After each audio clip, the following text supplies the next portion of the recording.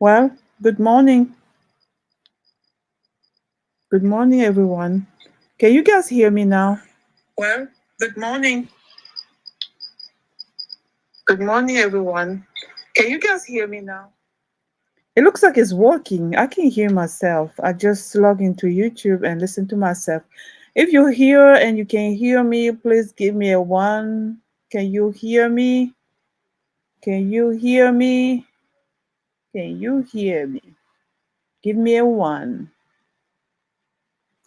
So what I was saying is that I was watching you with Mario on YouTube, and I came across one of his video that I really, really, really, really, really, really liked. And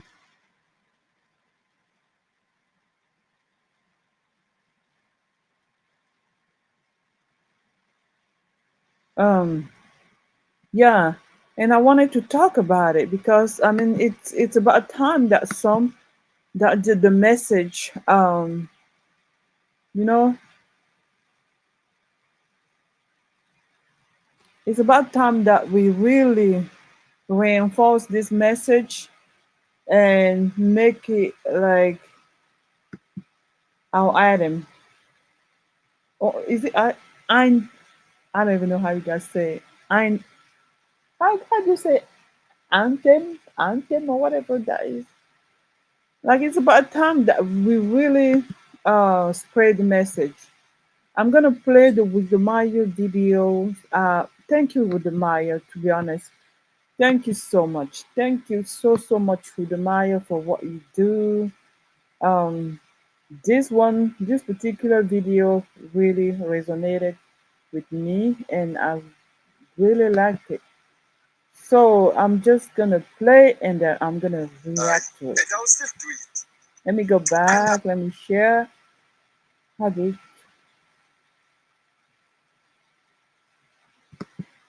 Oh, Mr. Uganda. First of all, thank you for being here. Thank you for stopping by and listening to me. Uh, right. So I was watching with my video, so I came across one of his video that he just posted not long ago. Let me share it. It's an elder that is talking about what's wrong with us. I mean, his message is just like it resonates with me so much. You really want to watch this with uh, the British couch sitter because you always think that I exaggerate because you don't understand. Like you don't even get the real Africa because you so. Let me see. Start page.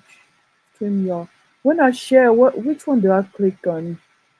StreamYard, start page, entire screen, entire screen. No, I don't want you guys to see my entire screen. I'm just gonna do the StreamYard like this one. And then I'm gonna come here, I believe, and then I'm gonna play the my video, and you listen to it. Look at you being hypocritical. I don't even understand you. You say I exaggerate, but you is the one that's not ready to go to to Uganda to go live in Uganda. But you think I'm exaggerating. You feel it in your soul, but you just don't want to admit it. It's almost as if you guys feel ashamed of the state in which our African country are in, and you want to kind of like compensate by pretending that it's not what it is. But everybody else sees it. I have always been against everybody. It's just everybody against me. I don't even care, and I love it. Trust me, because I know I can stand my ground every time, every anywhere, anytime, no matter who is in front of me. Trust me, I have backups, like evidence to prove my point. It's there. Everybody is seeing it. I remember when the repatriation movement started and everybody was on this bandwagon. Let's go to Africa. Africa is better than United States. Africa is better than Europe, Africa is better than Australia.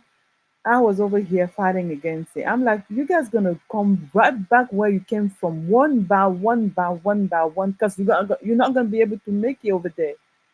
There's a reason why we're not there, because it's just so hard. It's not about the poverty, it's about the mindset. The mindset itself can kill you. The mindset is anti-progressive, anti-progress, progress. Like you can even bring solution like there to help people, they will turn against you until these people heal from within, until we heal our mind, until we decolonize our mind. Our ancestors were greatness. They were they were great people. Okay, they were hardworking. They were solution finder. Go to Africa and see the youth we have over there. Someone can be like in a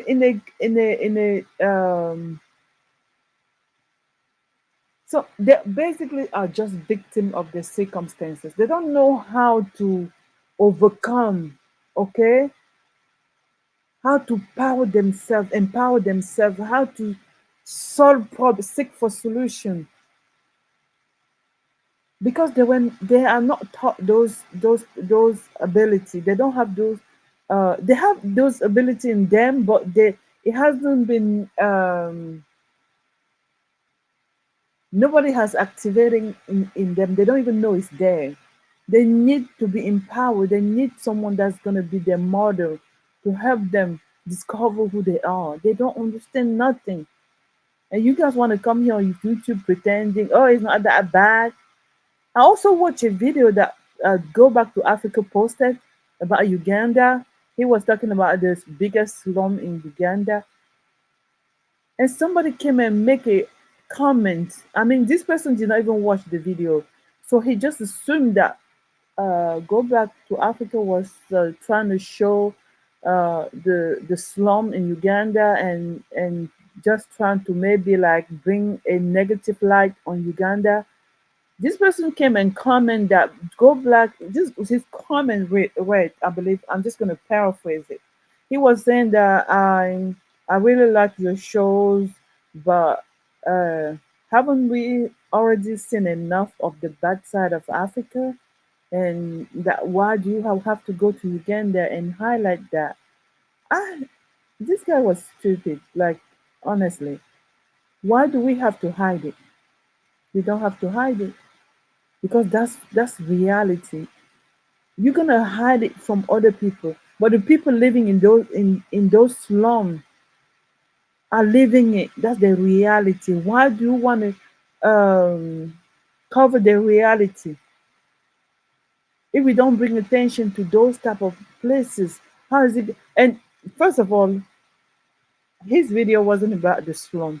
It was about some group of youth in the slum that found way to utilize the trash in the slum to how do you call it? Basically, it was about, oh my god, I forgot the word of it. The real word that will explain it better. It was about recycling. Yes, yes. They were recycling. They were amazing.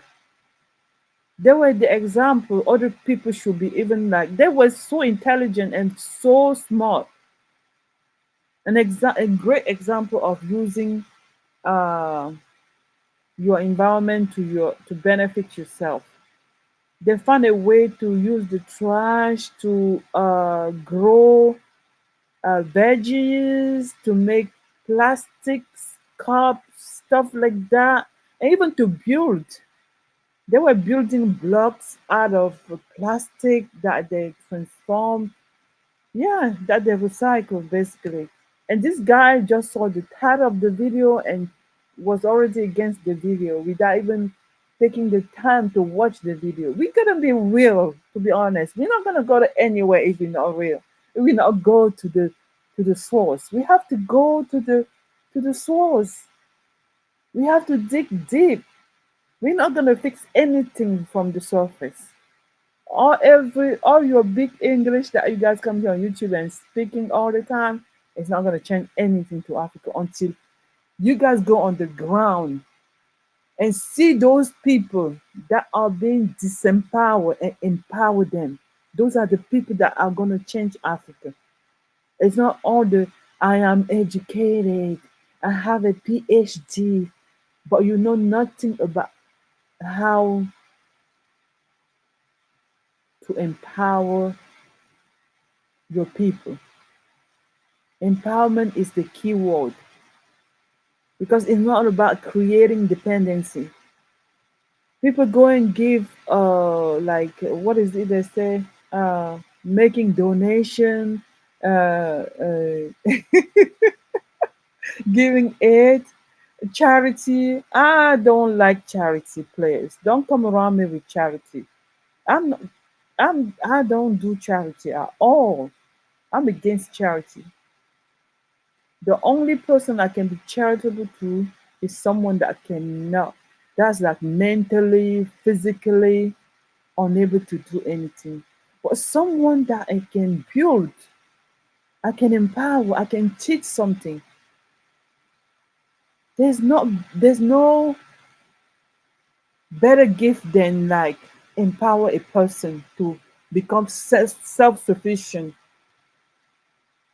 to depend on their own self. You're not gonna make them depend on you. That's the other another version of slavery and imperialism or whatever. All those I don't yeah. But anyway, let me get to the video before I start. I continue ranting. So this is the guy. Try it free. Is this the video? Oh yeah, I think so.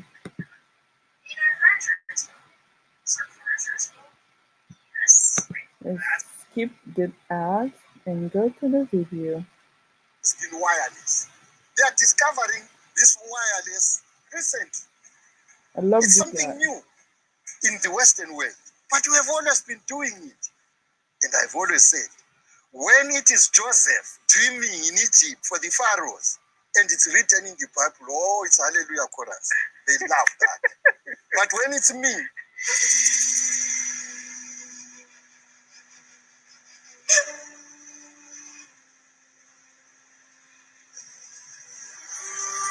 what do you think is the problem of Africa? The problem of Africa is going beyond mental colonization. Because it's all mental. You have to. It's easy to get a gun, fire at the white man, and he runs away. But as he ran away, he remains in your mind. So have you chased him? You have not. He's still there. You need. Oh, this is powerful. This is powerful. I don't even know if Woodemeyer caught it. This is powerful what he just said. I don't know if you guys can even see the video. Can someone tell me because it looks like it's not showing, but I don't know if it's To heard. read, to cleanse the mind. And that's the process. Ah, No, not a broom like whites do. Then I say, why don't our universities investigate that in it? They're busy condemning it's witchcraft. Then I said, okay, you remove the witch and remain with the craft to start it. so this elder basically saying that I can't see. Oh, you can see the video, man. Every time I go live, my computer turns against me. I don't know why. I don't know why. I'm like I'll be sitting here, my computer will not have any problem. The second I go live, is just like, why is it not coming up? It's just dog, right? The screen is just dog. But anyway, Our gift is the guy spiritual. was saying that we chased the colonizer out of Africa, but he still lives in our mind. We chase them physically. Oh, you can hear it. Okay. Let's just. Them on a winnowing basket. Yeah. No, not a broom like whites do.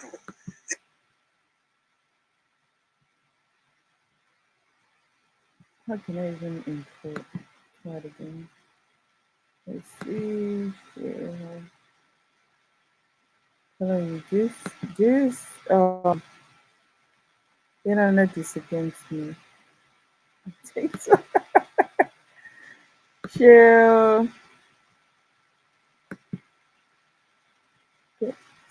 No, no.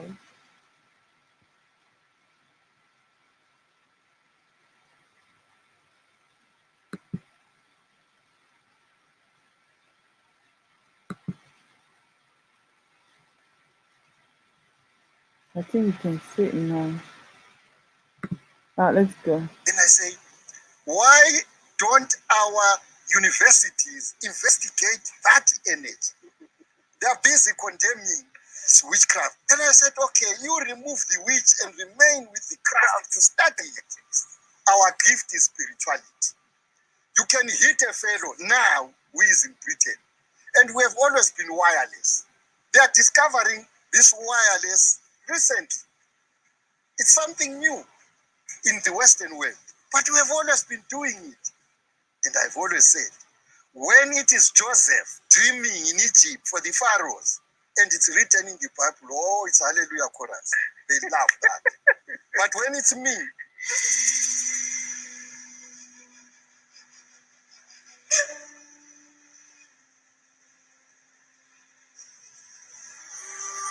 what do you think is the problem of Africa?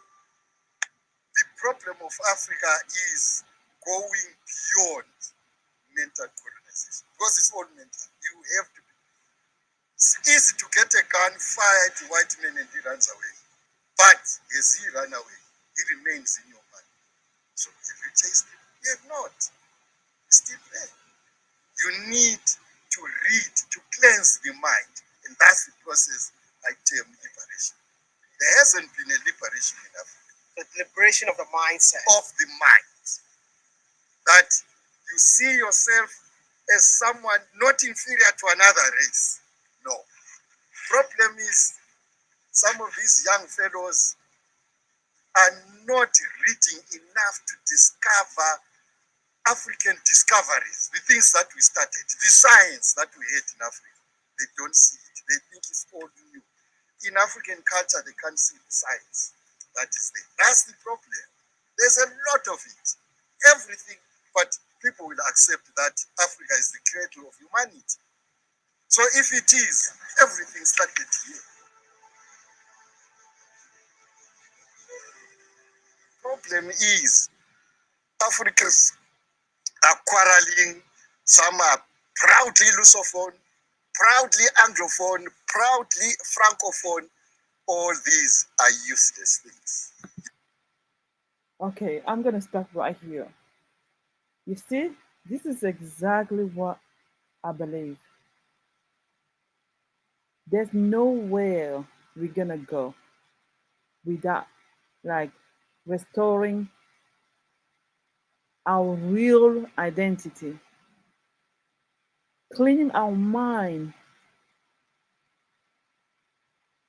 change the way we view ourselves. Because when people start saying, like, if I take the example of to Nigeria that always talks about like defense.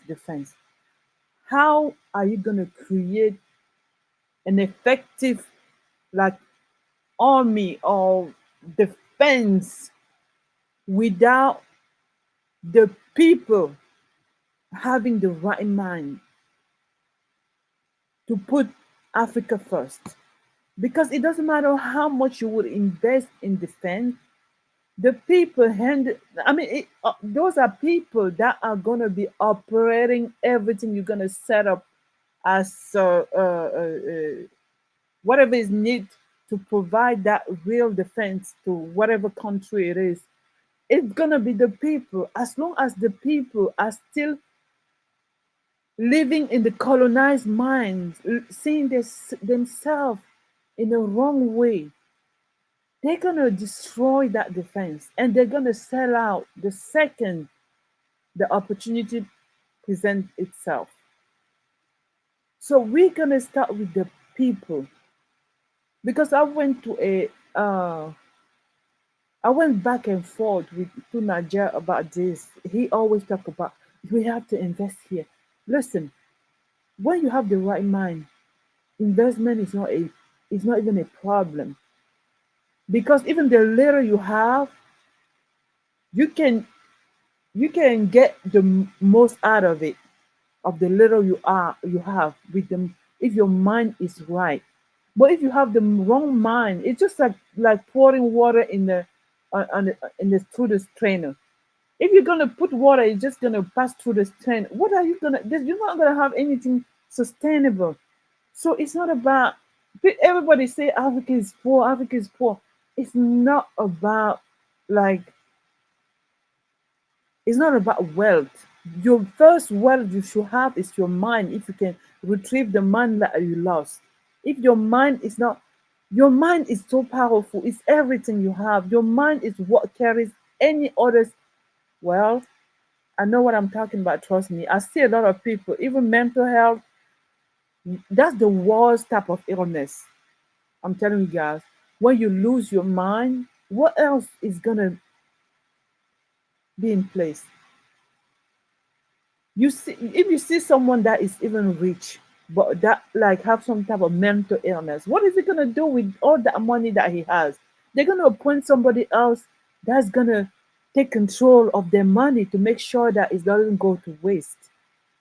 So if African children, African youth don't have the right mind, if we continue to alienate them, we continuously, like 2022, we continue to teach the wrong thing to our children.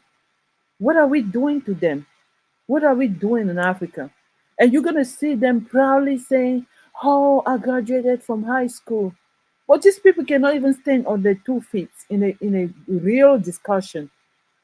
If you take a child from maybe United States or United Kingdom or whatever, they cannot even have a peer-to-peer real discussion because a 30 years old in Africa, the way his mind is like the mind of a 15 years old in United States or in Europe. I know you guys not gonna agree with me, but I'm telling you, I know what I'm talking about. They have no sense of critical thinking. Trust me.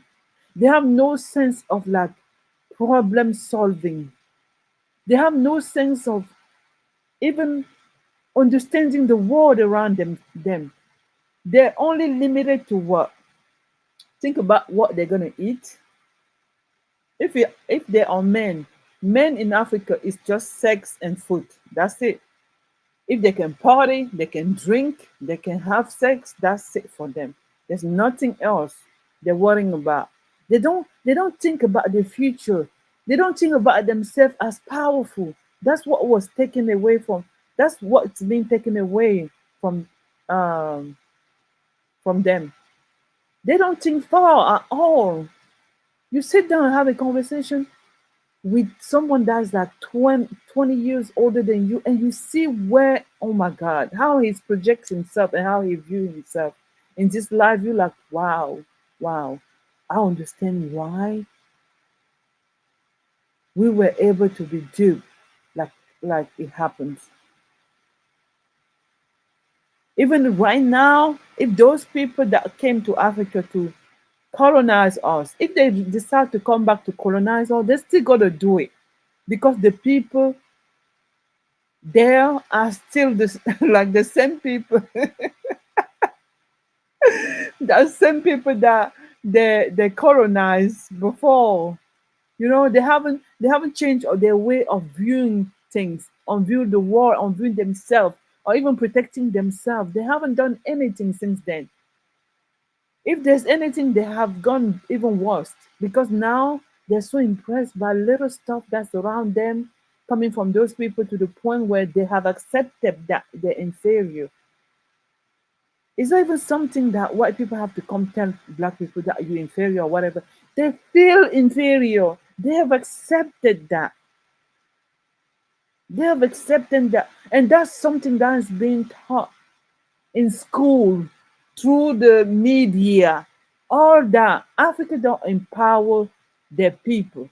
So there's nothing we're gonna. There's not even a discussion about how can we do this, how we gonna industrialize Africa. You guys not gonna industrialize anything, because the moment that you guys doing it is not for your people. You're not doing it for your people. You're doing it for the foreigners to benefit.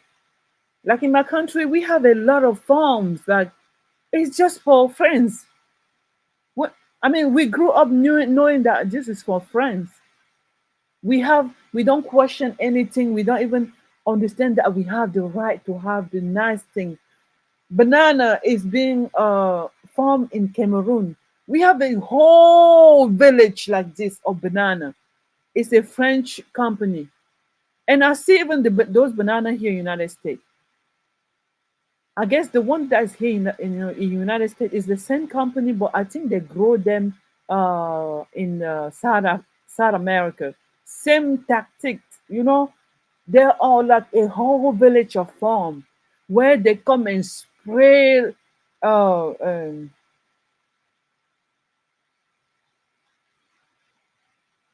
oh, hold on. What did you say? Say, Mamize, what do you think? What do you mean by critical thinking? I'm sorry, but even black people in the West are lacking in that area. Oh yeah, trust me, trust me. They are lacking. Us in the West, listen, us in the West, we came from there.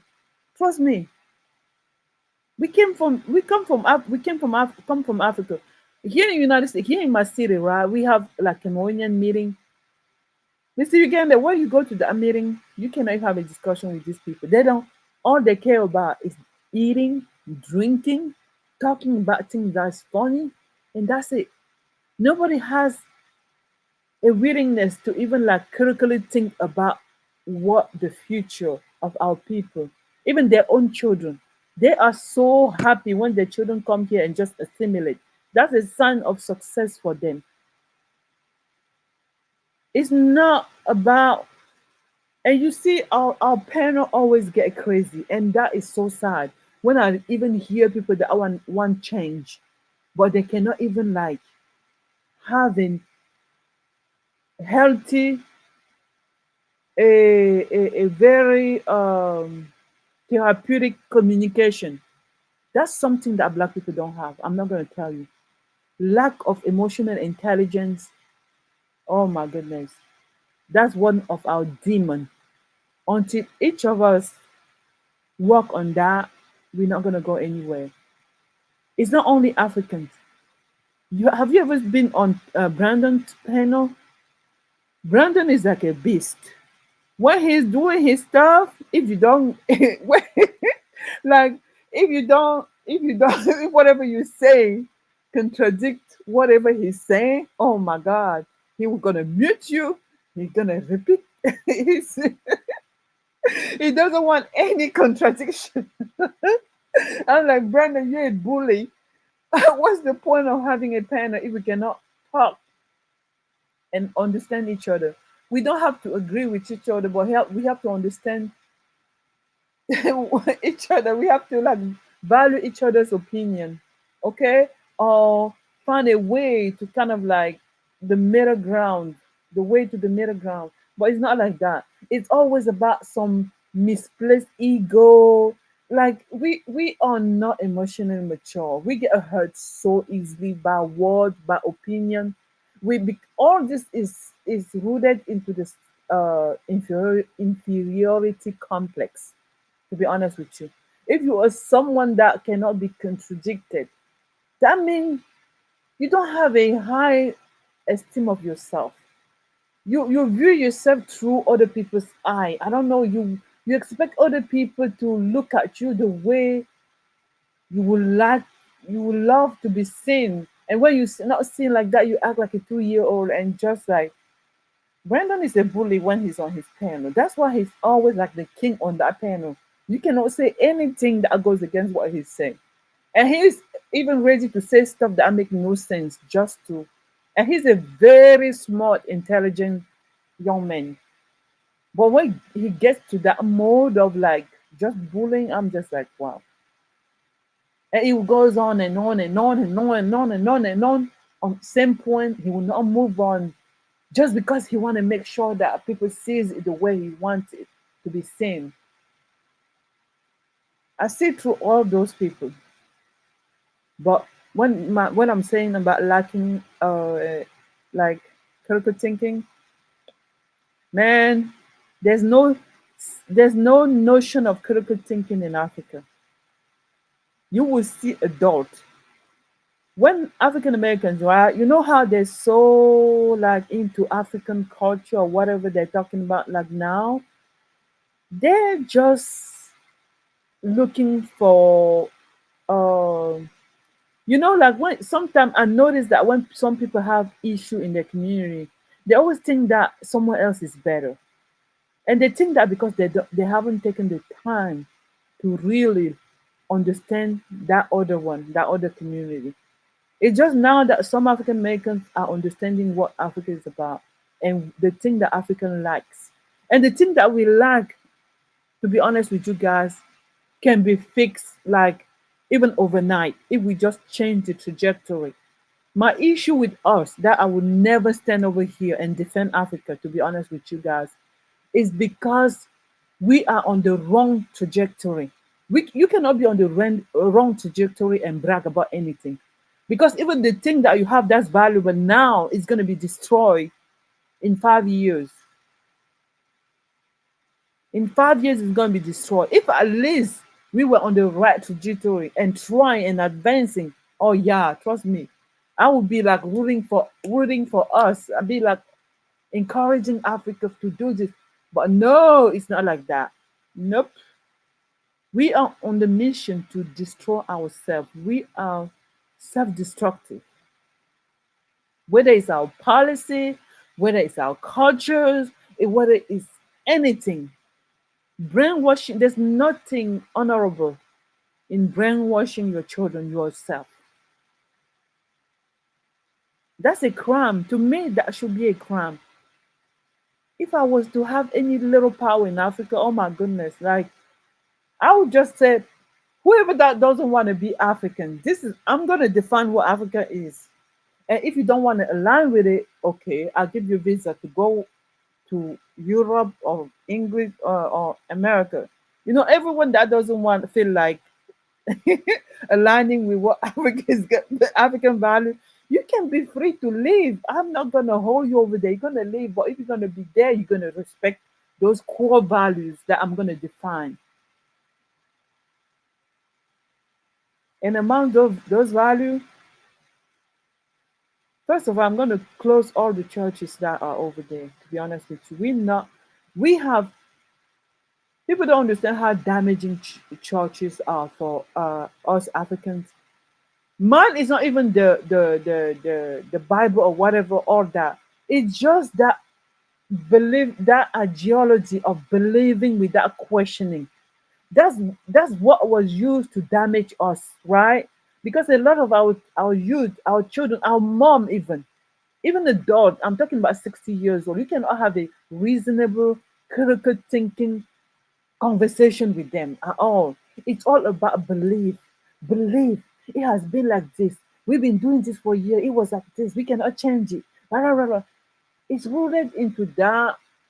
They were built. They were basically kind of like programmed to just believe things. And the churches nowadays are not helping. We're in an era where critical thinking is what rules the world. You have to have children that are ready to compete, that can be in any kind of circumstance and use their mind, use their knowledge to kind of like overcome whatever challenges they have. Not sitting around and just believing that, oh, it's gonna be okay. Oh, my grandparents did that. Oh, we did that. Okay, I think East Africa is on the right track. How? African Millennium, tell me, African Millennium, tell me how they are on the right track. With what?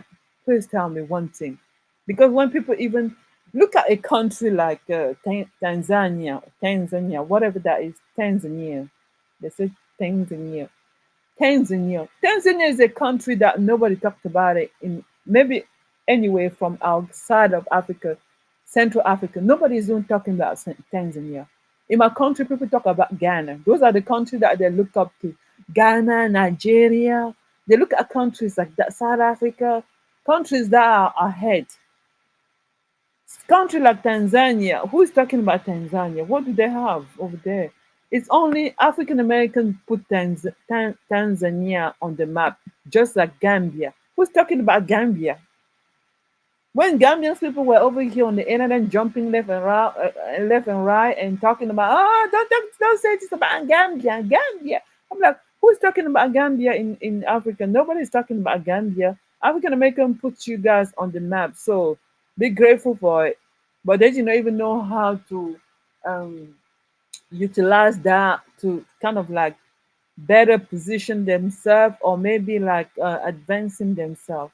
They're just over there whining like any other average African person, just crying over nothing.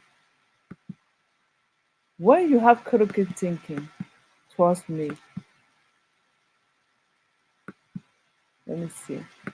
And this African country, how are they gonna advance when they don't even like empower their youth? Like in the 2022, you have in African country minister of technology, people that don't even know how to use cell phone.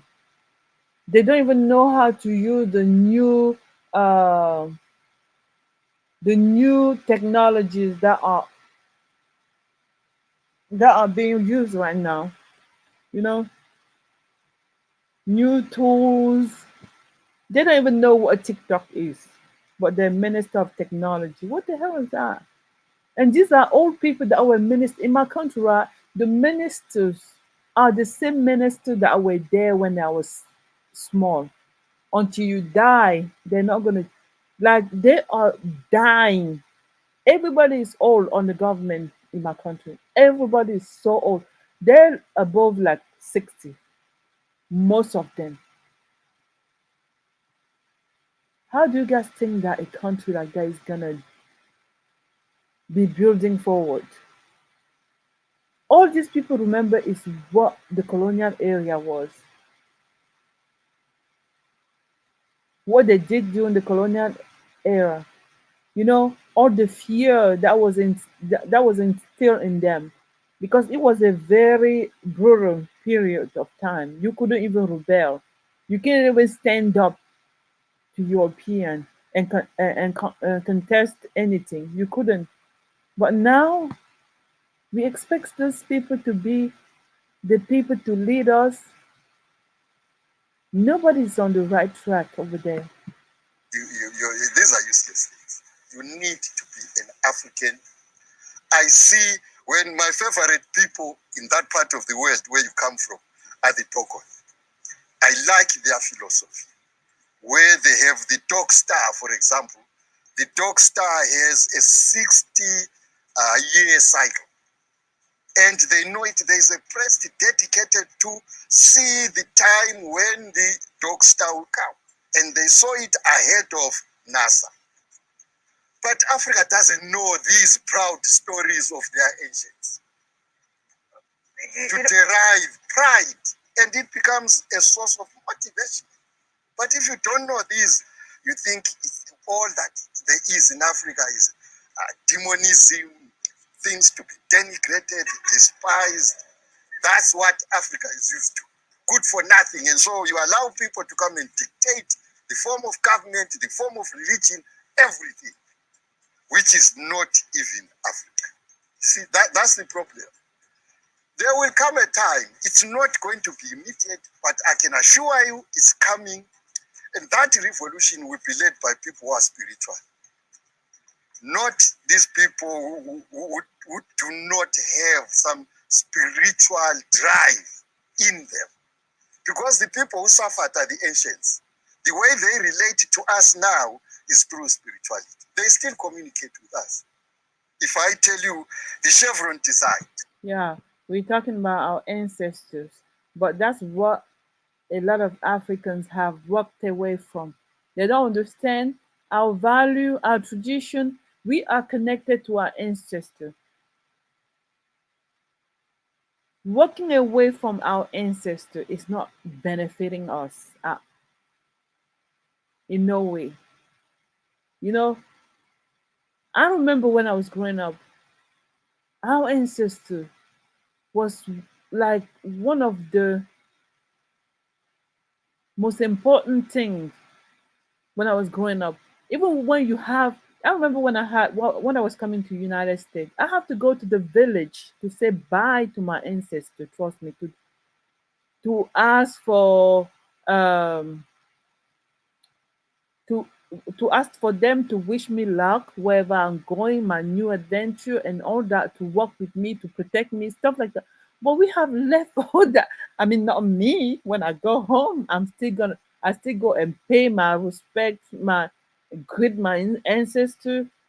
I have no problem with that. But the people I left home, let me tell you guys, my sisters, my brothers, they are in all these churches.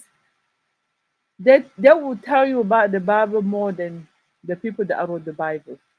And the funny things with Africans and the Bible is that the way they they interpret the Bible is they Africanize their own Bible. Whatever, they don't even do what the Bible is asking to do. When you're looking at them and their behavior, their way of living, you like, how is that biblical? Trust me. You guys are both over here fighting each other, not being there for each other, but you want to be the most religious. So it's all about the religion part of of the Bible. You understand? It's all about that. All about the fellowship. None about they don't practice none of the thing that they're teaching. It's almost like if whenever they leave they leave the they leave the church, everything stays in the church. Nothing, they don't take anything with themselves. Because when you see even the dynamic in the home, it's nothing Christian. It's nothing. Because if this Christianity was helping Africa, I'm telling you, with all the churches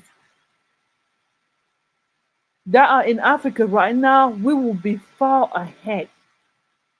We will be so far ahead.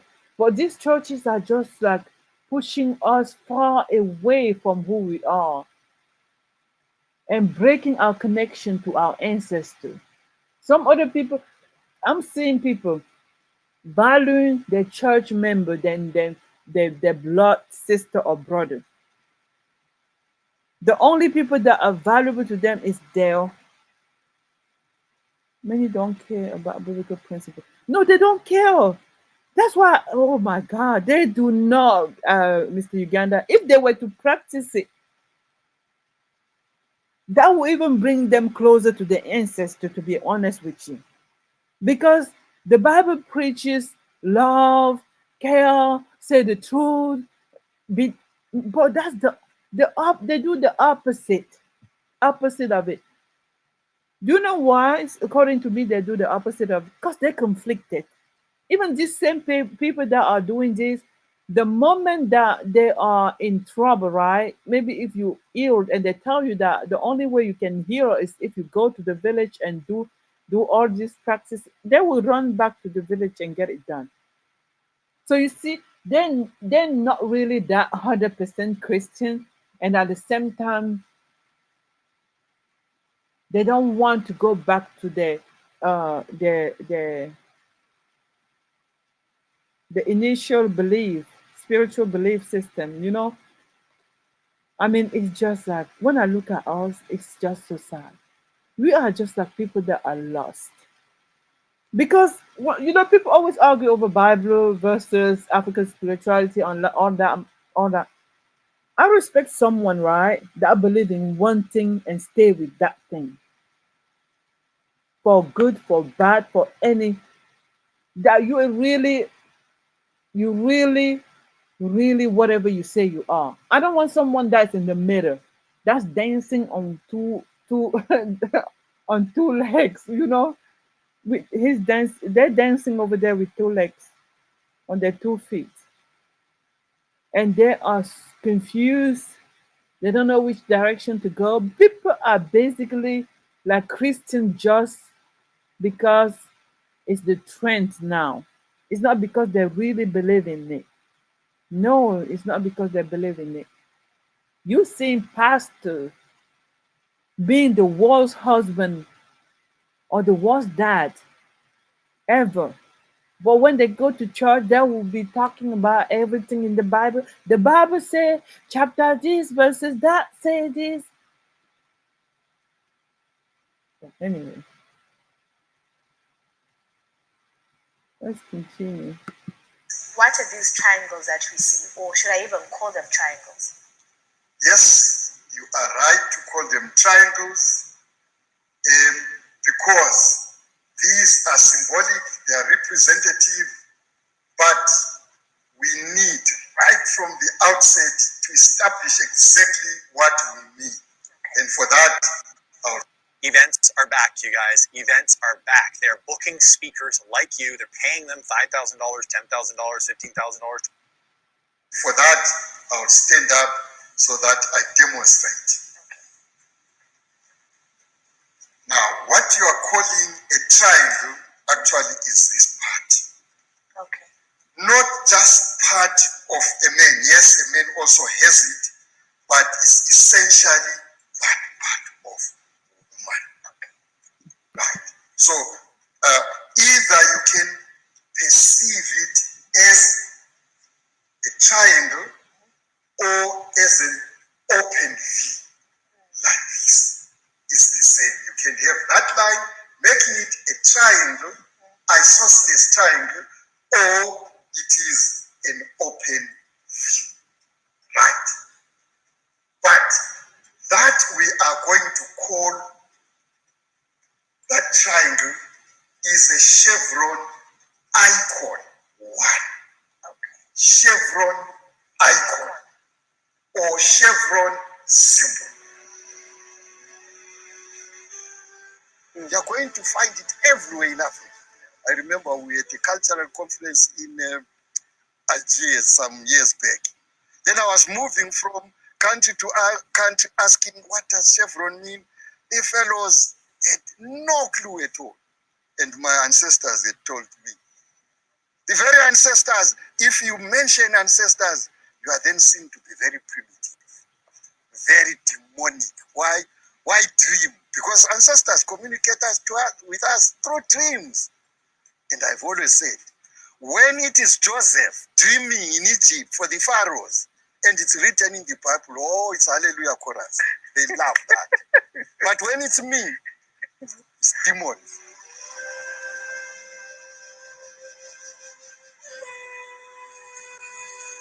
Then I say, but if your grandfather was a demon, you are a demon too. It's as simple as that. A frog begets a frog. A lizard begets a lizard. So if you say we are demons, our ancestors are demons, and they beget us, so we are demons.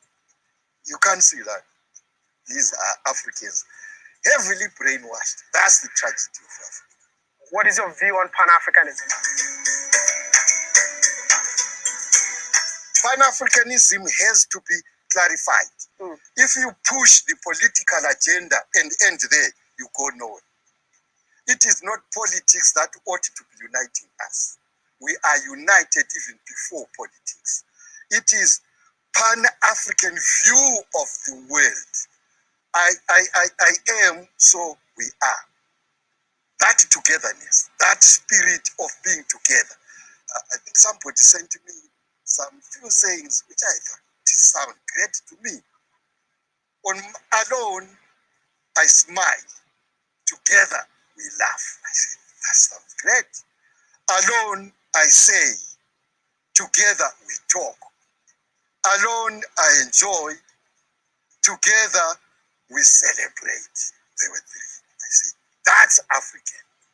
That's what Pan-African, not a shared blackness, a shared residence on the same continent means nothing. That means nothing.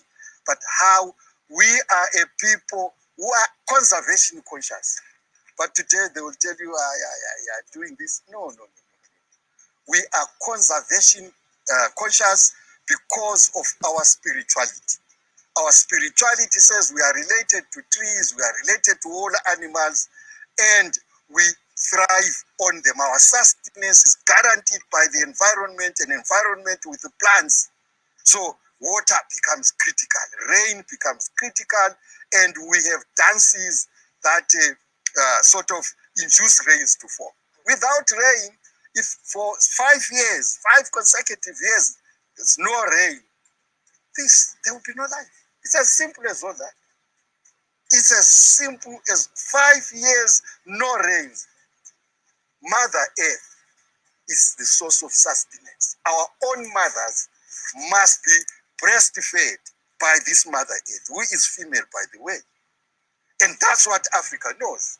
Whether you are in Nigeria, the Akan, you are the Dogon in Mali, you all know this is Mother Earth. And we respect mothers.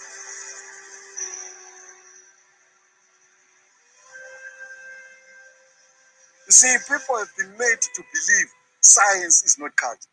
It can't be anything else. It is culture because science is not natural. But when you see an African commanding rain, we think it's evil. Yes, that is what the Africans believe. Last week, I was at Njeleli, the hill that you see there. That's our fertility shrine. This is where last week we were recording the goings on there. Because there's an African lady in the United States who wants to show her fellow students, lecturers, that in Africa we have ways of inducing rain. The problem comes when people think everything African has to rely on medicine, for example. No, for us, it's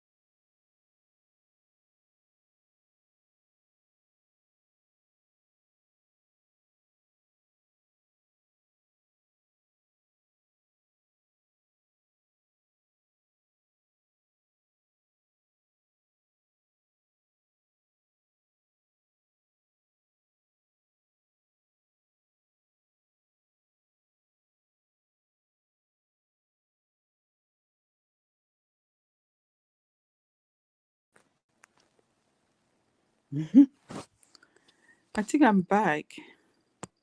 I don't know what's going on with this live.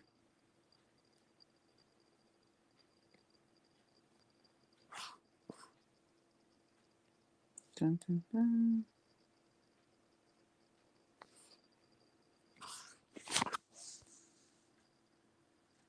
Hello, hello, hello, hello.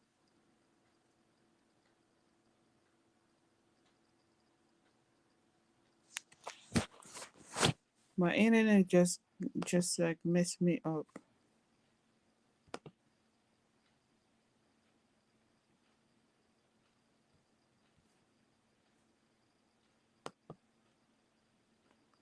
My internet just messed me up. Can you guys hear me? Can anyone hear me? Please let me know. Can you hear me? Can I be heard?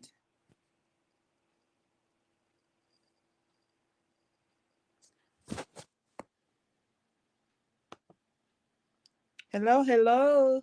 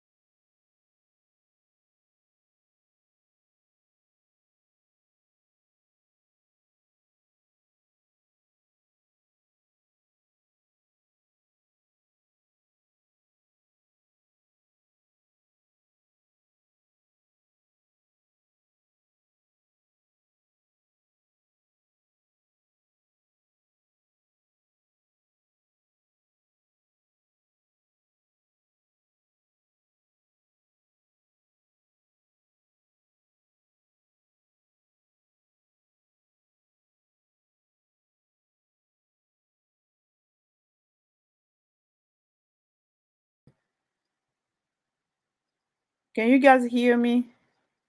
I think I'm back. My internet is so unsteady. I don't know why. I don't know why. I don't know why. I don't know why. I don't know why. My phone also, everything is just like crazy. Everything is just like.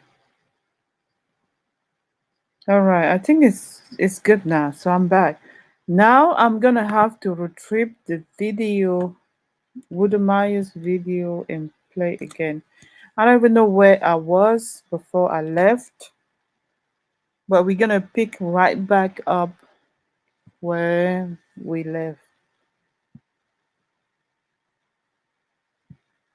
And hopefully this time it's not gonna interrupt. So we're gonna go back. I don't know where I was, where we were. I mean to say on the video, but we're just gonna. I'm gonna have to retrieve the video. It was Wooden Maya. I like what Wooden Maya is doing, but to a certain extent. I know he's so adamant on showing the good part of Africa. I don't even understand that. Like showing the good part of Africa. What is it? I mean, it looks like we're trying to impress someone. It doesn't even make sense. Showing the good part of Africa for what? I mean, who are we trying to impress when the people on the ground are not being taken care of? I'd rather not show nothing about Africa, you know? Hello, Afriscope TV. Thank you for being here. Don't hesitate to jump on the panel. And I'm even very happy that you're here because you're in Africa and you understand me. Oh my God. Let me get this thing correct and I'm going to invite you on the panel so that we can have a sincere discussion because a lot of people here don't seem to understand me. I don't feel like they get me because these people want to like just and people in Africa have an opinion depending of which um You are in Nigeria, the Akani, you are the Dogoni, Mali. You all know this is. For just $67, you can make as many videos as you want, and you never need to pick up a camera or use any fancy. they people from Africa only have an opinion based on where in the society ladder they are. You understand? Me, I have been everywhere. I have been poor, dirt poor. I have been like I have been a hustler. I have not been rich. I'm not even gonna say rich. Me, being rich to me is empower people. Seriously, being rich to me is really helping. Is having an impact on people. Really, I'm so proud when I see someone. I'm so proud of myself when I see someone that have built, succeed, and really access that level of independence of being able to create a life for themselves in and not depending on anyone or being the victim of the system of Africa. We have a very like vicious system over there, and everybody has embraced it and accepted it for what it is. I say no to that system. A system in which the people that have more basically overlook and undermine the people that have nothing. When you poor in Africa, you lose your humanity. You lose your right to be a human. You are dehumanized when you poor, and you put in a position of not having any power over whatever might happen to you over there. You just basically become a victim of the system and your circumstances. And I hate that. Rich people in Africa are so arrogant. They act like because they have money, they have certain value that other people that don't have money do not have. Like they become a different kind of human basically.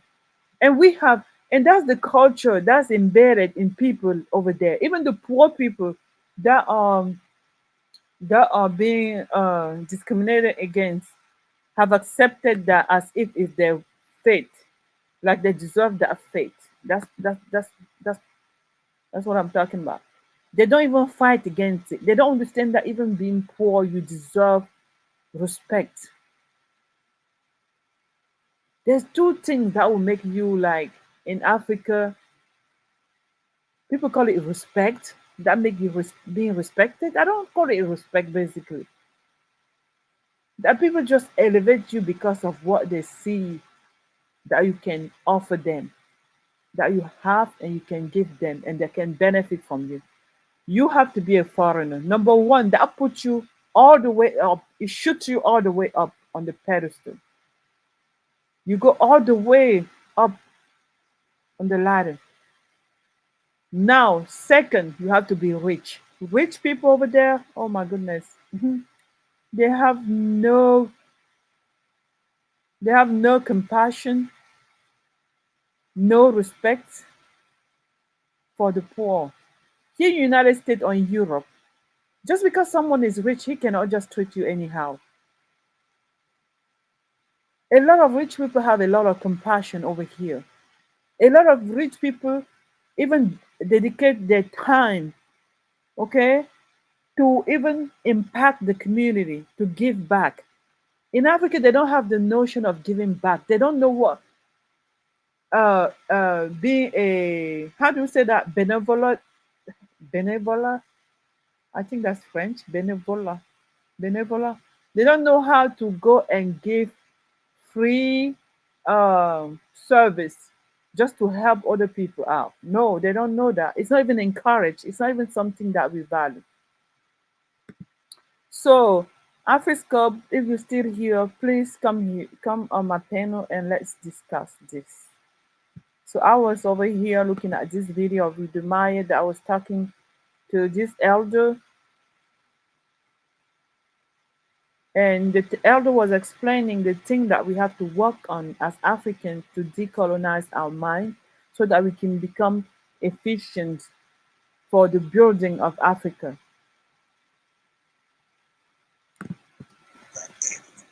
And we respect mothers.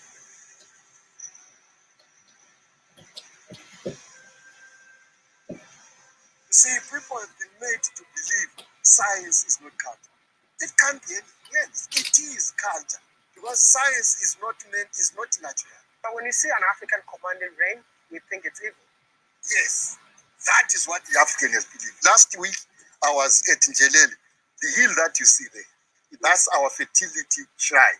This is where last week we were recording the goings on there. Because there's an African lady in the United States who wants to show her fellow students and lecturers that in Africa we have ways of inducing rain. The problem comes when people think everything African has to rely on medicine, for example. No. YouTube TV has no hidden fees and includes unlimited DVR space. YouTube TV, try it free. I've been getting paid $1,000 a month, if not more, just from this app on my phone. And I don't know if you can see this, but it's called Audible. Okay, so I'm going to show you right here. No, for us, it's symbolism, symbolic manipulation. It's critically important for us to understand here is a certain condition. You reproduce that condition elsewhere. You symbolically manipulate. You are Africans. There was a time when he was reminding me, and I'll still do it, to understand what I term African, ancient African science. This is where witchcraft belongs. I thought I was going to research witchcraft. Then I realized, no, I'm not right. What the witches are making use of is a very ancient science, which has been denigrated. We are told, and you read on internet, a witch has been grounded because there were some anti-ballistic missiles that were meant to bring down this witch. But for me, unfortunately, I have a science background.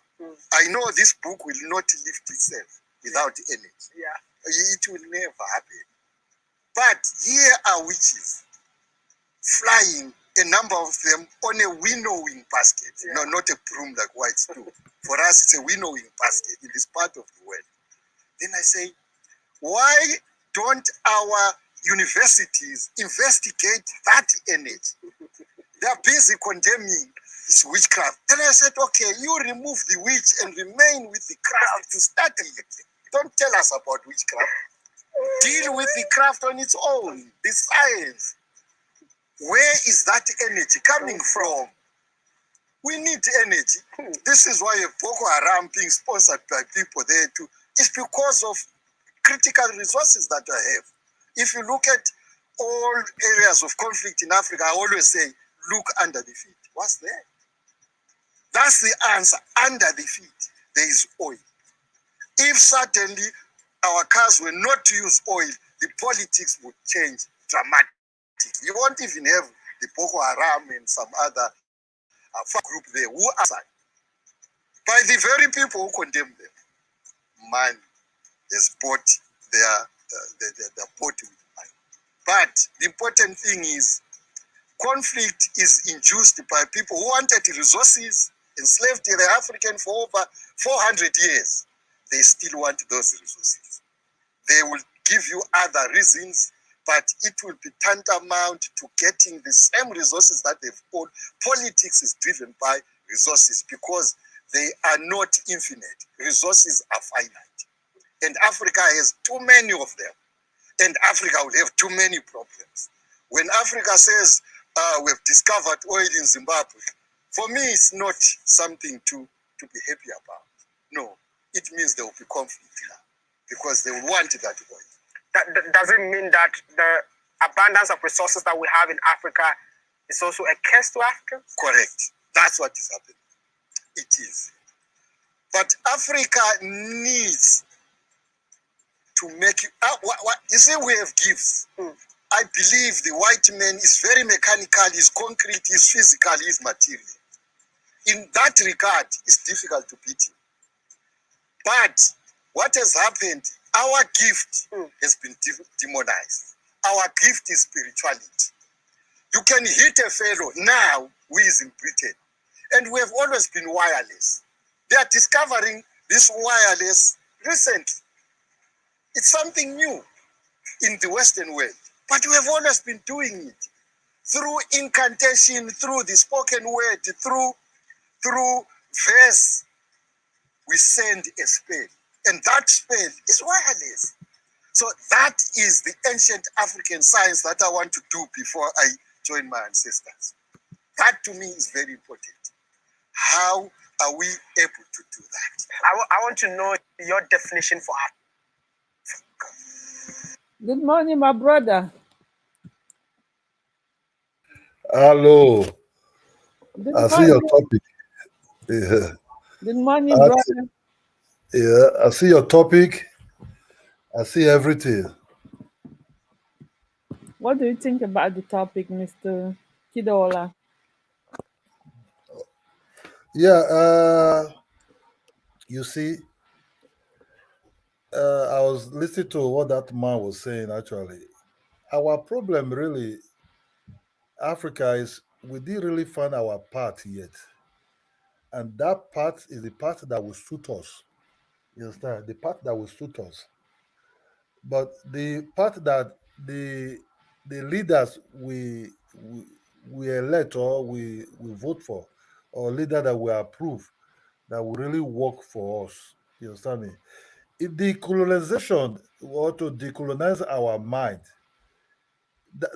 if you understand, that one is between the leaders and the leaders that are ruling us, not the real individual. The real individual Africans does not have colonial white people's mind. Yeah, if you say the education, they pass through all these things, but you still understand, we're still able to see hold on to our culture. The moment we leave that school for that 8 hours or 7 hours we're in that school, we come home. We still have other long hours. We communicate with our family, with our friends, and this communication is still in our culture and our territory and the way we do things and the way we view things. It's us to find out ourselves, how to discover ourselves. Let me give you an example. No matter what, if African man, what will make you leave Africa to United States? Come a time you still get tired of that United States. You still want to get, you'll be yearning back home. Because at the end of the day, where you stay in, be London, be Australia, be US or Britain, you will get tired because come an age, you find out that no, my respect and who am I to belong to some certain things where people will see me as human being, it be more with my people back home. Like in Western world, whereby if you're old, they go and throw you on old people's home. You know how that one be. If you're not used to it as an African person, that means say you're sending yourself to a death sentence immediately because you'll be very lonely there. And if you have children who cannot take care of you, that is going to be your end at that place. It's not that is not our culture and will never be an African culture. So that aspect of decolonization is also setting us back because we could not really um, is the leader that is saying we have to decolonize. There's nothing with other citizens to say you have yes. I understand some francophone side have a mind of real French when you really deal with them one to one. Excuse me. Eh? Excuse me. I said there are some francophone who have mind of French first What you because I was talking about, surprised. Kidola? Nigeria is the worst See, country in Africa that is so colonized, that has the most colonized mind. Let me tell you how, Kidola. How?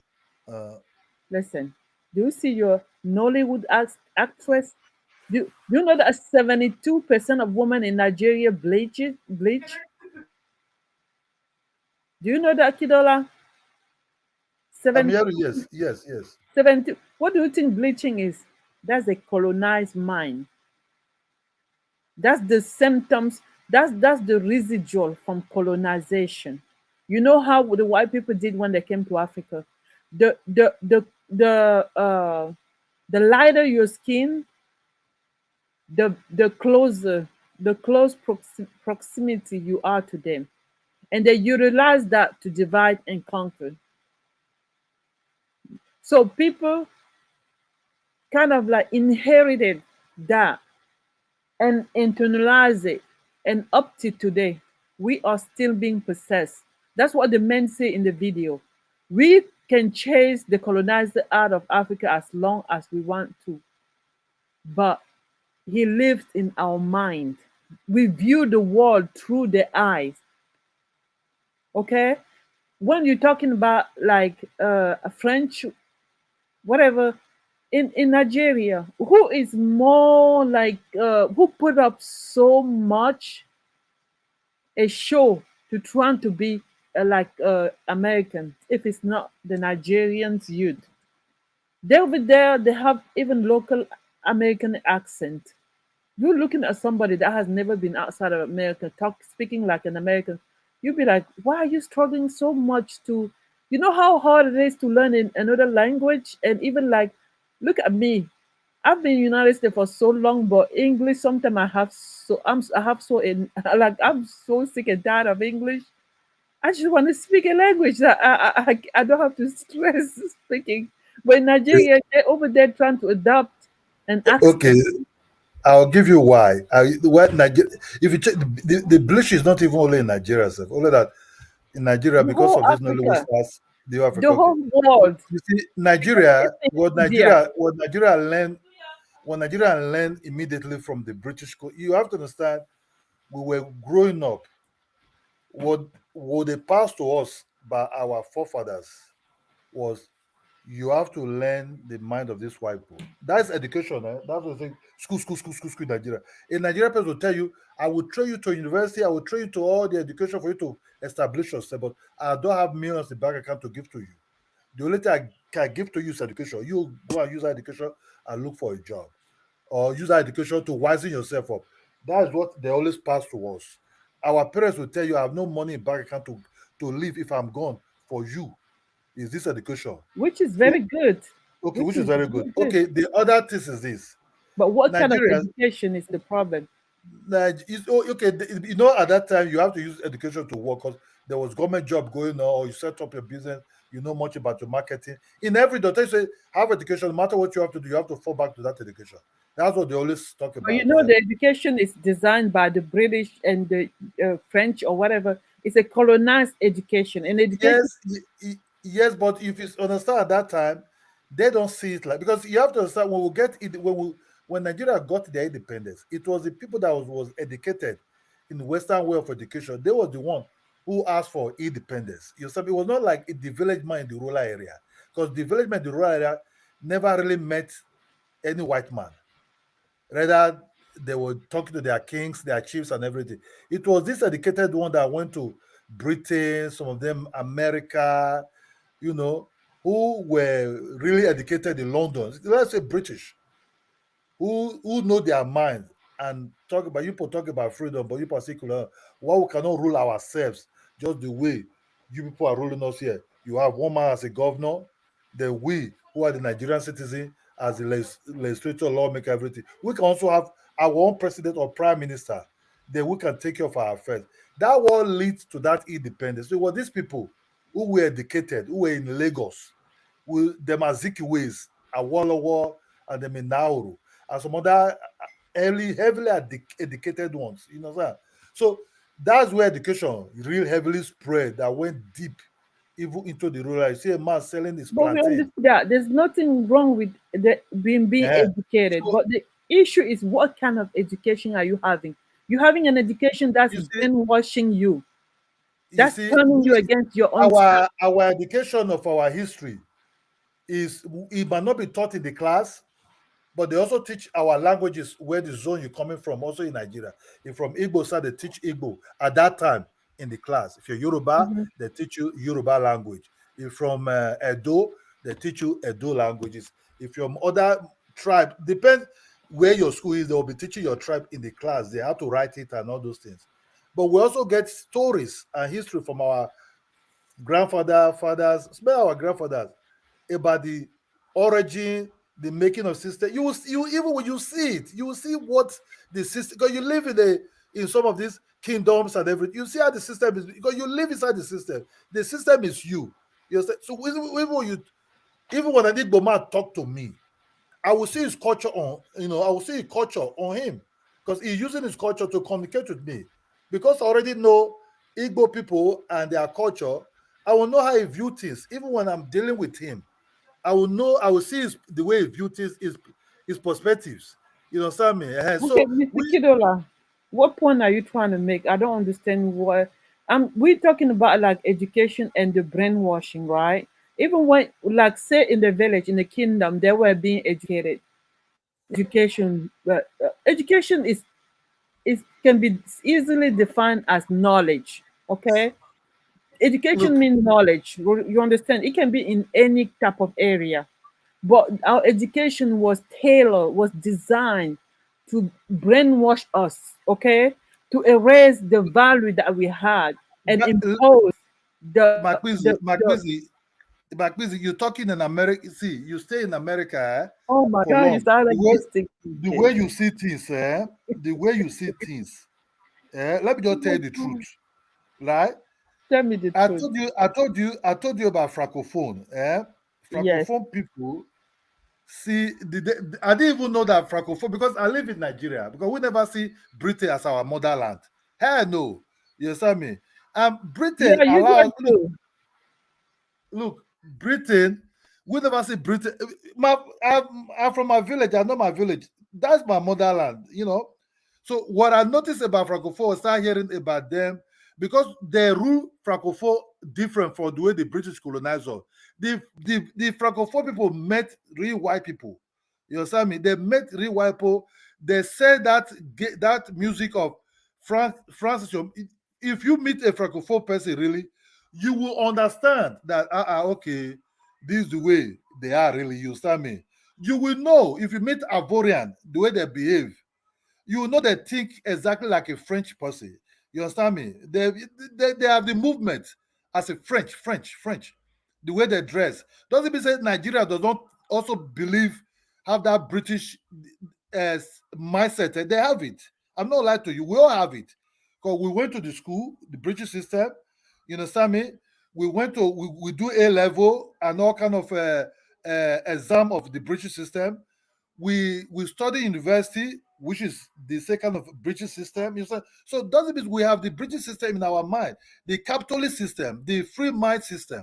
We have it in our mind. You understand me? That's where Nigeria operates. A typical Nigeria person will tell you that even when they come, that's where they get it easy to settle in England. Because one, you already learned the education system. Two, you already know who they are. You understand me? You know, one, they speak English. Then we might not know too much about their nuances, how they kind of like, if they decide on you on your back, what's going to happen. But what I'm trying to tell you is this: Africa, generally, you survive what is on the ground. So if you say they brainwash us, but how will you survive to get a job, which is the system that rule you?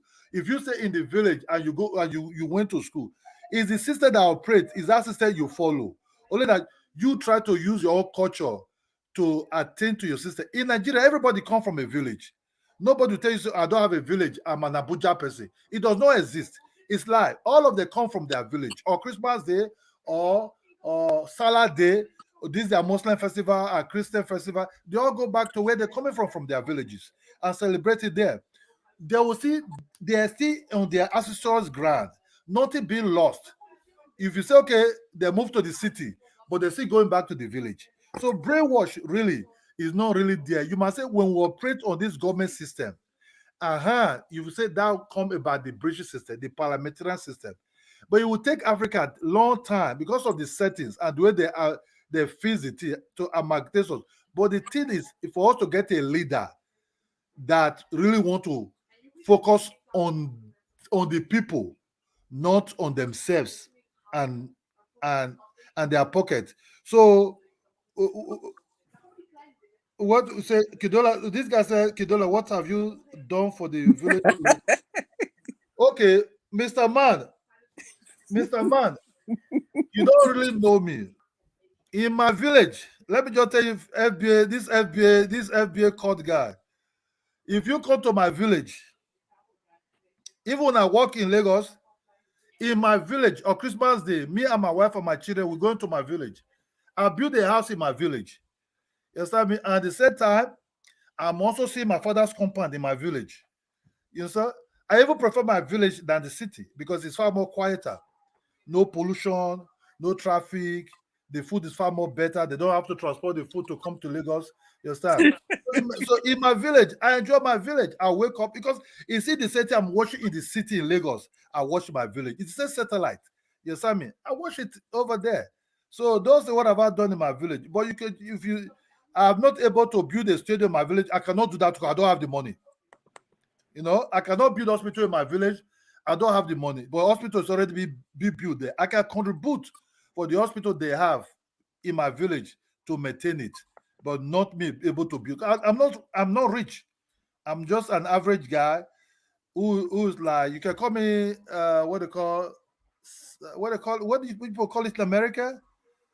Somebody that earns salary. What do people call it? Is that what people call middle class? I don't know. Okay, let's say middle class. Let's say middle class. Person that work and earn salary. Yes, sir. That's what I Okay. am. Okay. This Me, FBA, okay, Kidola. mhm. I don't even understand. I don't think you understand what being brainwashed means. You understand? You can do everything you're saying that you did, but still being brainwashed. We Brainwash. talking. The You, brainwash aspect come from United States. You cannot tell an African man who live in Africa or person just before you travel to United States. Do you know what called brainwash? of course, what you talking about? Of course, You don't know being what brain. called brainwash. Brainwash come from because in your where you, when you were in your country, you operate on your languages. You operate on you use your culture to operate with other people that are not even from the same village you from. They they use their culture to talk, use your, you people come on the middle ground. If you understand really, the white man did take our language from us. No. You see, are you not speaking your language? I am, but that's the being not being brainwashed doesn't only limit to you speaking your language. It's about how your what your values are, what you view yourself. Do you know what? Let me tell you one thing there. We that stays in Africa, with continental Africans or native West Africans, if the white man, you can say they give us an economic system we're not used to. They give us democracy that is not our own type of democracy. They give us way of business that they are master of in their craft to us. That make us to be strong because these our leaders, even when they know the craft, they want the craft to be only for themselves and their family. That's why some of them want to become kings. Some of them want to become a man call himself a president, but he's behaving like king of all king. You understand me? So to them, they know their societies in their country. You see, they vote them in, vote them out. But in Africa, you don't really easily to vote these leaders in or vote them out. They are like parasites. You understand me? So that's the only thing I think. But the other one, if somebody brainwash you or destroy you, the best way to destroy you, first of all, is to take the language and your culture away from you immediately. But they Once you did. lose, no, they didn't do no. You still speak the language of your ancestors if thousands of years. My The people children do that not. make you still speak their native languages. You understand me? Their culture, you still speak their culture. You understand? You still speak their culture. You understand? You still speak their culture. They did take anything away from you. If you want to really see people that they really take their culture from, is the Africans they took from Africa and took them to across the sea. Those are the ones you can say that they took the languages and took their culture from, that they brainwash. You understand me? Okay, Kidola, let me hold on. Let me say something. Let me make a point. What you're saying is very misleading to your own self. You're lying to your own self, right? I used to think like you because my elder taught me that, and because that's what our general population thinks. Like African think that the African Americans are the one that were brainwashed. Even at school, we learned that. Right? Basically, we knew that they strip away from it, a lot of stuff from us, and they tell us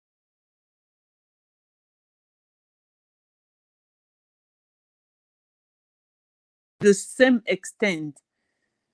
Okay, and we are as brainwashed as African American because you, if you not, besides your language, tell me what your values are. Tell me well what defines success in Nigeria. I'm telling you, 72% of your women are bleaching.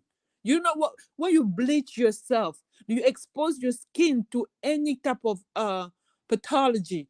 Why would you do that if you're a person that's conscious, that understands, that value himself? You will not do that to yourself. That's self-hate. That's a mental illness, Kidola. That that only. And when you're bleaching, the thing that you're using to bleach yourself is making money to other people, the people that don't like you. So you're not even contributing in your like your nation, in building your nation, building your economy. You know, you are killing your economy. You're killing, and you're transferring self-hate to your children. You're sending a message to your children. Even though you bleach, you're gonna birth black children that's gonna start hating themselves. And when they hate themselves, they're not gonna wanna preserve themselves. And even they don't want to preserve themselves, they don't like even Nigeria, they don't like Cameroon, they don't like Africa. They want to align themselves with other people. They will do everything. They will even beg other people to come and take over Nigeria and make it better because they on they look at their speeches, like they look at themselves as not worthy. You understand? Kidola, the brainwash is it's there and it's deep. Okay? And if you don't Okay. understand it, you cannot even help your children. FBA Nigeria say, how do I know my culture is thousands years old? Because I know my culture is thousands of years old. My ancestors built the Kidola, farm, built the bill. okay, FBA are you Nigeria just Christian? tried Are, 77. Eh? are you Christian? If I'm Christian, Yes. I believe in God, but I don't really go to church. But are you Christian? Do you believe in Christianity? What gods do you serve? What kind of I, God do I, you serve? I look, I, I, my grandfathers are voodoo worshippers, right? My grandfathers are voodoo worshippers, and and and and I've been introduced into Christianity by my mother when I was born, right? Into Mhm. Catholics and all these things. Okay, who taught Christianity to your mother? I don't know, just the way they find is Christianity came the way it came, you know what I mean? So it just fell. So It's it the just fell from missionaries, it's the, heaven. it's the missionaries that came there now, even before she was Exactly. born. Okay, what is that called then? If somebody comes and tells you that the way you're doing something, whatever you've Oh, been doing is wrong, do it this way. What is that called? That makes you ye- forget. yes, you see, there are some aspect of they brought their culture. You understand? The aspect is there are some aspect that you see that aspect of culture they came with is what led to slave trade.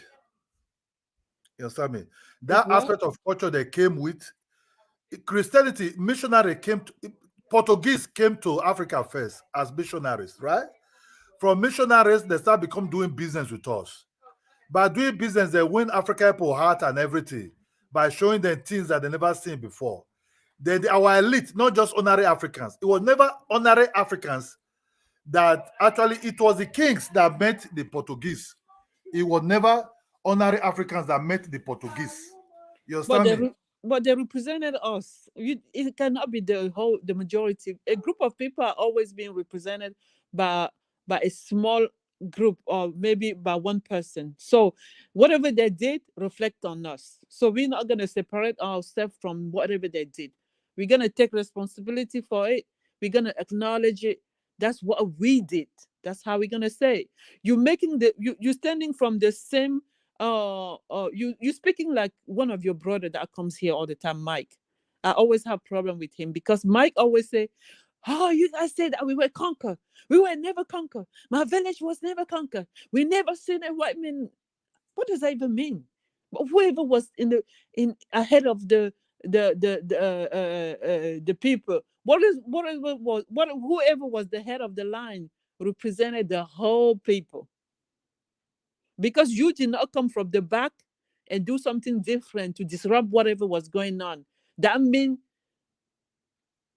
you When you are say part of it. when you say 70%, this so-called FBA people don't talk, oh, 70% of people really bleach in Nigeria. Come to Nigeria, Yeah, come and see it's factory of bad. beauty. No, it's not 70%. No, No, I it's don't think bad. very No, no, no, it, no.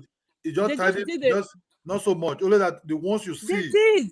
Yeah, No, no, no, that's. no. I know it was 72. The last time I checked, it was Mm, 72. mm. That's way too many women. They're That's like lying. They're just lying. madness. That's In madness. America, they also bleach to be like you think Don't that bleach deflect. happen everywhere. In You are America, they also deflecting. bleach. They also bleach a lot in America. I'm not deflecting. Let's go down to this route. Just more forget about the other. What I'm trying to tell you is this: the Europeans that came, yeah, there's an aspect of their culture they brought to us, and that aspect of culture that will lead to what we're seeing now. That will have take place as the Africans did just come and be trading slave with them at the beginning. It was not like that. It obviously take time. It take years. Before it was like missionary, they try to know each other. Therefore, people at the coast, it's people at the coast. They try to know each other through the people at the coast. They started knowing the ones in the inner land. Then trade started going on. They started bringing things that the Africans I think never really seen or used to before. Then through there, the through I think they were coming to look for gold in a way. You know, through there, some business started taking place that lead to human trafficking. You see, which was the most worst thing that ever happened. Nobody will condone that nonsense. What the kings did. You understand me?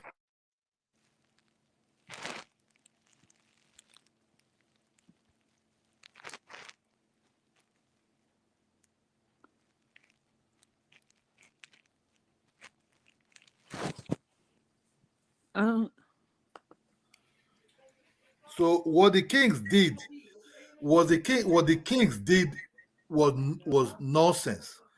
That what leads to the colonization of us. I don't know for another years. They now lead to independence. So we all accept when you be defeated, the people that defeat you, you would like to know they are God. It's not a strange thing that people that defeat you, you would like to know they are God. What kind of God that gives people such a special power? They used to defeat us like this. You understand me? It was never like the Africans just accept Christianity at once. If the Africans will not be dominated or be defeated psychologically and everything, I don't think the Africans will be wanting to know a stranger God. You understand? Because we are all spiritual people. They want to know what kind of strength is this? Who are these people? What is their God? What did the white men did? They just present the God, and that God is Christianity. You understand? That God is Christianity. In a way, they also use that Christianity to touch some edges of of forgiveness, some edges of don't kill this, don't kill that, and at the end of the day, like in Africa, if you have a twins, they'll say it's a curse. You know what will happen? Twins was strange to them. You know, you know. So things are not what you just think is like that. If they brainwash If they brainwash you, you're not able to speak your language. You're not able to hold on to your culture, even the type of food you eat. You know, you're not able. They will take all this away from you, and because you become a black white man, a black man is a white man. But that's what we, uh, Mr. Kidola. But that's what we're talking about, right? You understand? So that's what I said. Is because the what you see now is because you see there are other Africans in some other areas. Have you seen the Africans in Suriname? You know, who could speak Ghana language? Those ones that run away in the jungle. Which You understand? ones? There are some Africans who could still speak their language in I don't know one small country called Suriname. A Ghana man went there. They took a Ghana man from Ghana to go there, and the people talk where they're from in Ghana. They say they're from area there. I forgot Crematis or something in Ghana.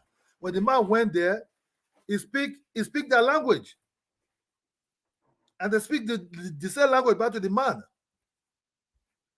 You know, so so those ones still hold on to the language. They still hold on to the culture. Go there before the man even came. They welcome the man to the house.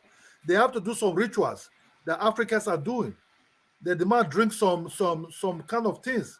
They pray for him until you welcome home. You are welcome here, my brother. Then before the man, they started speaking in the Ghana language. Not tree, not this tree. In their real native dialect, not the tree. Their real native language. The man was speaking it. The Ghana man was replying.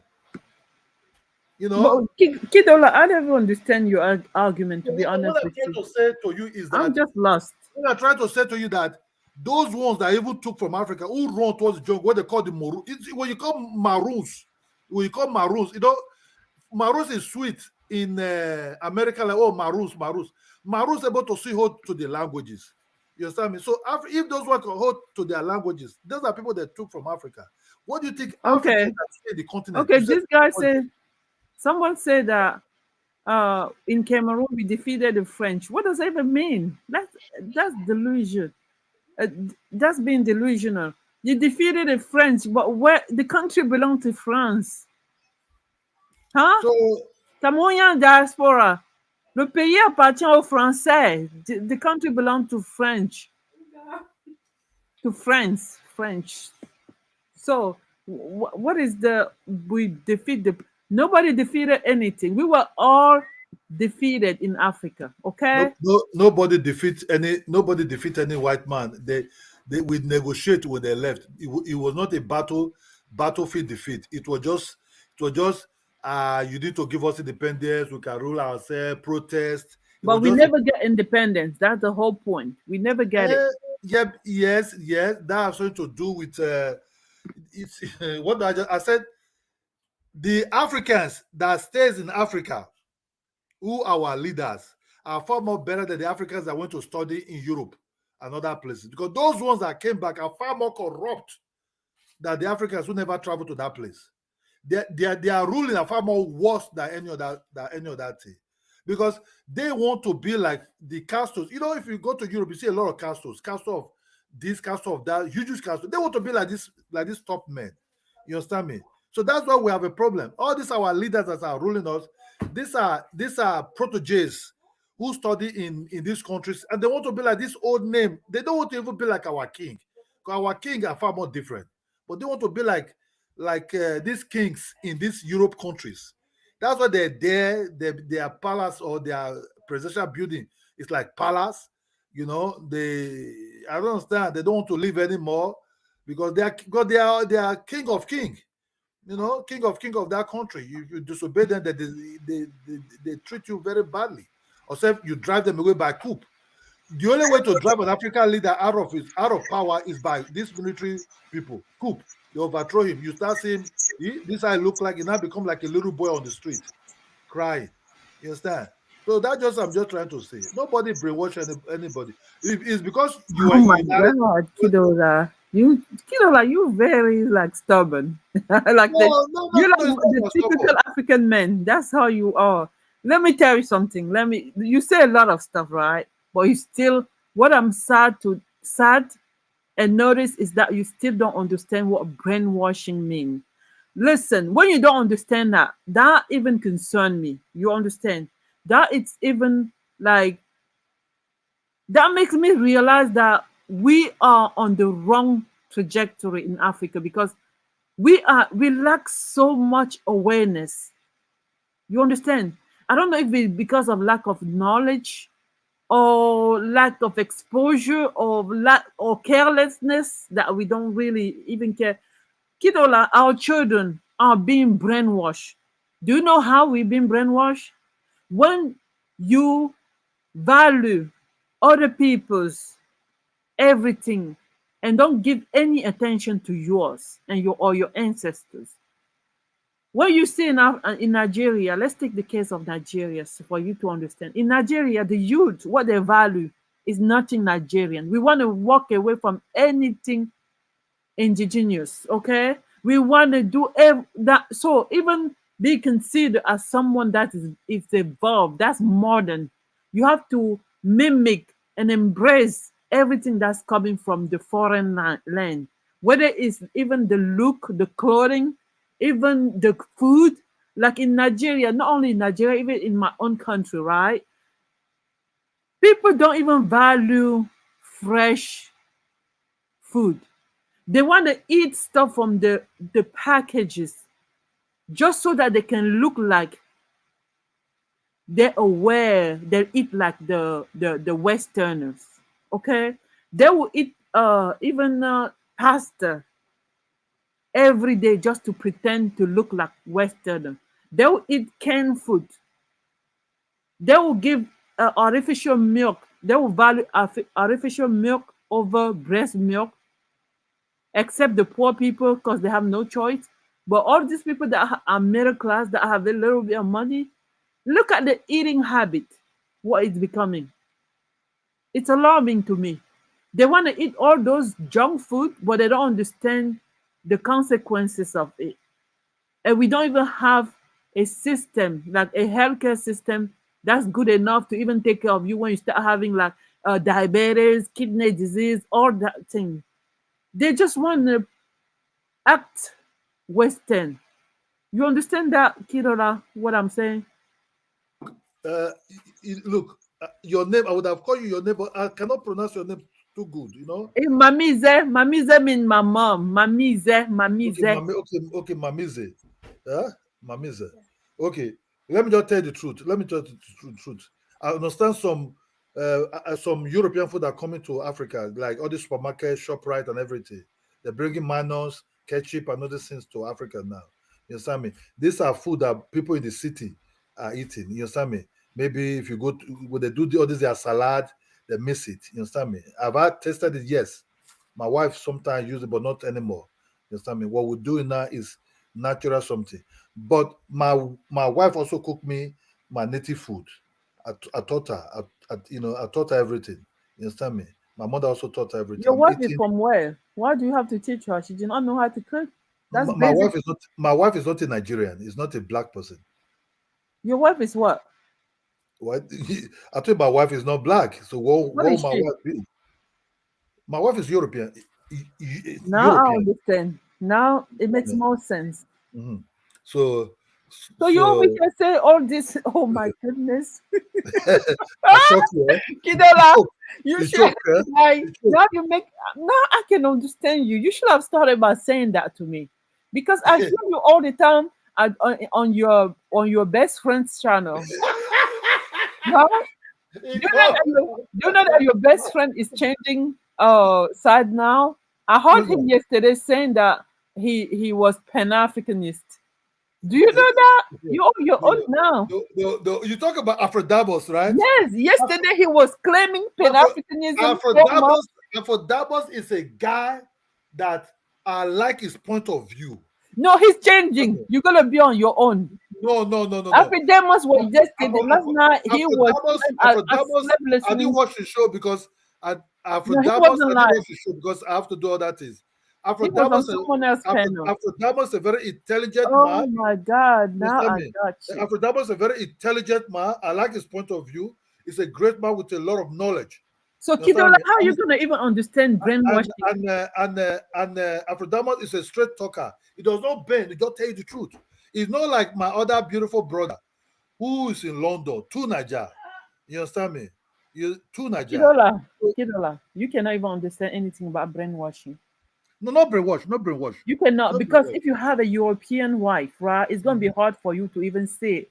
Because Mm-mm, now that your wife, your children gonna be half European, it's only mm-mm. normal for them to adopt and adapt No, because they speak my European way of because life. You because they understand? speak my I'm not language. talking about people like They do you. other things now.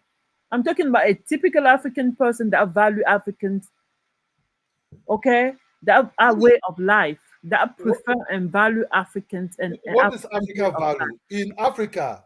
In Africa, do we really have say because you're in Africa you cannot marry other people? No, it's not there. Listen, I'm not saying none of that. I'm not the judge. Be the judge. I'm saying that if I was a leader in Africa, right? I don't care what you want to be. You're gonna choose your side. Wherever you go, just stay over there. But don't interfere in my African centers way of life. No, no, no, no, no, no, no, no, no, no, no, no, no, no. No. Look, Africa is an open-minded society because That's what Africa. kill us. That's what kill us. Look, The no, no, no, open-mindedness. no, no. It did kill us. Don't be Only that. open-minded against yourself. You Look, understand? I look. will What value and happened? respect anybody that respects Africa's value first. Let me tell you this. If you because in Africa we cannot marry inside our tribe. It's forbidden. You have to go and marry other tribes. You can see that that is what Africa is, fresh blood. You know what I mean? Fresh blood. They'll tell you go and marry for that. That's why we will keep peace in Africa. That's how we could keep peace Oh in my Africa. God, we You understand are me? we Because are dead. If Africa are not doing those inter-tribal marriages, Africa, there will never be a peace in Africa. Are you going to kill? Are you God, going to are you going to fight a tribe whereby your sister married to? No, because your causes are there. You understand me? Before Africa come with that solution, the only way they will keep tribe, you understand me? The only way they could keep tribe peace in this tribe is by intermarrying with each other. Whereby if you have a sister or your brother-in-law in the other side, you will settle this with mouth. You understand me? Than fighting as before. So that will keep peace. So in Africa, we will marry who we want to marry, if it's green or yellow, as long that person is a fresh blood that will bring that beautiful children to that tribe. You understand me? My what? children are from my Excuse me. tribe. Hold on, Kidola. What? What did you say? What beautiful in children? in Yeah. Africa, you will marry whoever you want to marry, as long that woman bring a contribution to your tribe, and that woman have to give a birth. Because in Africa, if you don't have children, you are as useless as air. That is Africa culture. Then when that woman brought in children or give you children, or you both having children together, that beautiful or that union is going to be sweet, it's going to be tight, because at the end of the day, that woman is coming to contribute into your tribe, and your tribe will be multiplying. That's the way we see things, and that's where No, things are that's the still way done you today. see things. Don't. No, no, no, no, no, no, no, no, no, no, no, no, no, no, no, no, no, no, no. That is the way Africans see things. No. That's the way Say it that used for to be. yourself, dear. You understand me? I But don't think so. because you live in America, you perceive things black and white. You understand me? There's already a tension. You understand me? In that place. That That tension tension. is international. It's not in No, America. no. It's not international. That tension is already existing there, and that tension because they're in your face every time. In I don't Africa, do think you know? so. In Africa, do you know you were black? No, because you know you're already Oh, black. I So did not know I maybe was black, but I knew that I was taught that white people are superior. Okay, through education not system. me, not me. I never said That anybody superior. I never said anybody superior to me. I never. okay. I'm gonna mute you first so that I can make my point. So, Kidora, in Africa, we did not have white people around us every day, all the time. But we were taught from school or anything else, books, medias, even our parents. We were taught that white people are so intelligent. Growing up, We value and worship black person. And men like you that marry a European coming back home was like, wow, you have made it. Other men even look at you like, wow, you might be exceptional for a Europe to marry a European. Okay, you already looked at as somebody that is like that has succeeded. That's what the brainwash is about. Yourself speaking, I can sense it. You don't seem to understand. And I'm saying like now that you told me that you marry a European, so basically you even blinded because you are so emotionally already involved, you will not even look at the truth for what it is. I'm not saying not to marry a European or anything like that. I mean, it's your choice. I respect everybody. I'm not going to undermine your relationship because of that or anything like that. But I'm just telling you, you have to be able to dissociate that from the reality of things. Okay, The but reality, let me tell you the truth. Let's tell you the truth, right? You see what is setting us backward there is some of these things. Some of these things sometimes we want to say things in a very negative aspect. That will not help. If you check the Chinese, what did the Chinese did? The Chinese came to America or Europe, spy how they work. It's the Chinese diaspora that went back to China and boomed China up. You understand me? They believe they're Chinese. And some of these Chinese are married also to foreigners, right? So it was not a Chinese with a Chinese person. It's about, do you hold on to your culture? Yes. Do you speak your language? Yes. Look, my wife would not have married me if I'm a black man with a white mind. Because when my wife started marrying me, he started seeing my culture already in me. Because when he speak to me, I reply, it's a total different ball game. I'm not speaking like somebody who live in the Western world. I speak as an African person. You understand? I just let you know. When my wife, we were going out as a date, we went to eat. He see me cracking my chicken bone. It was shock at first. What is that? Is that not culture? Is that not culture of eating? He was looking. Wow. How big is your teeth? Your teeth is very strong. You understand me? my Because goodness. I portray my culture immediately to her. This is who am I. You understand me? Then you could not try because their teeth are different for ours. You understand me? And he see me on real who I am.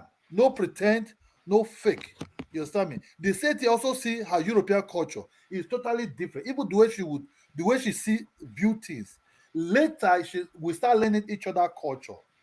Then we start compromising in some certain aspect that will fit into how we want to live. You understand me? You know, then that aspect of it make it beautiful. Since then, I've never changed anything about my culture. Yes, it's my wife. Definitely, I will try her food. I will eat her food.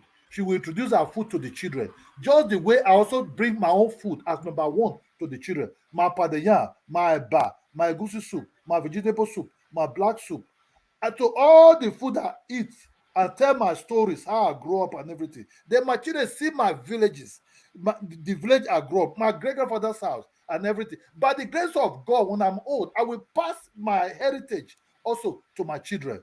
They will also pass it also to their children. So life is beautiful. There's nothing to hide anything about at all. It's when an African man now become eating the food with fork and knife. That is where the whole problem is. Because I see some African people when they want to eat, they don't want to eat with the real spoon anymore. They put one knife at the left or whatever they want to put the whatever the knife at the right and the fork at the left. They eat it with the left hand. They're slicing it the other thing with the right hand. Which is the right hand is their eating hand. That's where the problem start. You want to become classical. They say classical, yeah, you modern. That's where I have problem. I eat with my hand when I want to eat my hand with my fufu and my eba. If I want to eat my rice, if it's spoon, it's one hand. No, that there's no other thing that is coming to my left hand. It's one hand, and that is the spoon. If it's too sweet, me, I use my hand to eat my rice. Depends how I feel at that moment where I sit. You And understand me? that's culture. Hmm. Okay, What Kidola, do you think? hold on one What, second. what do you think? What do you think that one is? That is the culture of my ancestors. My grandfather eat with hand. You Okay, understand me? I eat with hand. uh, My children eat with hand. Is that not culture? You it understand me? is. It is. Hold on one second, Kidola. Hold on. Don't go. Let Rise Moses speak. Thank Bon you. après-midi, ma misère. Moi, ça Bon, va? bon après-midi. Comment tu vas? Ah, ça va bien. Okay. How you doing, Kidola?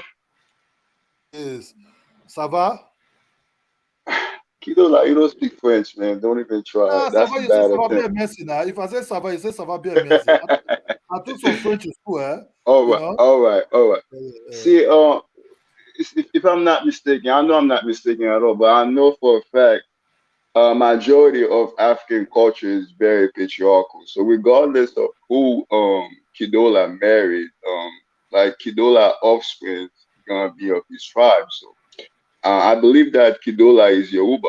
So, no matter what like his children skin complexion might be, his kids are going to be Yoruba regardless. Am I right, Kidola? you're pretty right. Just like Sade Ade. Hmm. Yeah. Well, is Shadi Yoruba or is she from another tribe in Nigeria? Sade is a Yoruba woman, and she's a Okay. remains Yoruba woman, you know. Mm. See, and that's the beauty of African culture, man. Like, there's no such thing as or you mix, like you half and half. It's who your father is. If your father is from this tribe, and let's say that if your father decided not to marry within his tribe, and he decided to marry someone from another tribe, that child going to be of his or her father's lineage. And that's a good thing. But yeah, what's the title of the topic?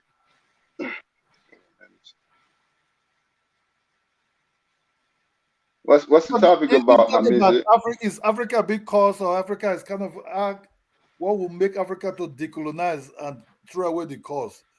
I say there's nothing like there's nothing like colonize, or I see, the white man is not on my neck.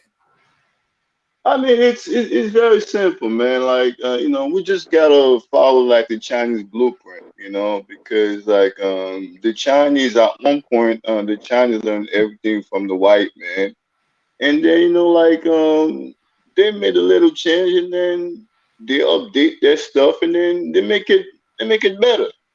I feel like African can do the same thing too. African can replicate like stuff they have learned from white people and then make it better. Like, we don't have to keep relying on Western society or the white man, like to help us out. I mean, we can do it on our own. We can see like country like Botswana, Namibia, Rwanda. They are very very well developed countries. And in other countries in Africa can do the same thing too. Because and at one point, Botswana was the poorest country in Africa. Look at Botswana now. Botswana is like almost close to a first world country. You know, because they got diamond over there. They sell their diamond, and then the money they get from their diamond business, like they built their country from bottom to the top. In other African countries, we can do the same thing too. So we don't have to keep listening to white people to tell us, like the way that we're supposed to run the country, or the way we're supposed to do things. That we can do it on our own. You know, it's just like, for me, I think that all these African leaders that have been in power for such a long time, I think that they need to go. You got leaders in African countries that have been leaders in that country for like 30 or 35 years, and they've accomplished nothing. So what's the point of them being in power? Like you were in power for so long, it's time for you to go. You know, like Look, leaders. do you know? Hold on a second, Kido. Hold on, let me finish my point, my brother. You know, leaders like Paul Biya, the guy from Uganda.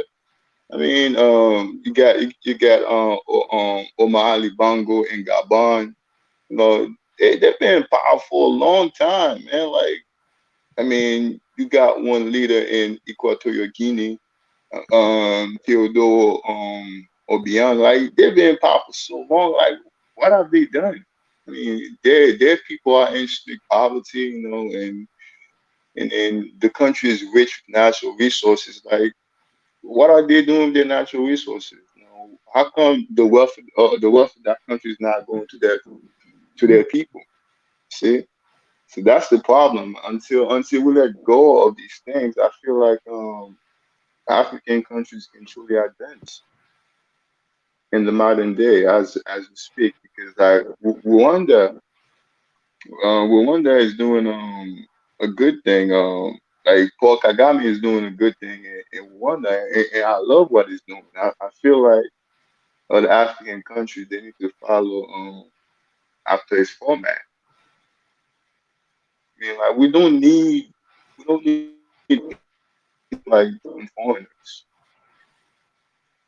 That's my 2 cents on that. I'm gonna let you go ahead and take a Look, my brother, let me just tell you the truth. You see, if you live in we in Africa, you know, we because of the way we live our lives here, right? We don't easily see what Africans that Africans that left not too long ago to study or to look for better life in United States or in London, what they're seeing. You understand me? We here we deal with things in a total different way. You understand? But because I'm a little bit exposed, I can understand my Mizzy. You're not Uh, exposed. I don't think you are you know, exposed because you talk the same. I could see that McMizzy way of view is an American way. Mamize, mamize, Okay, mamize, my Mamize, mamize. okay. Before I call you McMizzy, you are Mamize. Do you know do you know Nagnezi? Uh, I know him. So what I just try to say is this: our view, where we view things. Yes, we went to school that was being established by the Europeans that came, but that is a book aspect. That's just a book aspect. Even when we study these things, Oh my God. will it influence some of our tiny part of our things? Yes, maybe the science aspect, not fully, because here we still use consult natives and everything to see things. But in the if you want to get you understand in Africa, most African jobs are being provided by the authorities. You understand me? Then private business that just came not too long ago. You understand? Private sectors. So in that aspect, you cannot do or live. So you only just go and study only Africa history. Hungry will hungry will beat you. Will be hungry. You understand me? You will not live a normal life. You understand me? Then my grandfathers who live Africa type of life, farm, eat what they brought for farm, have their houses they build themselves. Sometimes community came to build all these houses. They cook food. Community build the house as they want it. They have a total different life than what we that went to what they call modern schools and everything. So we still able to hold on to our ancestors type of life. You understand me? I can still tell you I'll wake up in the morning, carry my chewing stick and use chewing stick to clean my teeth before I even take my toothbrush to go and brush my mouth or after that one. You understand? Because these are the things that that follow me because I just want to clean my teeth well. You understand me? Sometimes I also do it to my children because I wanted to follow that culture. I buy a chew stick that they used to clean. I say, yeah, take every morning. That's take this. I say, go and brush your teeth after they do it. It's part of my culture.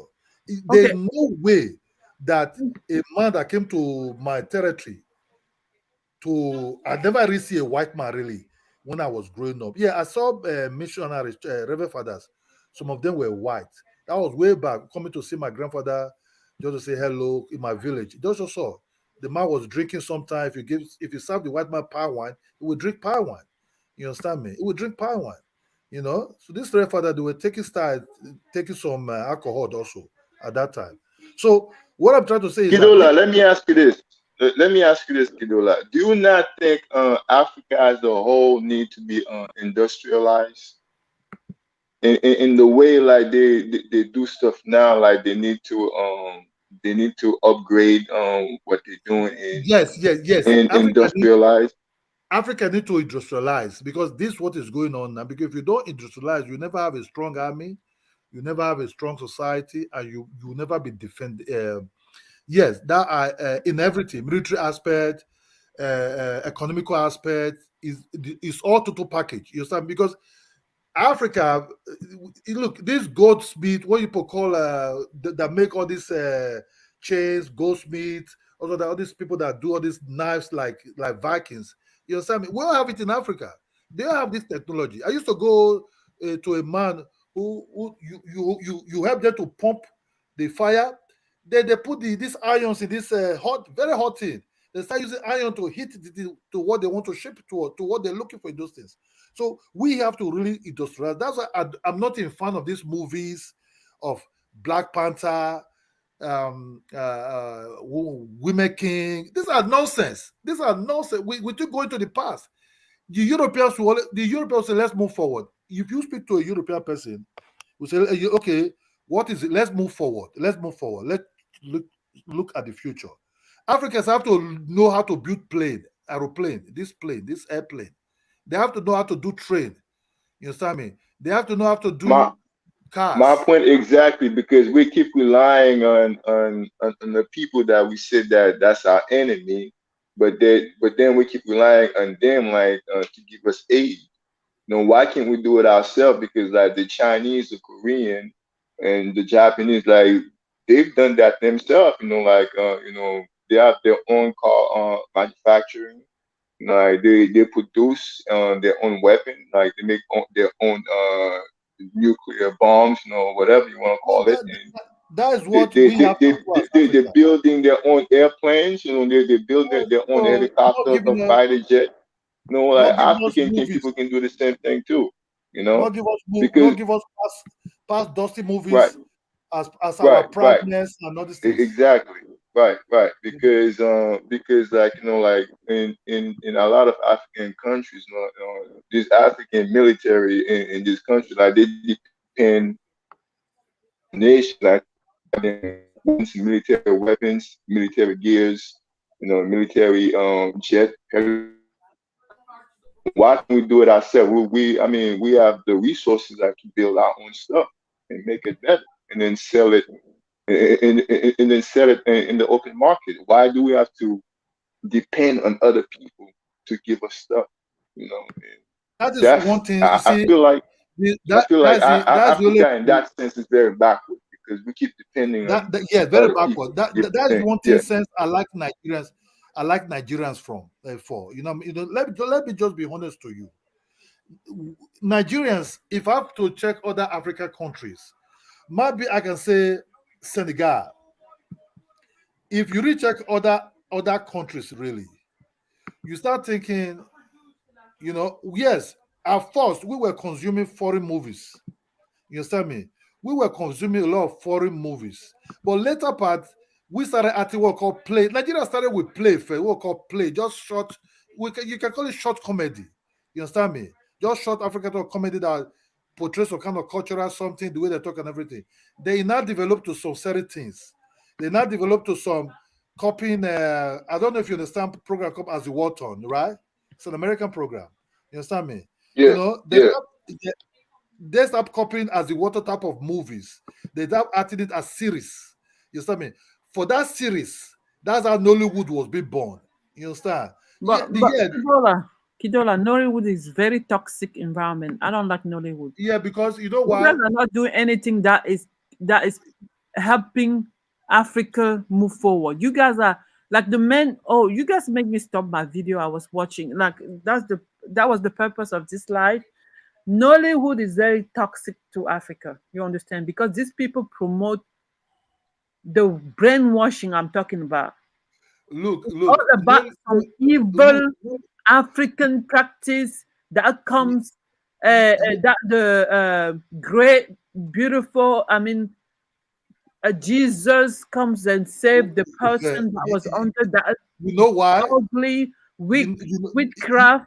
Are you you know why? Christian, Mamize? See, No, I'm not Mackenzie, Christian. look, Okay. let me tell you something. Nollywood, Nollywood portray what is at first. Nollywood portray what's happening in Nigeria. It's a kind of like a message. That was inside 90s, I think 92. You understand me? They were showing this film at that time. I told you, Nigeria was already trying to copyright as the war torn, the program called as the war torn. Then that as a water, they were showing some. That's when they started. You see some good-looking guys. They show some beautiful houses and a guy with a car and everything. Then they start showing series. The what happened? Be like inside the movie industry. I said, no, we want to show what is going on in Nigeria. So Nollywood came out of the day-to-day activities of Nigerians. They start portraying this. Say, okay, the quality was low at that time, but we were still kind of like enjoying it. Slowly, they start having good cameras, good scripts, and everything. They did really left the voodoos and the witchcraft things, because that's what most Nigerians still believe, that there's somebody chasing somebody, there's somebody going to kill you for money, they're this. So they're still portraying these things, and they believe Nigerians would like to consume some of these things. Then after that, they start going towards like other ones that you see, they show a very beautiful mansions, using beautiful cars, they dress one kind, they're still going towards the king. So before Nollywood started getting blown up, you said, so we talk about Nollywood now. Most Nigerians are not the one really inside Nollywood. Nigerians are there, but other African countries are there too. And Camerooners the are there. European are there now. They value European even more than those Wait, people that okay. You talk about the what European that came to. Why? No. Europeans only come to play in some aspect whereby if a Nigerian person is coming from America, or what is he bringing if he come with his no, foreign no. wife and all and There are a everything? lot of European that are produced in Nollywood. And when they come to Nollywood, they're always like elevated. You understand what I was talking about? Like they always put on the pedestal. Macmizi, entertainment If you is call me person. magnesium again, Okay, sorry. Okay, Yes, Mamize to magnesium, Mamize, not Macmizi. Mamize. you Yeah, I call don't know me if it's French. I don't know if it's French. I don't know what it is really. You know. No, I think it's a tribal name. I think it's Bamileke. That's a native. That's a Okay. native Mamize, language. Mamize. Maybe somebody from the deep south part of Nigeria, Akwa Ibom, can pronounce this kind of name heavily. You understand me? Because they are the one close to Cameroon. That they have the same type of ethnic people there. You understand me? Magnesium. So what I try to say is this: entertainment is business. You understand me? Entertainment is business. So if you No, come with no, an no, no, no, no, no, no. You're not gonna. Yeah, that's like you guys make me. I don't even know. I wish I can like find a investment, way to explain this to you, kiddo, that so that you understand. You cannot only focus on money. We are people that went through a lot, that have been damaged mentally. Our mind is a damaged mind that we need to reconstitute. We need to go back and we need to redo our mind to become healthy for ourselves. We are toxic to our own self. entertainment in Nigeria is a big business. It's not Entertainment only today, entertainment. You look at it as just entertainment, but entertainment it's conveyed a message also. Okay, it you see, changes the way people view. my sister. Mamize, quick question for you, my sister. Do you not think that Africa needs like a cultural revolution?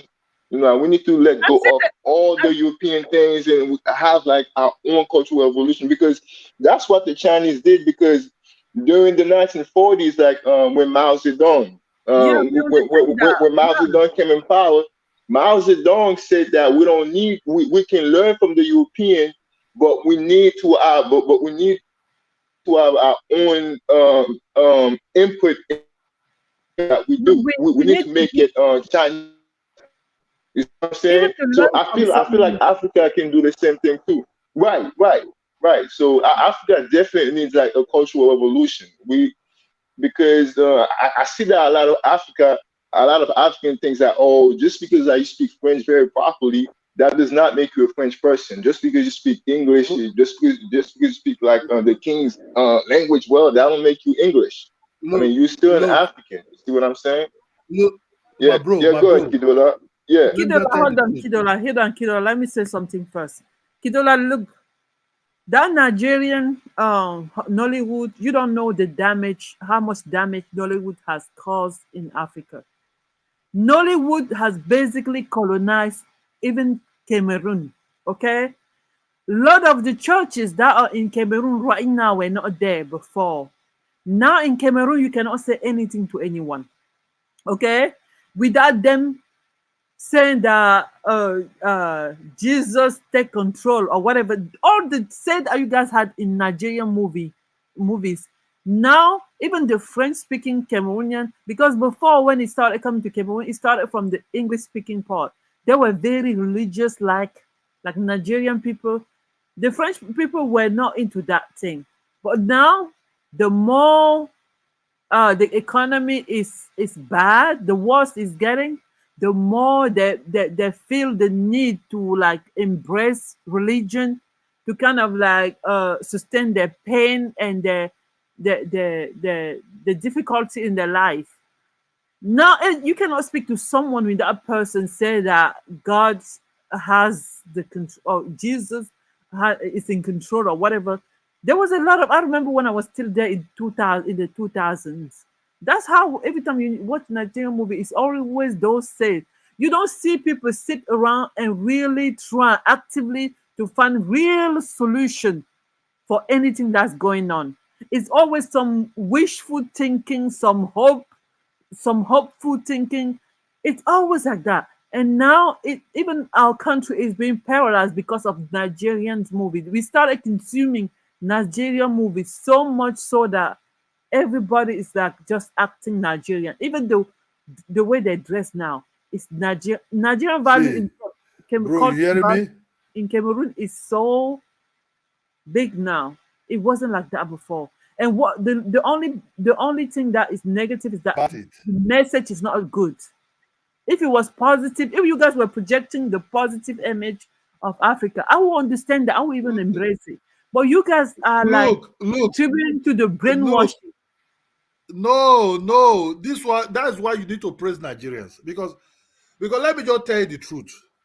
Which movie is in Africa that African person is producing or being owned? Not there at all. I'd I, rather I, not have I don't anything that having I something that's don't gonna know. take us back. I don't know if you're from the French side or from the English side. But just let me tell you one thing. South If Africa not, produce movies, if good not, movie, real if not movie. Nollywood, if not Nollywood doesn't Nollywood, even produce movie. That's not called movie. if not Nollywood, if you look at India is producing India movie, Bollywood. You understand me? Nigeria produce Nollywood for Nigeria consumption. Yes, neighboring country like the Anglophone in Cameroon, because they have a very big link to Nigeria in language aspect. If ethnic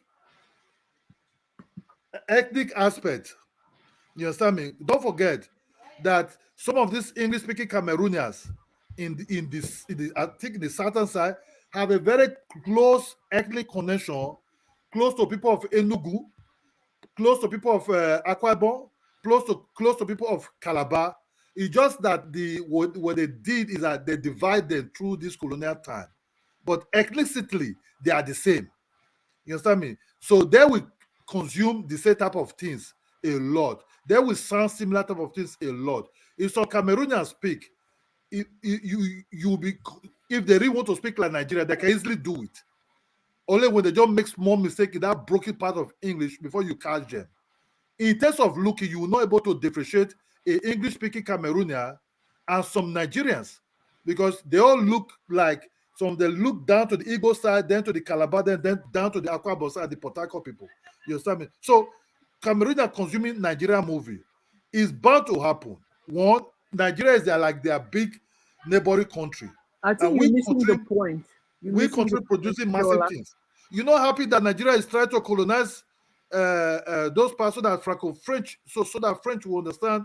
Okay, there are other alternative, or you want to I see would I would thing? appreciate them colonizing other neighborhood country in Africa if they were sending if those movies were conveying a good positive message image of Africa.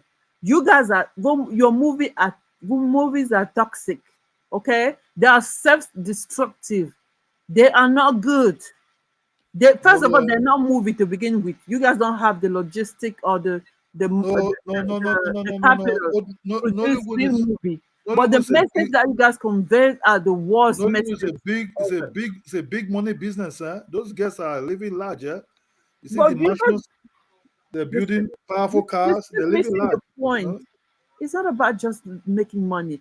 That's the Well, thing. okay, you Kidola, be you're the example of the you be wait, Cameroon, the hold on. Africans. You be doing something without no money coming out from it. You know, it's a big business.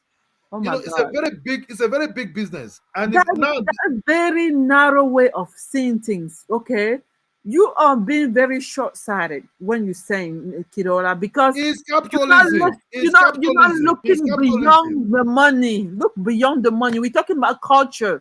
We're talking about The money is far important. Chineke, Chineke, The money is also far important also. You think you'll be doing things in this modern world. If you want to buy Mercedes Benz, you pay for it. If you want Chineke. to buy, if you want to go and buy meat pie, you will pay for it. You think it's just I see you, you see me. No, no, no, no, no. If you do something, you want to make money out of it. It's capitalist system. Okay, the people. You see, Hey, wait, let me tell you the truth. What the hell? Just give me 2 minutes. If you see Nigeria business, if you see Nigeria entertainment business, it's not for a joke, it's not for play. All these the brother boy, all these guys that came in, so it's big money. You understand me? Sometimes people are say, "Oh, why is Nigeria not doing this? Or why Nigeria? Oh, Nigeria coming to dominate myself? Nigeria coming to sell their product to your country. If you have product to sell, come and sell it in Nigeria. Every entertainment. That's why you cannot do entertainment. You take it brotherly into it. That's what Ghana people could not understand at that moment before. It's business. All these guys you say it's about the big money. They want to live large. They want to live on inside a huge cruise, though they cannot afford cruise ship yet. They all their dream is in that place. They are like American people who capitalists. You understand me? If you produce something with money, are you going to take a hit? Something you invest money to pay people to art. You don't pay those people to art for free, eh? You pay them to art. You understand me? They use okay, nice African culture. I don't want you to pay me. This is for African culture. Hell no. You want big return for that. You want big return for that what you paying Do for. you You understand do me? you guys understand how why Africa is not progressing? It's because of people like Kidola, like that. You see, you ready to sell your people, okay, just for money. Sell our value just for money. You're not listening. You can make money, but also convey a good message. You don't have to sell yourself to make money. You understand? And that is what we're talking about, like the white people, the legacy of the white people, the capitalism that you are so ready to play into, even though it's to like if you're ready to like mess up your descendants because you just thinking about yourself right now, but you're not thinking about what kind of like legacy, what kind of like uh, what kind of value are you like leaving to the people that are gonna come after us, those children. What kind of value? You just said that Nigeria are selling movie, but do they have to demonize themselves to sell the movie? You can still sell with a good message. Look. May I just tell let go like this. If you act a movie, you pay people to act. I understand the other guy will also understand with me. You know why Africa is backward? Why does he give us this Because look? of Kidora. No, because of you. People like look at you. this. Look at this woman king. You think that movie is for free? You think that movie is for free? It's a big business. You think that Oh movie my is for God. free? You think the Oh people my just say, "Oh, God. let me portray down me for free." No, no, no, no. They want to make money out of it. It's all about the money. Nowadays, you buy things with money.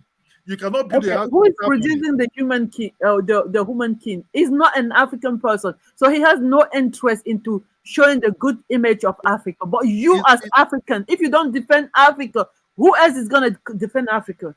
Who is gonna it's preserve Africa? it's investment.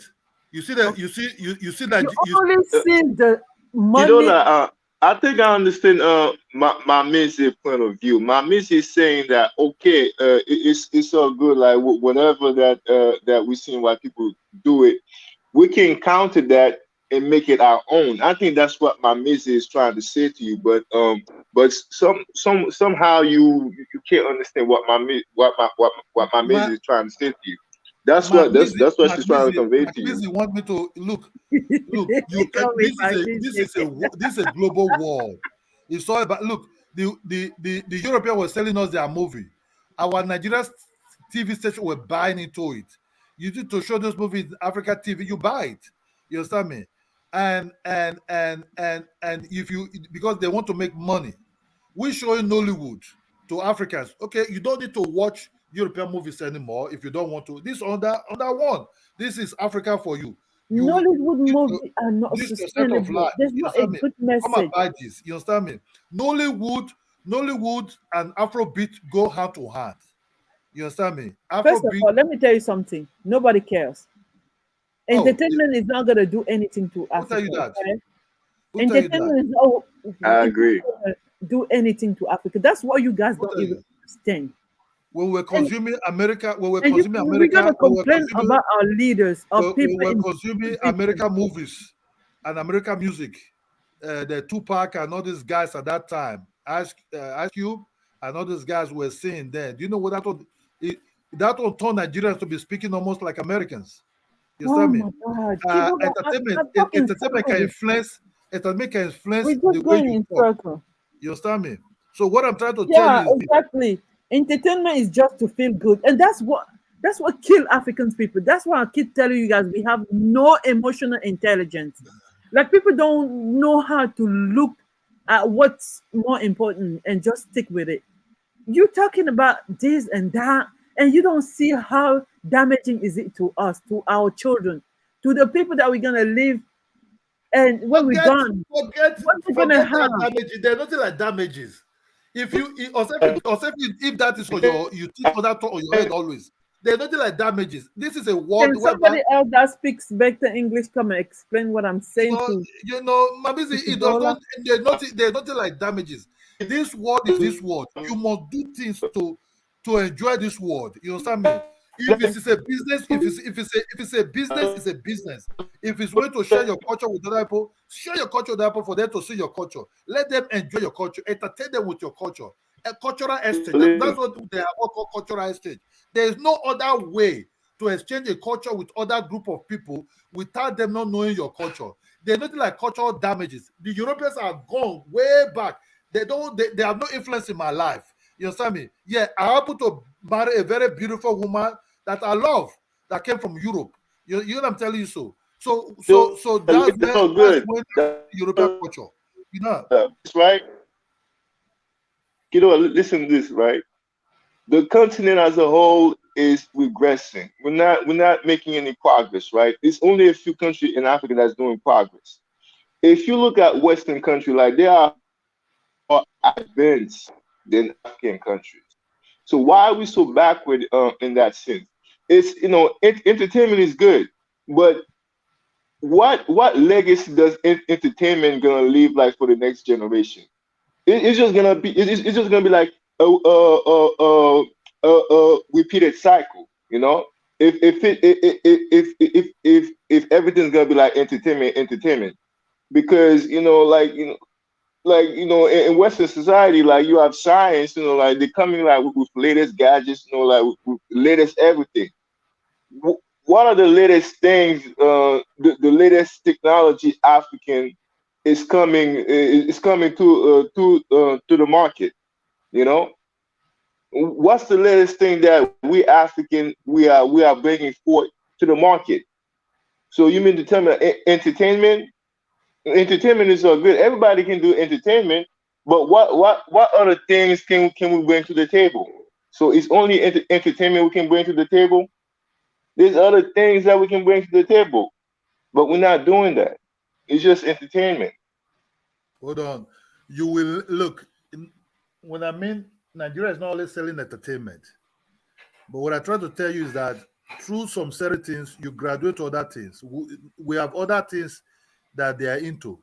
Just imagine uh, Netflix Africa or Netflix West Africa came to to Nigeria or to Africa.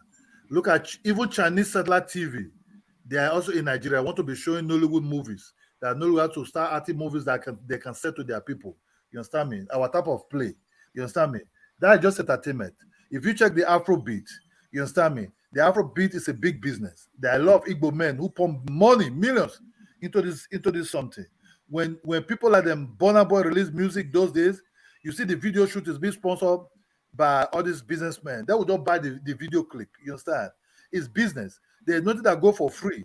If you live on this world that capitalists rule, you cannot be like my grandfather who just bring foodstuff for farm and boil it, we just eat it.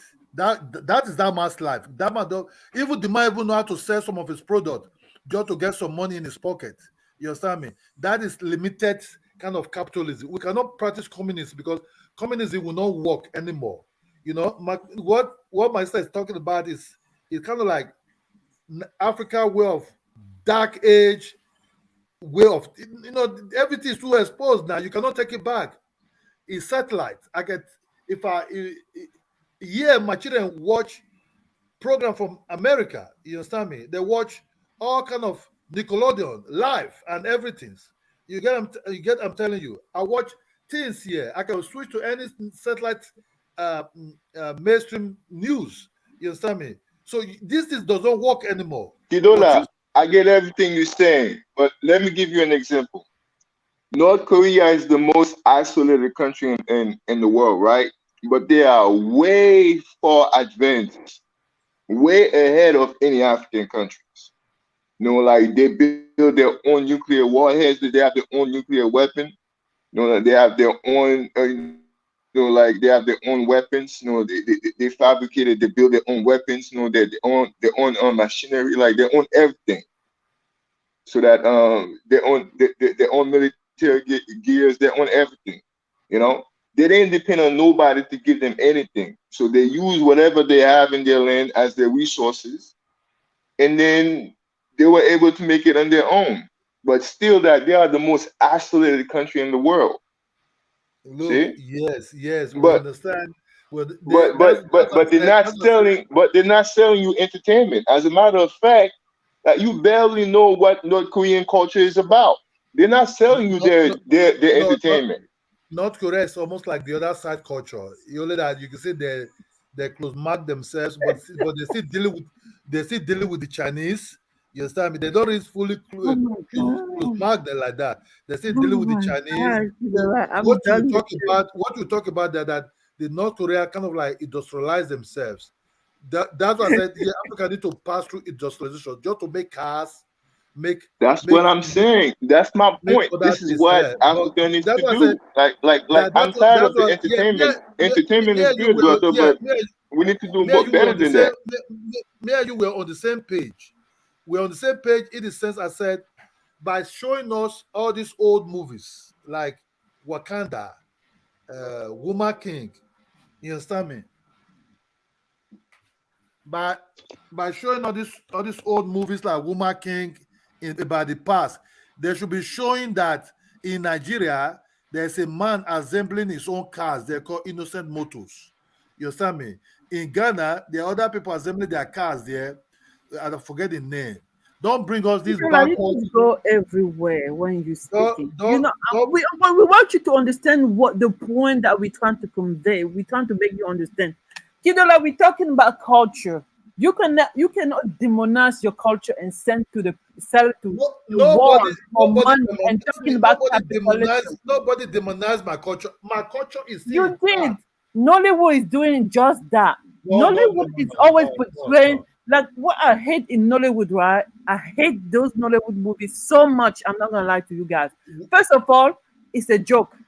Even the setting, everything, they don't have the what it takes to make a movie. It takes a lot of money to No, even create the they show environment. you their own culture. I'm gonna read this right They're now. selling I'm you reading their it. own.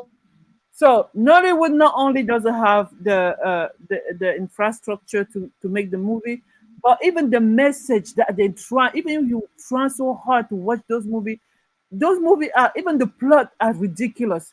But the message they're trying to send is always negative when it comes to the African culture. It's always about aggressiveness, exaggeration in their play. You watch the movie, everybody's yelling, screaming. It always people angry. I don't know if because they're poor or what. There's not a real like strategic selling way of selling culture. The good thing that we have our culture is always the negative. It's always somebody, a man that's beating his wife so much and cheat on his wife, and or a mob that a woman that is married and beating the stepson or stepdaughter or whatever. It's always something negative basically, or somebody that is being that has a spell on them and being saved by some prayer. Mamizi, have Yeah. you ever seen traditional Chinese movie? I've seen a lot of traditional Chinese movies. It's beautiful. No, I feel like African can do the same thing too. Like we can have our own Yeah, of course. traditional African movie and start Yes, of course. infusing That's what like I'm saying. whatever we learn from the European, you know? Look, Because look. I say hold on a second, Kidoda. I say exactly what you're saying, my Macy. Because I see they'll portray like whatever religion they used to practice in the past, but they will demonize it and say that, oh, you're not supposed to practice that, like Go Jesus gonna put save Jesus. you, like Jesus Jesus will don't save like you that, from blah the blah blah. demon. So I see exactly what you're saying, my music. I see That's exactly what you're basically saying. it's always the evil against the good in Nigerian movies. And the good is the savior is always like prayers, right? And Jesus. Exactly, And exactly. the evil is all they're such they are liars because at the same time if you go there in Nigeria, right, if somebody is very sick and they tell them that there's something in the village practices that they have to go to get the spell of themselves, they will go do it. But in the movie they will not display that good side of African spirituality. African spirituality is always demonized. Even the natural remedies are always demonized in the Africa in their movie. They have an you understand that this movie are being produced with people that are very brainwashed and hate themselves and hate everything Africa. The only Nigerian movie that portrays like a nice family, harmonious family, loving and caring family are the movie in which they act as if they are modernized. You understand? Like those movies Yeah, where they act like exactly. they have gigantic houses, the children live in United States, somebody came from London. That's the only movie where you would see a harmonious family with display of love. The man love his wife and treats his wife with respect and kindness and all that. But if it's a traditional normal family, oh my God, the man is always the evil. He yells at the children, he beats them up, he's always angry, he doesn't Mm. get, and the women are always yelling and confronting the man. I don't even know. Nigerian Look, movies, they are look. You watch it. Nollywood have total She has different a type of. point, Kidola. No, no, no, no. She Look, has a powerful point. Nollywood have total different type of movies. Sometimes they show. You understand?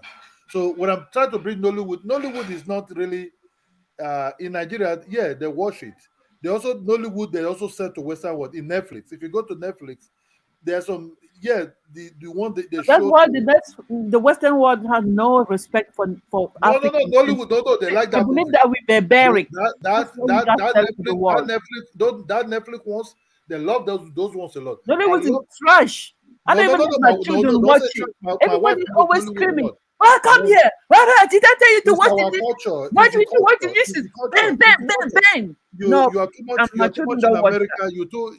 You are too much in United States type of something. Okay, I want to ask you something. You say Africa. Will you marry to a man who have already a wife? Will you marry to a polygamous home?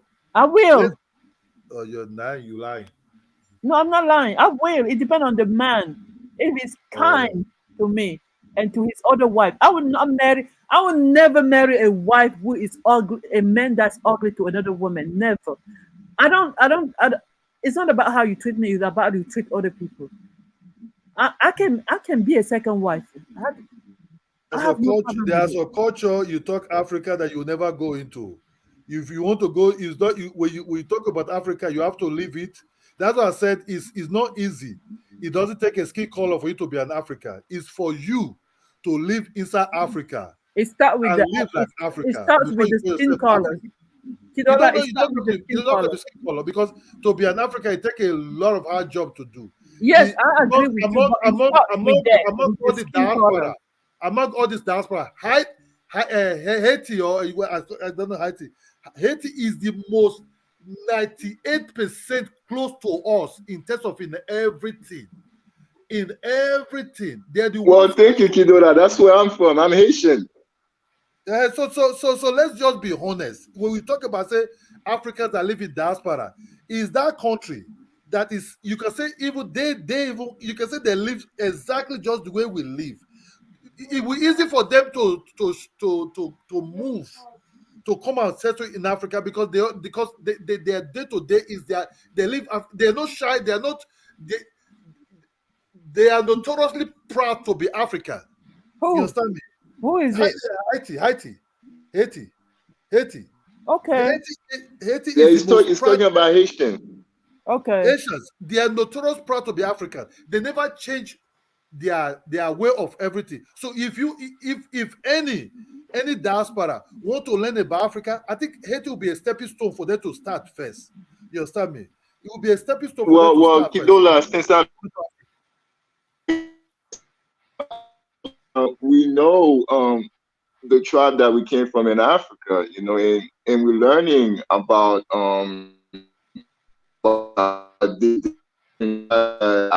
came from to Your phone the is not state like hold on a second. So when we come to the state like we mingle among we go to them like and they tell us about their culture and then we tell them like you know this is who we are and so in a way like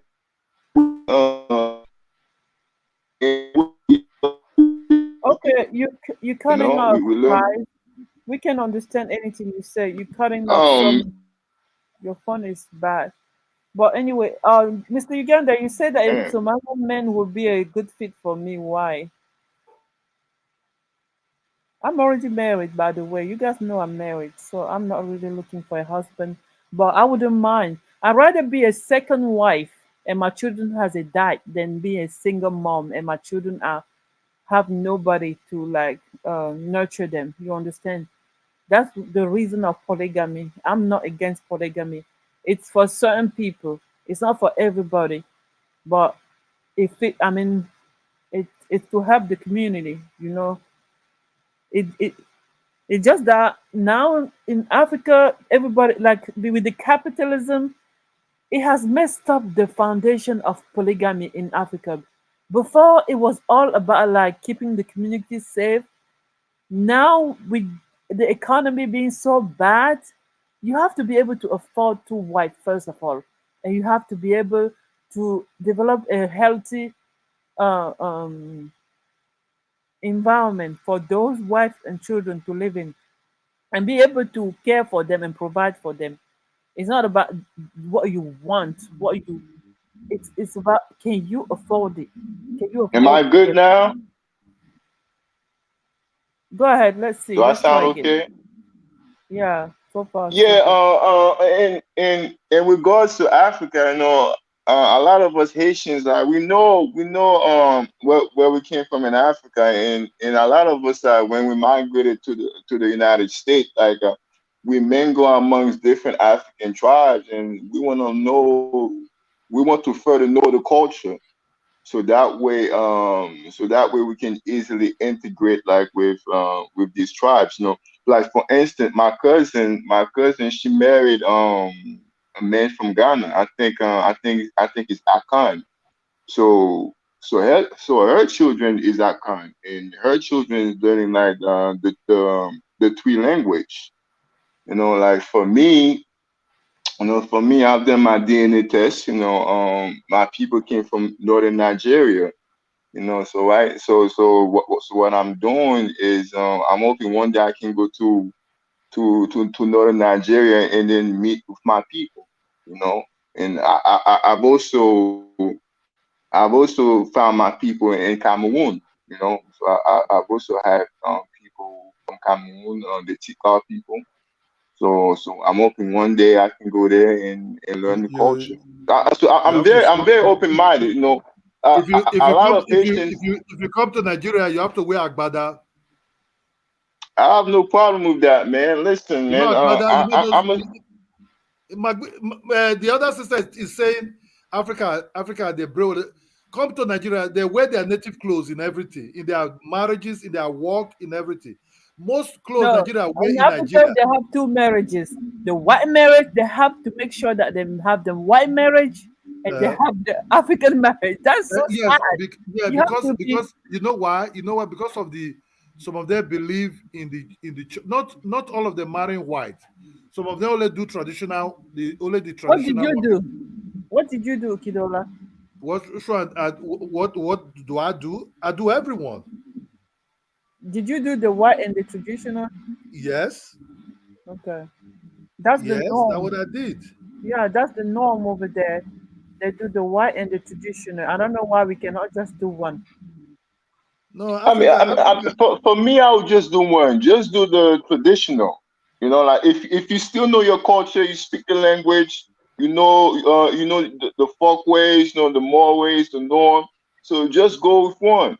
And you know, Why do you have to follow like the Western In way of wedding? that's what I'm in telling you. The brainwash is so deep. You know, the one that is even valid, in the one Nigeria, that's you wear valid. our traditional clothes. You understand? If you come to Nigeria, it's mostly because you want to be wearing suit every time because the weather is hot. They wear the traditional cloth, what they call the brocade. Those traditional, they're so Nigerian people are very proud. So they are with their traditional clothes and everything. They wear that cap in their head. Beautiful cap. Wear the white brocade with palm slippers, fine ones, and then they do what they want to do. You understand? So here you saw, but Oh my God. we sell you. We yeah. I can know who you are in Nigeria. We can know where you're coming from by just looking at you. You understand me? Because most everybody wear is area of traditions. If Hausa will wear Hausa, What tradition clothes are you even talking about? Don't even get me to start on the Africans. Like you're talking well, about the clothes that the rapper that are painted in Holland, or what tradition no, clothes no, you no, no, talking? no. Before the rapper, have you ever seen some clothes that we Africa forget that rapper? The rapper you're talking about, those Hollandians also you're talking about, they because they wear traditional clothes that are similar as that. Have you ever heard what's called ashoke? You understand me? No. Have you ever heard what called ashoke? Have you ever, when it's a tough material and Yoruba is a cultural Is that Yoruba. Yoruba attire? Yeah, Yoruba attires. You understand me? When the women tie the thing, they'll come and use that thing to pass it. Right. Hollandis, they're bringing in, they're using what they already did. Your Hollandis like the lighter version to quick do things. You understand me? Even before that, they already start doing clothes already themselves, white clothes. Long white clothes, white skirts, big ones. You understand me? They used to, my grandmother used to weave. My mother even learned to weave all these things. So Africa is already going on. Yes, we were down at one particular time, but still, Yeah, we of still. course, we were ruling the That's what I world. said. That's what I said. If you go to Igbo land, they wear most guys there. They go wear an Igbo attires with a red cap on it or all kind of cap on it. Some of them, depending on the occasion, they will hold a walking stick and they will be very proud at it. You know, something what they have. You know, something we respect that one. If you go to the Hausa, if they are sorted, they have one kind of they wearing also. They wear agbada, they wear brocade, they wear all these things. Brocade is generally what we wear anyway. Agbada and all these things. They will have our own tribal type of clothes also we also wear. Just like the way Ghana is also doing their things I also. like that, Kidola, but are they practicing their indigenous religion? Yes, yes, yes, yes, yes, yes, yes. What But Are this they exactly? doing that without European influence, without any no, European like no, not Christianity no, or Arab no, like Islam? no. Those ones when you come to traditional type of worshiping, you understand me? We those that worship Shago, those that worship Ogun, those that worship all this Olokun, those that worship other things are there. The god of the sea, the sun, and the god of iron, and the other one, the Olushe, and those other one. These are pure tradition that have been put down for thousands of years. They worship these things. You understand me? So doesn't mean that you going to church that you're not going to worship this also when you have some problem what you Okay, what you want that's to do. exactly the hypocrisy I'm talking about in Africa. These Yeah, people say it's Christian, very they it's very hypocritical. are Yeah, go not ahead, man. Christian. That's why Africa will never go anywhere because we don't even know where we're going. Seriously, they want to be Christian, right? But they are not Christian. They are not fully Christian. They cannot even be fully Christian because they still believe in their African spirituality. In my country, right? If there's something and nobody want to admit to it, bring the Bible. Ask them to put their hand on the Bible and swear that they did not. They will put their hand on the Bible and lie. Okay? But if you bring the traditional stuff, no one will even, they will run away, all of them. No one will try that one. Just to tell you that they're just plain Christian. They are not Christian. And you see all those churches in Africa, it's just for My message, did you know that in China foreign religion is not allowed? Like the Quran, the Bible is not allowed in China. that's what we should But do in in Africa. We Africa, don't but in Africa, the Bible and the Quran is allowed. And what you just said is very true, my message, because I'm going to attest to what you just said. Because in my country, Haiti, because we are since we are mixed up with different African tribes, so we were able to infuse that all these African tribe like indigenous religion, and then we create our own religion called like Haitian Voodoo, right? So what we will do is we will practice all these African and indigenous religion, and then the next day on Sunday morning or Saturday, if we're Baptist, we will go to church and practice and worshiping white Jesus. And then my mom, like, what are you doing? It's either you practice what your ancestors used to practice in Africa, or you just follow Christianity or Islam. Which one that is it? Which one you want to choose?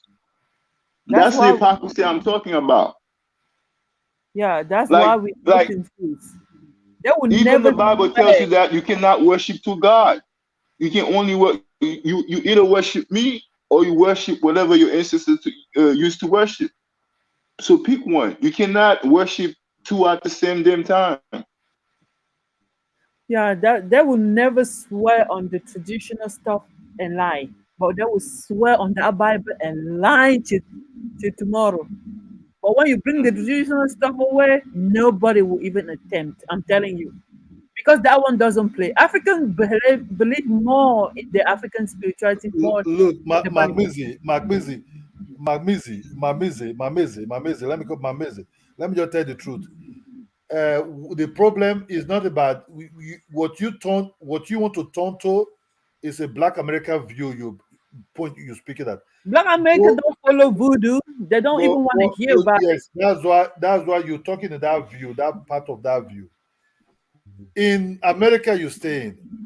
Why is it that the Haitians are very good in making money, buying properties and everything. You know why?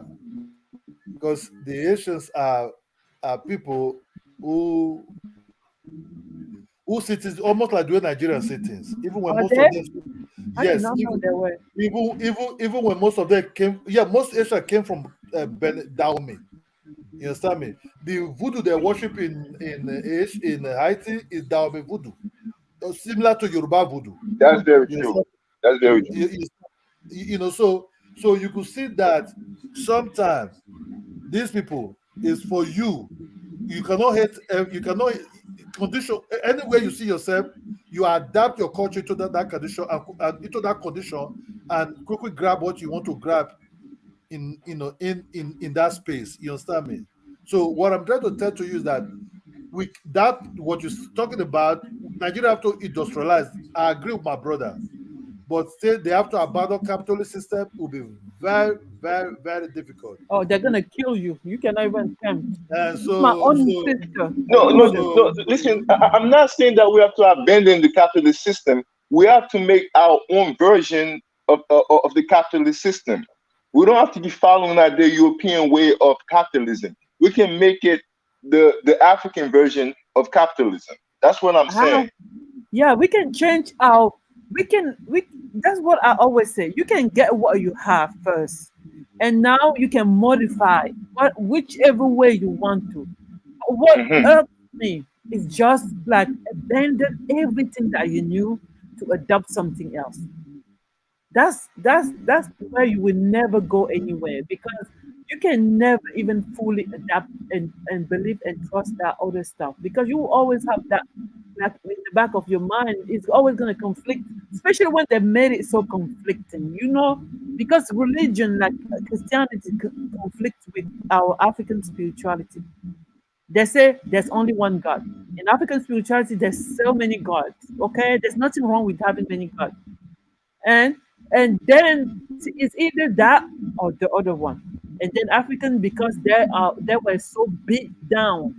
Even today, African man is the most, how do you guys say, is the most no, no, no, no, coward. no, no, African man is no, the most no, coward. because Is the you don't most use America, don't use hold America on. eyes. You speaking Amazing, you sound like Black America.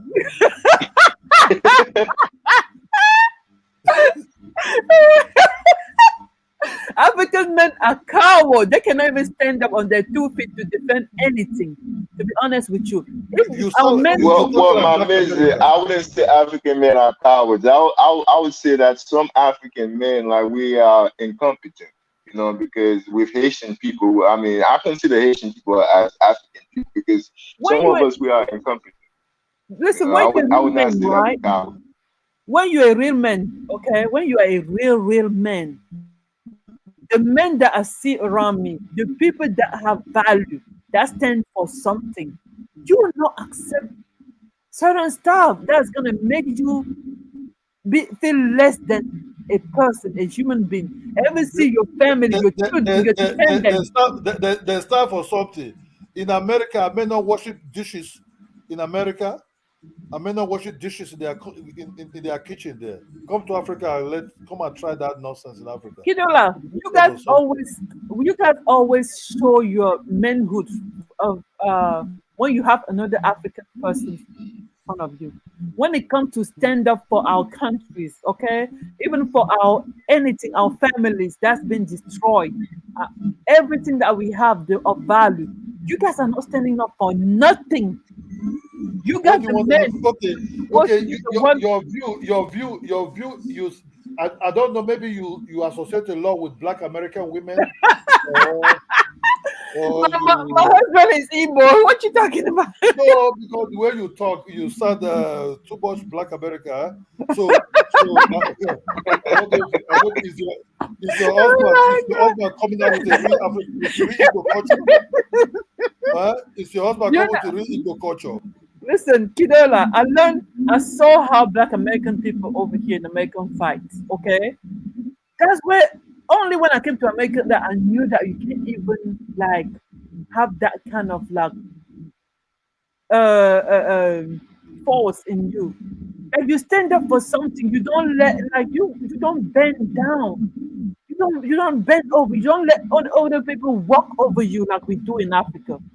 In Africa, we have accepted that we are less than. Every day we just let other people in the world, even the Chinese. When I look at how Chinese are behaving in Africa, it's like it baffles me. When I look at Chinese people, we were ahead of these people at one point of in this lifetime. But look That's a at all fact. coming over there. You guys are bending over. You guys are putting them on the pedestal as if you cannot empower yourself and compete. African people are not competitive. No matter how you're gonna say that you're gonna go home, your wife is gonna cook okra soup, you're gonna eat with your children, and that's gonna be life. There, there's more to life than that. Even when we're talking about protecting our culture, you don't seem to understand who is gonna help us protect what we have. Hmm? You see African men, I see over here on YouTube all the time. You see how docile they are, especially when they have another group in front of them. It looks like they are hypnotized, like they cannot move, they cannot stand up being men. They only do that in front of another African person. It's just so sad to me. It's very sad. What kind of people are we? Docile. But, but, Colonization has made but, us but, but, docile. but sister, I will pray for you to come and spend 2 months in Africa so that you understand that you slowly lost your culture. You speaking, look, look, you went to America years back, right? Years back. So you're speaking like a version of Black America who want to free themselves for some certain things where they are there. We Or have to free ourselves, Kidola. we're not free. That's the part you don't understand. We're not free nothing. We're not free nothing. We have We to are free perfect. ourselves. Free for what? What we have to free ourselves for? You don't For even understand that you've been oppressed. You for don't a even witchcraft, understand we don't know which witchcraft we want to. We're already free. You understand me? We're already free. the illusion, Eat. the illusion. Come to Nigeria. Come and see white Nigerians eating goat head. You understand me? So what? Usewu, So what? they're coming to eat goat head. So Come what? to Nigeria, come and eat pepper soup. You understand me? You know Nigeria just give some white people That just is have not Nigeria citizenship. power. We're talking about power here, Kidola. Nigeria have We have power. to. Africa have power. Africa Power is has being no given to you. power. Africa has Okay, no power, okay, Kidola. okay. In your village, who is controlling your village? Is there any We're talking Western about person a controlling your village. village? Oh Hell my no. God. It's your king and your chiefs control your village. Your father and your grandfather and your uncles and your brothers and your sisters. They control your village. They own your land. What they, anybody see when somebody take power away from you, you will work for that person. You understand That's me? You what will work for Africa that is person. doing. Africa is not working for nobody. Our leaders, the one that call themselves president, they are the problem we have, which we would drive one day, take them up. But our leaders are not even coming to our land to say, "I want to take your land." It will never Do you happen. know why they're not doing it, Kidola? Do you know why they're not doing it? Because they have the mindset that you have. They don't think there's anything wrong with what it's going, how things are going. They believe This that they're doing exactly what they're supposed to do, and that we are exactly where we're supposed to be because they think less of us, of Africa. that guy said 80%. Well, I don't know what he said. He said Africa 80% of Africa have no access to clean water. They're digging borehole in Africa. Why do you think the Oh my European? God! What do you think the In Europeans are getting their water from? 2022, Where do you think the white people get the white people get their water so for their reservoir also where rain will fall and everything? Africa have the same thing. You can turn your borehole, you can turn your water collector into a swimming pool if you want. You understand me? But now we have a water tank that be dig in some of these villages to store water. That they have pipe on it that they can open the pipe inside their houses and water rush out for this gas out of these pipes. You understand me? So there is okay, nothing Kidola. that African people are very, very, very, very, very free. You Kidola, I'm gonna have to mute you to end to respond to what you just said. What you just said is not doesn't even make any sense. It's a shame that you even say that. In 2022, you you're talking about you guys digging borehole and all that. Do you know that having to dig borehole, it's added cost to the cost of living that they cannot even normally afford. Now you have to get out of your way to find more fun to go dig a borehole for yourself when there could have been running water from government. Everybody should have been having access to running water from the government. That's cheap, that's easy to access. But you talking about somebody having to go dig a borehole, and that's only people that have the money to do those things. How Okay, about okay, okay. You live in America. This water voice where you are getting your water from. Do you know the pipe? Do you know what is in that pipe? Do you know how they treat those water? Than the water you have for yourself okay? alone, your own place for your family to take. You know how to. You know what, how they dig it. The water is fresh. It's not polluted with anything. The water. Okay, it doesn't matter. It doesn't matter where it's coming from or if it's polluted. At least you have even water to flush your toilet. You have water to water your plant if you have a plant. At least you have access to water. Now, if you know you don't like that water that is being supplied to you, you can go ahead if you want to, if you have the means to dig the hole. But in Africa, there are people that do not even have access to dirty water. Yeah, look. You're talking the point of view of person in United States. You understand? United States. If you come and spend 2 months, then you enjoy. You'll be very happy to be an African. You I'm understand? happy to be an African. What are you talking So about? I so just want so better so for so ourselves. so so so you come here, you come and see the way white people enjoy our fruit, enjoy our places, enjoy the weather. You say, "Wow, this place is heaven." You understand?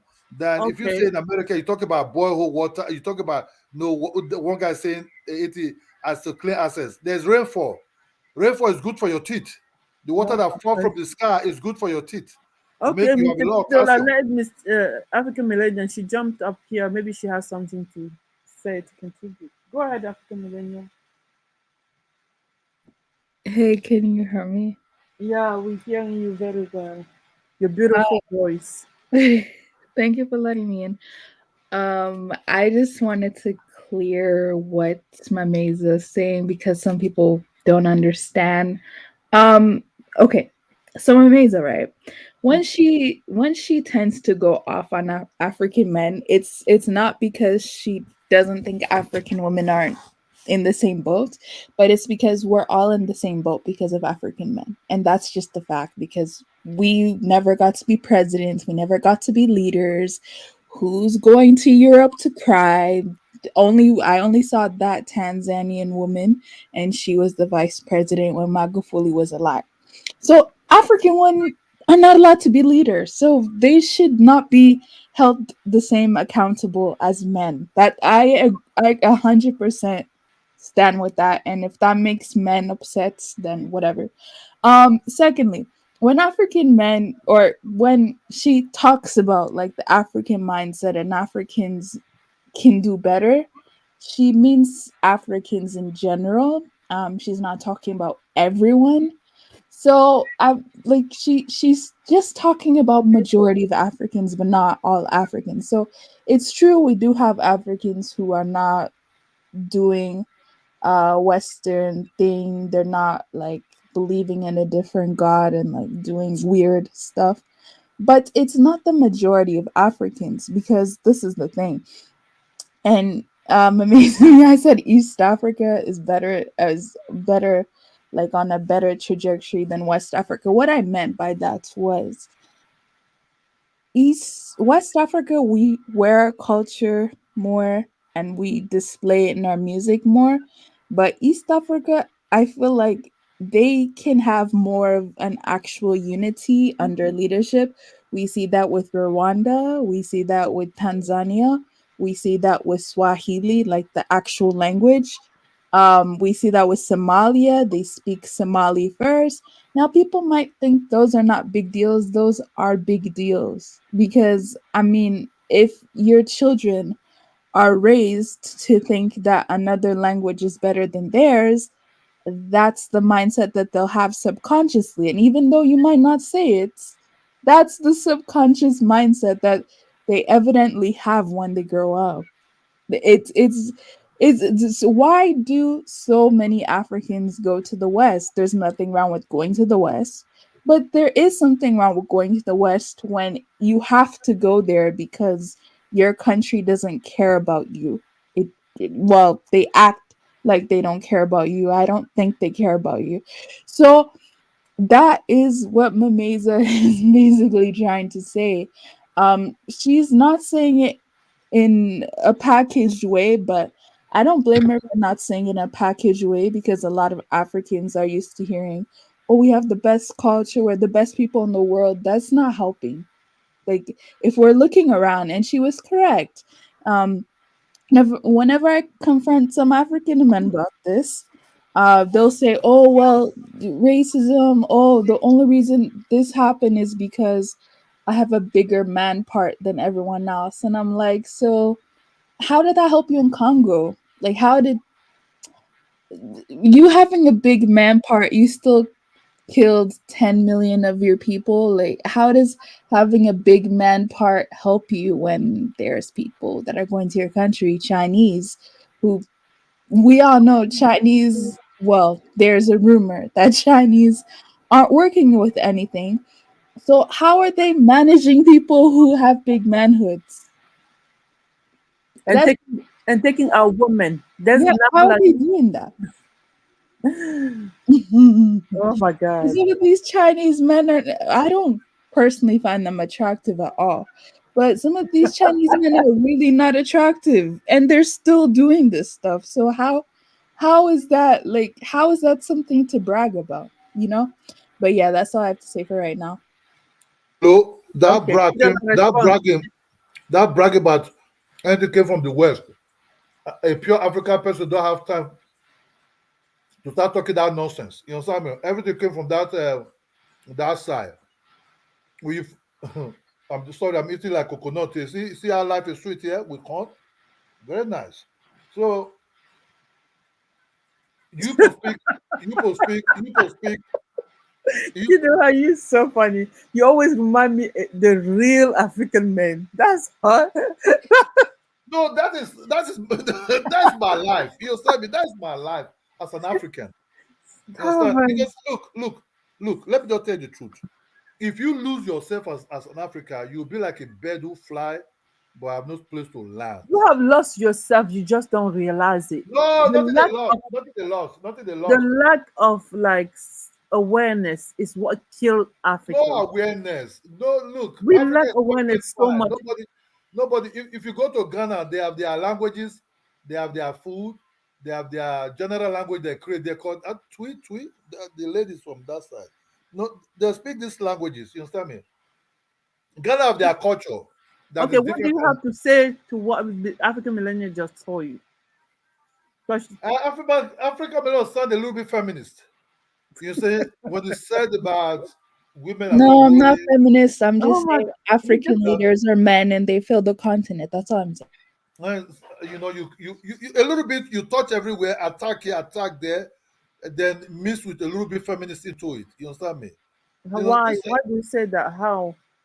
he said Because the you say Tanzanian that woman will never. He said the Tanzanian woman will never be seen. You understand me? I don't know about that. Yes, African leaders, most of them don't have women as president and vice president in time because the men dominate. You understand? okay. Hold on, Kidola. 1 second. I don't think she was feminist. Listen, the society is supposed to be led by men, especially in Africa. The men are the leaders, right? But where are our men for our society to be messed up the way it is, and we don't fight for nothing? Somebody over here said that I'm in Cameroon right now. We defeated the Caucasians. How did you defeat the Caucasians? I'm confused. Cameroonian diaspora, answer me. How did we defeat the Caucasian? And we are still under them now. We cannot do anything in Cameroon without France approve.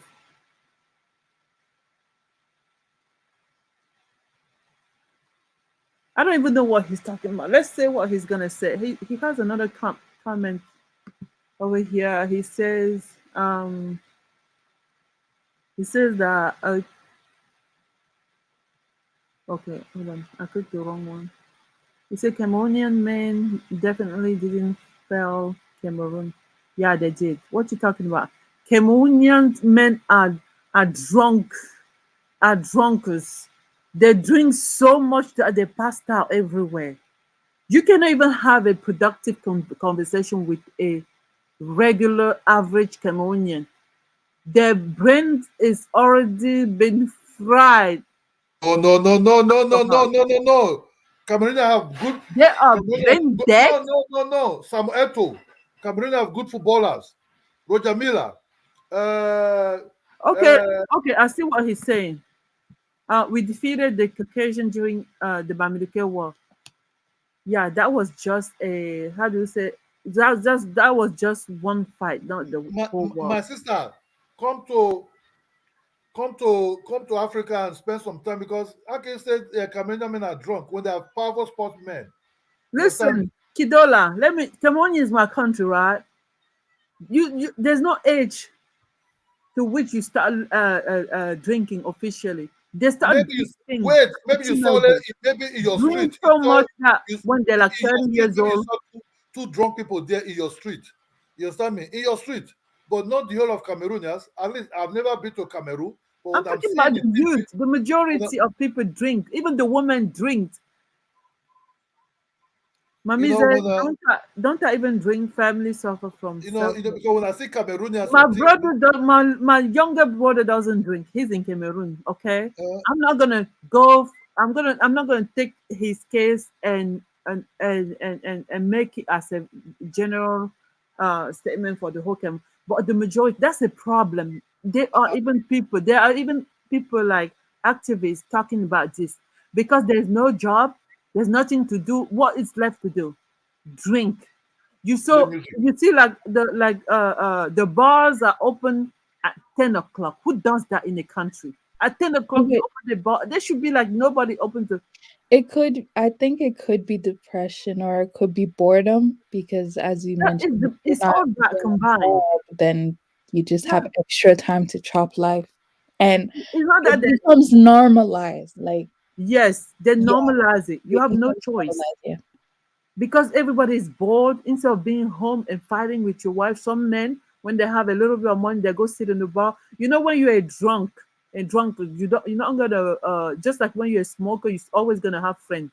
So they go over there and sit, and whoever can passing by can offer them a beer. Oh, can I have a beer? Oh, can you throw a beer this direction? And he will sit over there just drink and drink.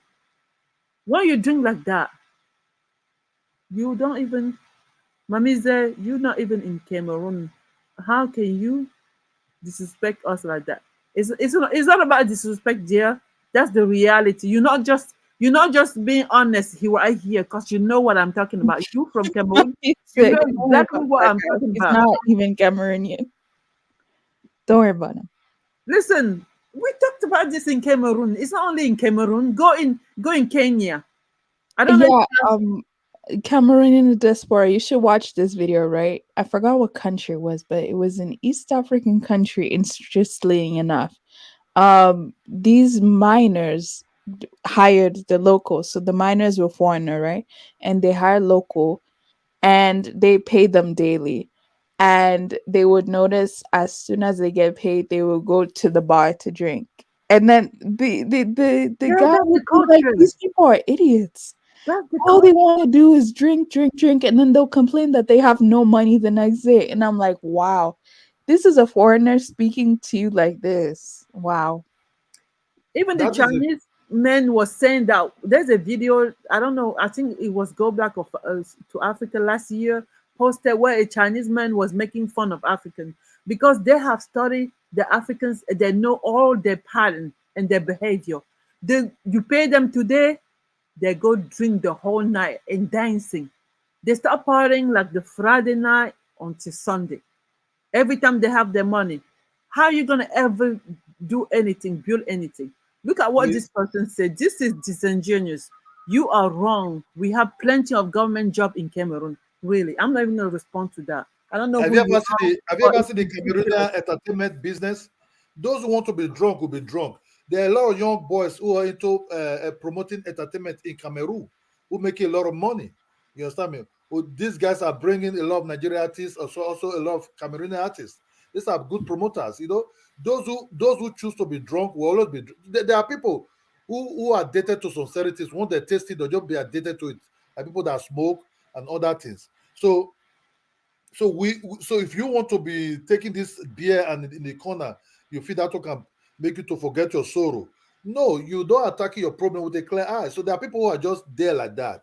There are also people who want to chase things, want to make things happen for themselves. You understand me? So you cannot just talk a whole Cameroon and they're all drunk because there are beautiful people in No, Cameroon. we're talking about the majority of the youth. That like the segment of population that are drinking too much shouldn't even be doing what they're doing. That is wrong. We don't have to wait for it to get worse before we talk. Okay, it doesn't have to be everybody. I don't know why you guys That, always think like that's that. why most of these young people they have to try and create things for themselves also. You understand? Do your talent. Go and discover yourself. In Africa, you can easily discover yourself because the freedom is there for you to discover yourself. You understand me? Kenya, What I mean? Kenya, same thing.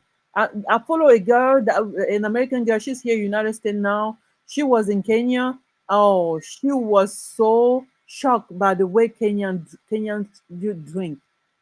She said these people drink so much. How are you gonna function if you drink that much? They don't even care about their health because 20 years away from now, they're gonna be all over there like falling off like with liver disease, kidney disease. What kind of like future leaders are these?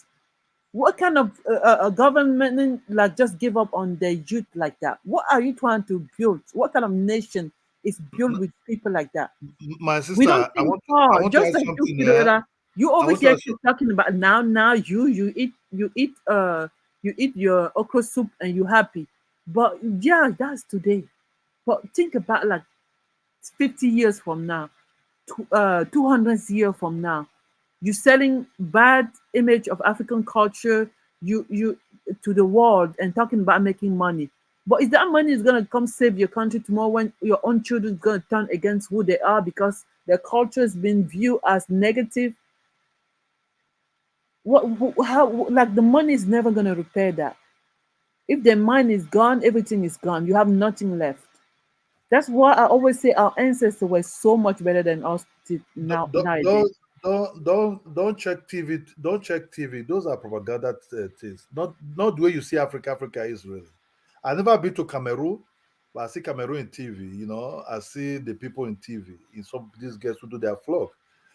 I've seen the way they eat. I've never eaten and similar they will eat like Nigerians also. Because they are close there.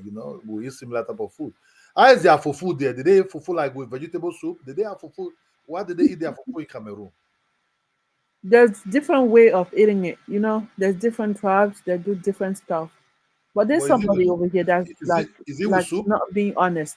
The Is it majority with of the soup? youth in Cameroon are involved in STEM and culture. That's a lie. I don't know who you are lying. Okay, in the day brought lie, you lying and lying and lying. The majority of youth in Cameroon are jobless. They are idle. They have nothing to do. They're struggling. Wait, Not they have wait, no, no, no, come on, Cameroon. You can't say they have plenty of government jobs. Which it doesn't African make sense. country has plenty of government jobs? Government and many No, countries, the biggest you employer. entrepreneur, you're making your own money. Please stop. Stop this propaganda. Yeah, You can like create in people like America this, right? People in like this America are people create their very job, right? toxic In America people to create our their job, face. right? People create their jobs. You see, you can create your own job. You can be. It doesn't mean you can start for small scale business. You can be selling. Kidera, not everybody is an entrepreneur. You guys You, have to you, create a you society can in you, which you can everybody start. can survive and find their path and find their way. No Don't just don't government make don't have to things do so everything hard for that you. you're gonna now turn around and say that it's because you're not creative. And because not everybody is gonna be an entrepreneur. Make a society in which you can grow up, have like family to have parents that are gonna guide you. You're gonna educate yourself. You're gonna find a job if you're someone that want to work, want that want to be an employee. You can find a job, or you want to No, you want to be someone that want to be an entrepreneur. You can create or whatever. Don't create a society in look, which something no, no, no, no. cannot You get it wrong. I see a lot of Cameroonians who are look. I don't know all the jobs there. I've never been there, but what I see, the which is not hidden. I saw a lot of men promoting good good things for themselves. You understand me? Entrepreneur, entertainment entrepreneur, money making things. You understand me? I saw other businesses. You know, I saw people like them. That Cameroonian superstar, forget his name. Is it Mark Eno? I don't forget what is his name It again. doesn't matter. Don't You take know, one these guys are particular these situation. guys are doing well. You cannot just all the youth. You Oh observe my the youth God. that's already drunk. You understand me? You know, I see a lot of Cameroonian flog people that are doing well for themselves. Do you have You know statistics? Do you have that's why statistics? I love Samuel Oto, that footballer a lot. You know, I love Roger Milla when he was playing ball those days. You know, they have good Listen, Cameroonian footballers. Cameroonian You cannot just diaspora. I don't need to be in Cameroon. how long have you been in Cameroon? I want to know how I long have go you to been? Cameroon every 3 years. You Uh, know, Cameroonian diaspora. You don't have to tell me anything. I don't know what you're talking about. no, you cannot just say You like that just because Cameroonians are you doing well. Eh? you're speaking like some of these Africans. I know how people. The only reason why Kidola is talking the way he's talking is because Kidola is from the middle class. In Africa, usually, if you're from the middle class, you can care less about people that are beneath you. You don't care. The rest of the people can be even dying, falling. It's not your problem. That's typical African mentality. These people don't have the mentality of community. Okay, it's not only about you, and you're not gonna go pick exception and make it as a general rule. It's not gonna work. In Cameroon, I'm telling you, more than 60% of the youth are unemployed. Okay, uh, same thing with Nigeria. We're talking about Nigeria. All this came that calls you all the time and asking, making up stuff from Nigeria, making up story from Nigeria to trying to scam you. What do we think that comes from? Keep those children busy. I'm gonna see where we're gonna have less scam or less violence around our community. It's not brain surgery. I don't know why we over here arguing over this. We have a lot of youth that are idle. They don't supposed to be. They have to be. Cameroonian diaspora. Let me tell you something. The Ghanaian government in 2009 asked Ghanaians to come back. He was like, "Oh, you guys need to come back. You please, people, come back." How are you gonna tell people to come back and not give them jobs? A lot of these Ghanaian doctors were like, "I don't want to come back and make $15,000 a year after I've been used to making $100,000 a year." And it's not even just the money. Like the money is not bad, right? But it's the money, lack of facilities, lack of it's like the lack of support. But you want people to come back. You can't just do that. So when you're talking about these STEM program, who's supporting these kids in the STEM program? Or are you just saying they're doing STEM program and that's it? Because that's not gonna help. What's the point of having a STEM program if half of them are gonna leave because the Cameroon government is not doing anything for them? You know what I mean, Cameroonian? Yeah. He doesn't even like. I don't know. When I see what he's writing, I don't know what he's trying to protect, what he's trying to defend. He's still in that stage where he think we have to hide our shortcoming, our issues. A lot of you have moved on from that stage. I remember when we started here on YouTube, nobody would admit nothing from their country. Oh, Ghana is not like that. Oh, Nigeria is not like that. Oh, even Mike, that's all. Mike is exactly like Kidogo. He always argues stuff. But he's starting to be like admitting some of the stuff that are going on in Nigeria. When you start acknowledging it, we start looking for solution on how to fix those things. But you're gonna refute and deny. It's never gonna get. A STEM program doesn't help. Wow, that's not what African millennials say. African millennial asks you who is supervising those programs you're talking about. and I don't even know where it is in Cameroon, to be Okay, honest. okay, my sister, I'm leaving. I'm going to eat mashed potatoes with a very beautiful bacon inside, and some salad by the side. So today I'm eating Western food. Have a How great many day. children do you have, Dollar? Three Okay. They're grown already? big. One is going to university next year, University of Lagos. Ah, okay. All right. Sounds cute. The Have a good thing beautiful is day. that they are in Lagos. At least they are among their Uh, people. That's yeah, they're in Lagos. There's every 2 years they visited their grandparents in Europe, in Holland. okay. Have a great All day. right. Thank you so much Bye for bye.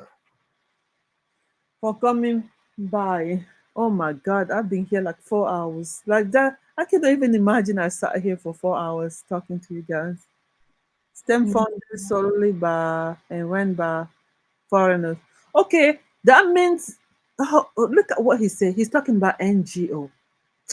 I oh no, that's not you. No, hold on. That's not Cameroonian. That's Bebe Rodriguez. I don't know the stem he's talking about, to be honest with you. He said Stem, that stem in a place where there's light off. Girl, stop bragging. okay, he's over here talking about the rapid development of Douala. Let me tell you guys something, African Millennium. When you see someone like Cameroonian diaspora that has that belief that Douala is developing, okay? That Douala, that Cameroon is doing so great. Somebody that's so much in denial. Do you know why? That where that stem from? That stem from lack of like low standard. So they think so low of themselves at the place they come from, of Africa. So when they look at those small steps, they think they look at them as if they are exactly what is supposed how it's supposed to things are how it's supposed they were supposed to be. They have no vision for Africa. They cannot see Africa becoming that superpower, becoming they don't see the potential in Africa. Just like like you have maybe someone that you see the limit very quick, and you start like uh, uh, um you start like praising the tiny bit of movement they make as if they have like made a gigantic that just tell you what he think of Africa. That's Yeah. the African standard. This guy is sitting over here telling me how Douala has developed. What Douala is he talking about? What are you talking maybe about? I was just yeah, in maybe Douala. Dwala is developing, but I agree with It's you. not developing nothing in A the lot. African millennium. When we say development, we're talking first of all of safety of the people. Oh Okay, my through what? Through like roads. When I can get up and get a taxi to go somewhere without being scared of an accident on the way. Okay, they don't even have sidewalk in Douala. Okay, what are we talking about? When we're talking about development, we're talking about community. I want to see the development being about the people living there. Okay, it's not about gentrification. Just 2 months ago, they came to Douala in one of the neighborhood that is like developed. When I say develop, where there are roads, that's what development mean in Africa. Because when they say develop, you come over there, you see the neighborhood. There's still it's still not well designed. Things are not being provided as trash can to everyone. Things that I'm not even. But anyway, they came over there, right? They basically displaced the people that live there to build a Marriott hotel. It was on Facebook. They displaced a bunch of people to because they sold the land to Marriott. They're about to build a five-star hotel over there in the city center of Douala. Who does that to people? What is he talking about? He's telling me that I'm Haitian. I'm not Haitian. I'm Nigerian. Let's say No, let's no. He's saying that you're hating, so you're being mad, like that you're not agreeing with what Cameroon diaspora. look at what he's saying. That Douala has Cameroon has literally some has the best architecture in Africa. Oh my God, delusion is gonna kill Africans. When you cannot see Um, things for what they are, it's so annoying. What me, I believe, I see, like I believe. Oh my God, I see so much potential. There's so much potential in us if we change our mind and start like really hold ourselves into a higher standard. We can accomplish so much, so much. They don't know how to design cities. They don't even know how to design neighborhoods. You see, look at all the things that they show here on the internet. They show like they're gonna go and show a neighborhood that just like newly designed neighborhood. There's yeah. no trees, there's no green space. It's a concrete block. In Douala, Douala is so hot, and they keep cutting the trees. What is he talking about? Is Douala better than Yaoundé? I don't even know which one is better. Yaoundé is more clean because it's the political capital. It's clean. You know how they do in Africa, right? They always like wherever the road passes, uh, just right by the road, they're gonna have like beautiful houses or maybe a building. Yes. And then when you walk past that building, it's trash. It's like, oh God. Yeah, that's like Abuja, but you can't compare because Abuja's so big. But Cameroonian. Let me tell you something. A secret maybe you don't know. A lot of these African presidents, right? They'll do these jobs as a political stunt and then afterwards abandon it. So in the case of Ghana, there was a time where the Nana Akufo-Addo, the biggest snake in the world, Nana Akufo-Addo, he said he was gonna add more transportation routes, and he did. He added more buses. If you ask me how those buses look today, they have not been maintained. So that's the thing about a lot of these African presidents and Africans in general, because they don't have that in themselves. You give them a Yeah. new project, Mindset. right? A new project years later, even like months later, look at the same project, it's ruined. There's no pride. No, they don't maintain nothing. Yeah. I don't know what African diaspora is talking about. These are the people that are in Africa and they have money. They have the, you know how I was doing. I had that analogy. Yes, last time we were here, I told you that our mentality in Africa is this: like the whole place look like a dumpster in which they're gonna clean a space and build a mansion and and pull up a wall that's gonna protect them from rats cockroaches, mosquito to protect them. But when they step out of that mansion, they step into the trash again. Can I ask you a question? Okay. So I wanted to ask you this because I don't think I'm wrong, but I've been told that I need to like stop speaking so much on African men because they don't know the way and all of that. Because when I say things like African men have failed the continent, they get so upset at me.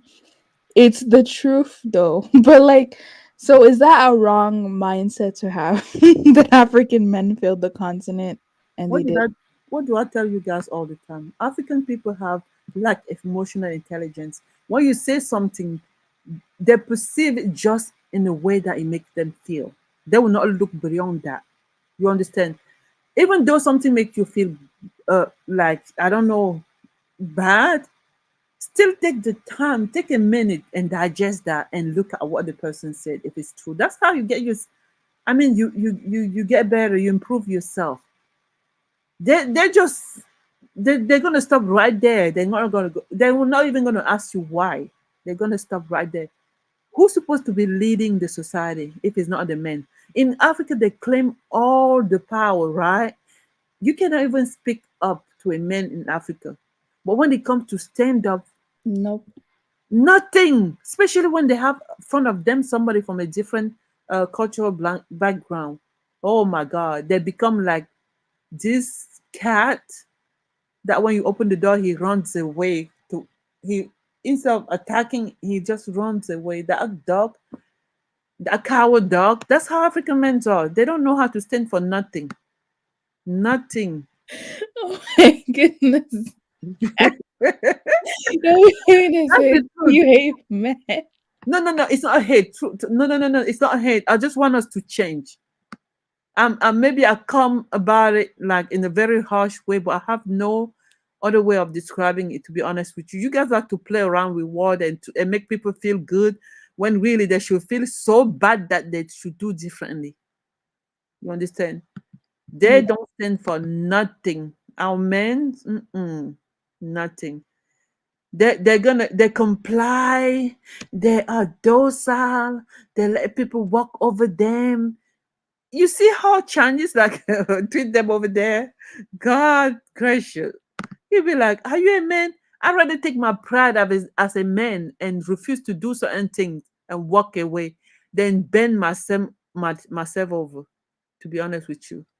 Because what are you teaching your children? Let me tell you, one of our people, one person, like we have this minister in Cameroon. I'm not going to say his name. I don't want to get in trouble. These people are very vicious. When you talk about them, they don't want you to talk about politics and all that. So he says that he has a say that he always say or put on his Facebook page that says this. I'd rather be an alive coward than a dead hero. That say everything. That's what he always say. I'm like, this outrageous to say that. What the hell are you talking about? You rather be an alive, a living coward than a dead hero. Somebody else would say that we in verse say that I want to be a dead hero than a live coward. That's what they live by, and they don't make any excuse for it. That's how you see in Africa they flip flop, they change very quick. You know, all these people opposing the party in the regime,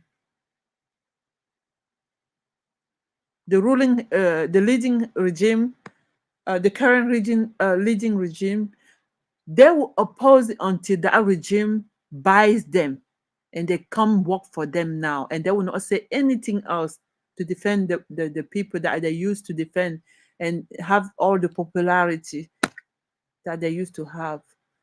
They will just keep quiet. You can buy Yeah, an they African with will. anything. Yeah. Like and like okay, so our ancestors were way better because they were warriors, they fought. Generally speaking, African people today by way of African leaders, right? So it's not just African men, if that makes people feel good. Um, don't stand up for themselves, accept bad behavior. These are the same African that will go to other countries and accept bad behavior from other people, but in their own country, if their own country person were to tell them to do something, they would fight them. That's not good. Okay, so you're telling me, oh yeah, you're a warrior because you could fight someone else in your country who's your same country person. But when someone else comes to your country who's not your country person, you don't fight them. That's a problem. No other country would do that to you. A Chinese person will never do that to you. Do you understand me? A Chinese person will call you a monkey. They won't let you marry their daughter. They have rules, but Africans don't. Don't you see how they marry outside of they marry a woman from elsewhere? Their behavior changes straight right there. The thing they do for that woman is that they would never even do half of it for their own African woman at all. This man, dear God, they're just lucky that in our culture, when we are raised, it's raised to respect men. If we were raised like in America, we would not be respecting them at all, because They don't know how lucky we are. yeah, they're just That lucky in as much as all this frustration, because we're still gonna be even with African men. yeah, even with everything I say, I still have a lot of respect for African men because that's the way it was instilled in me. I'm not going to stand in front of my husband, start being defiant or fighting with him about anything. It's just how I was molded to be. Because you grow up as an African girl, you grow up to be a wife. That's basically your destiny. It's not to be anything else. Even when you're a doctor or a lawyer or whatever, that's just your profession. You put that in front of the door when you walk in. It has nothing to do with your relationship and your husband. That doesn't even come into play, to be honest with you. You're supposed to be a mom and a wife. That's even why how that's the even the only way they value you in the family. Nobody cares if you're a lawyer or whatever. If you want to be that kind of wife, you're gonna go be a lawyer outside of the marriage. Nobody cares about your degrees and all that. That's not what you. That's just attributes. But anyway, yeah, in the U.S., Asian are literally whining about being attacked by Afro diaspora. That's different. The whining, what you call whining, is them protesting. I don't call it whining. I'm talking about African men don't even formulating any request. Okay, they're not even formulating anything to protect themselves and their children.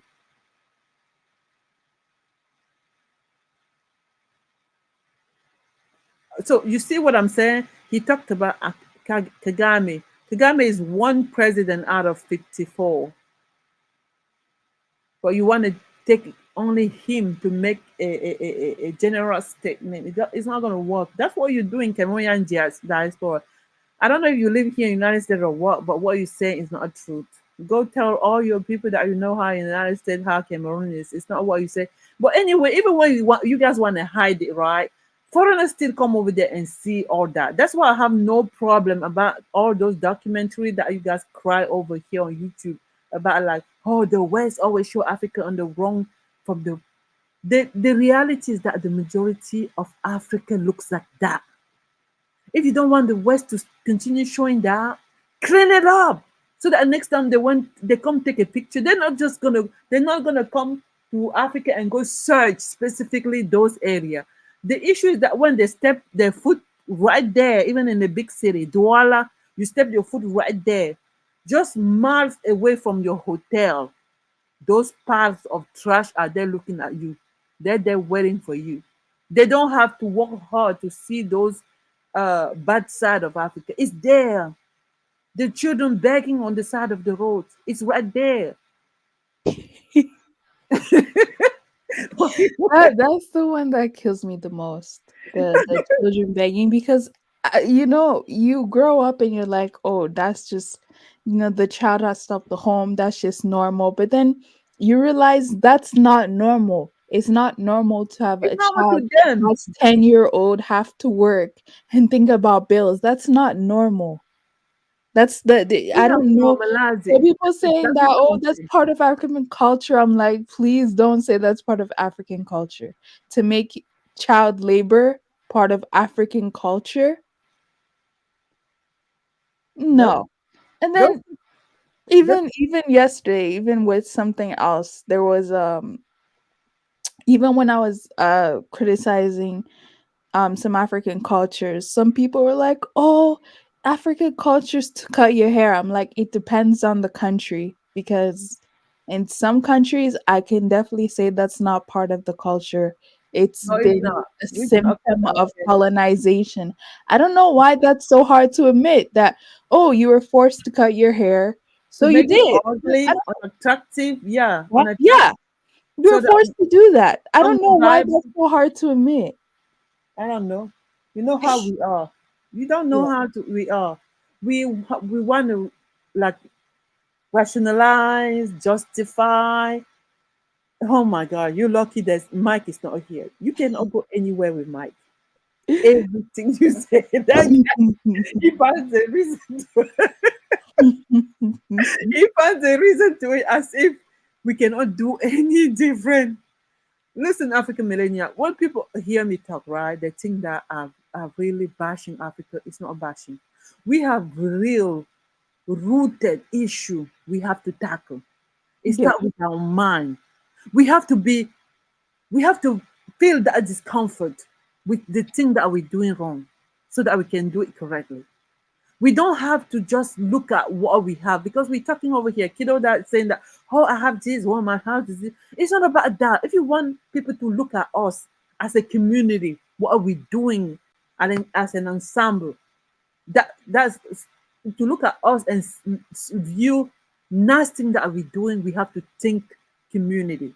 We have to think about how when we design a neighborhood, how it's going to be functional, because all those houses, those gentrification that's happening in Africa, even when I was still in Africa in the 2000s, all those things that Audemars shows, like, oh, this African built this, oh, African that does that did that, it was there, but it's not for your average African. He cannot afford it, and that's called gentrification.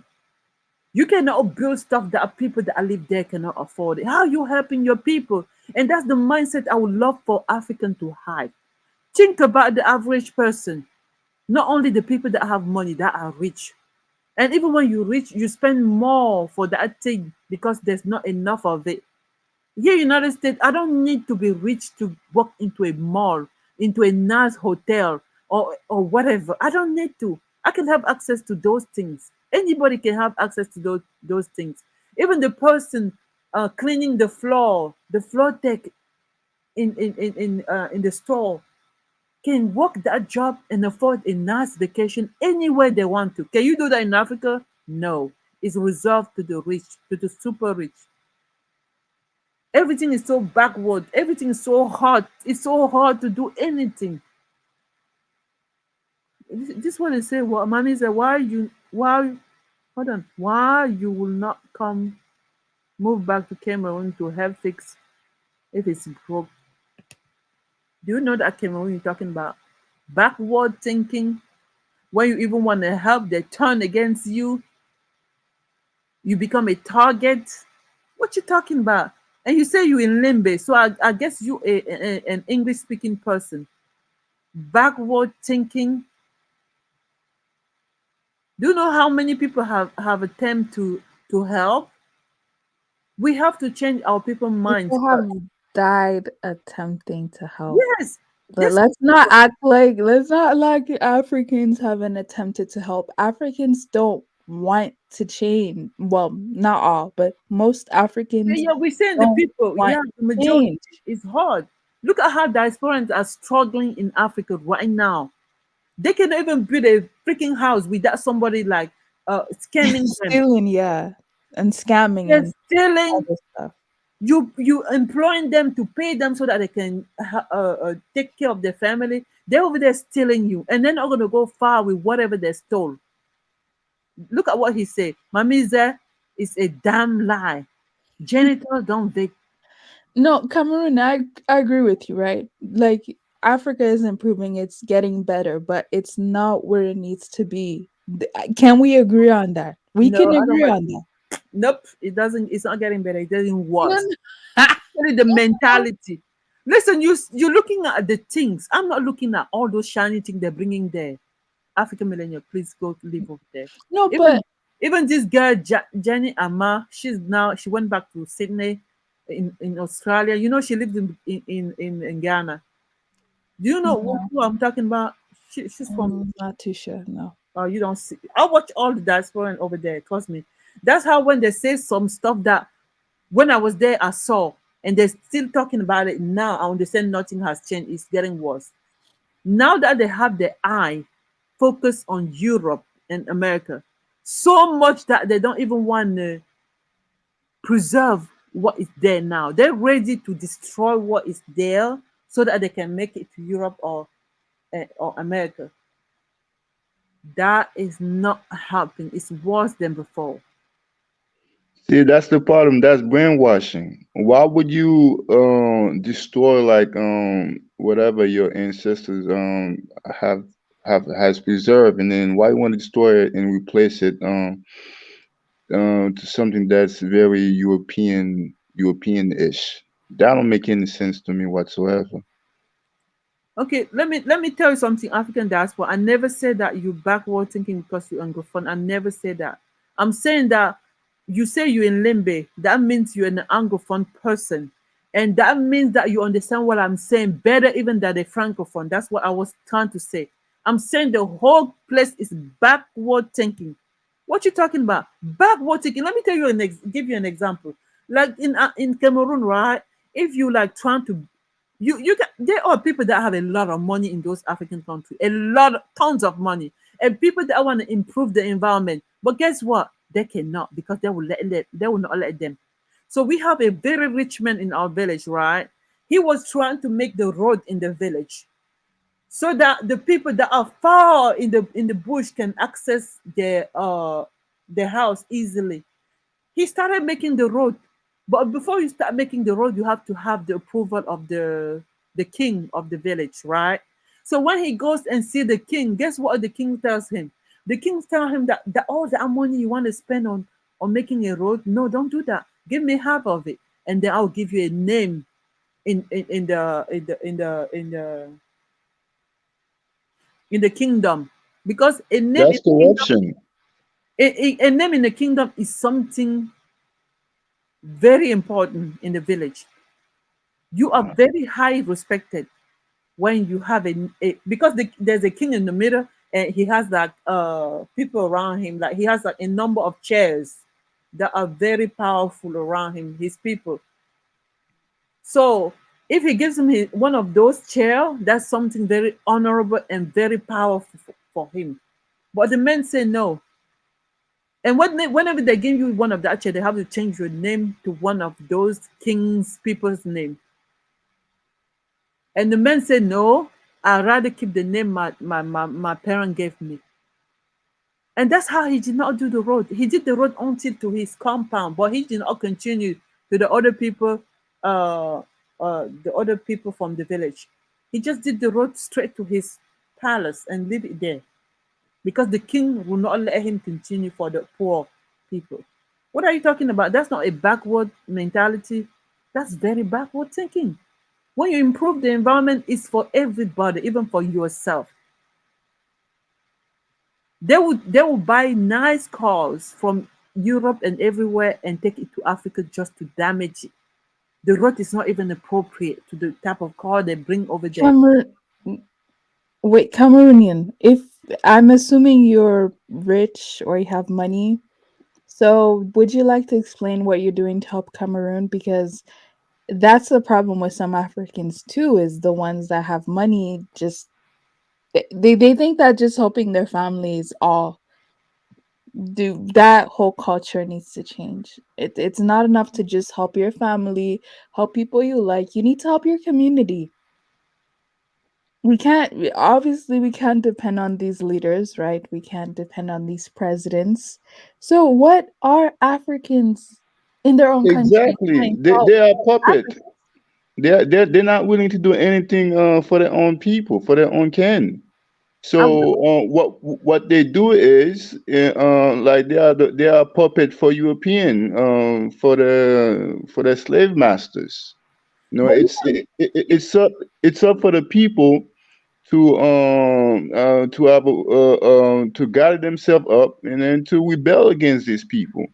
I mean, for me, millions a government cannot stop millions of people who wants to have a real change in their country, and but those people have that's to why be I awake. tell Haitian the same thing too. You see my message, the same problem that you see in all these African countries, it's the same problem that we have in Haiti. It's the same problem. It's to the point that the people, the people who knows something in the country, because of lack of infrastructure, because of lack of opportunity in the country, they leave.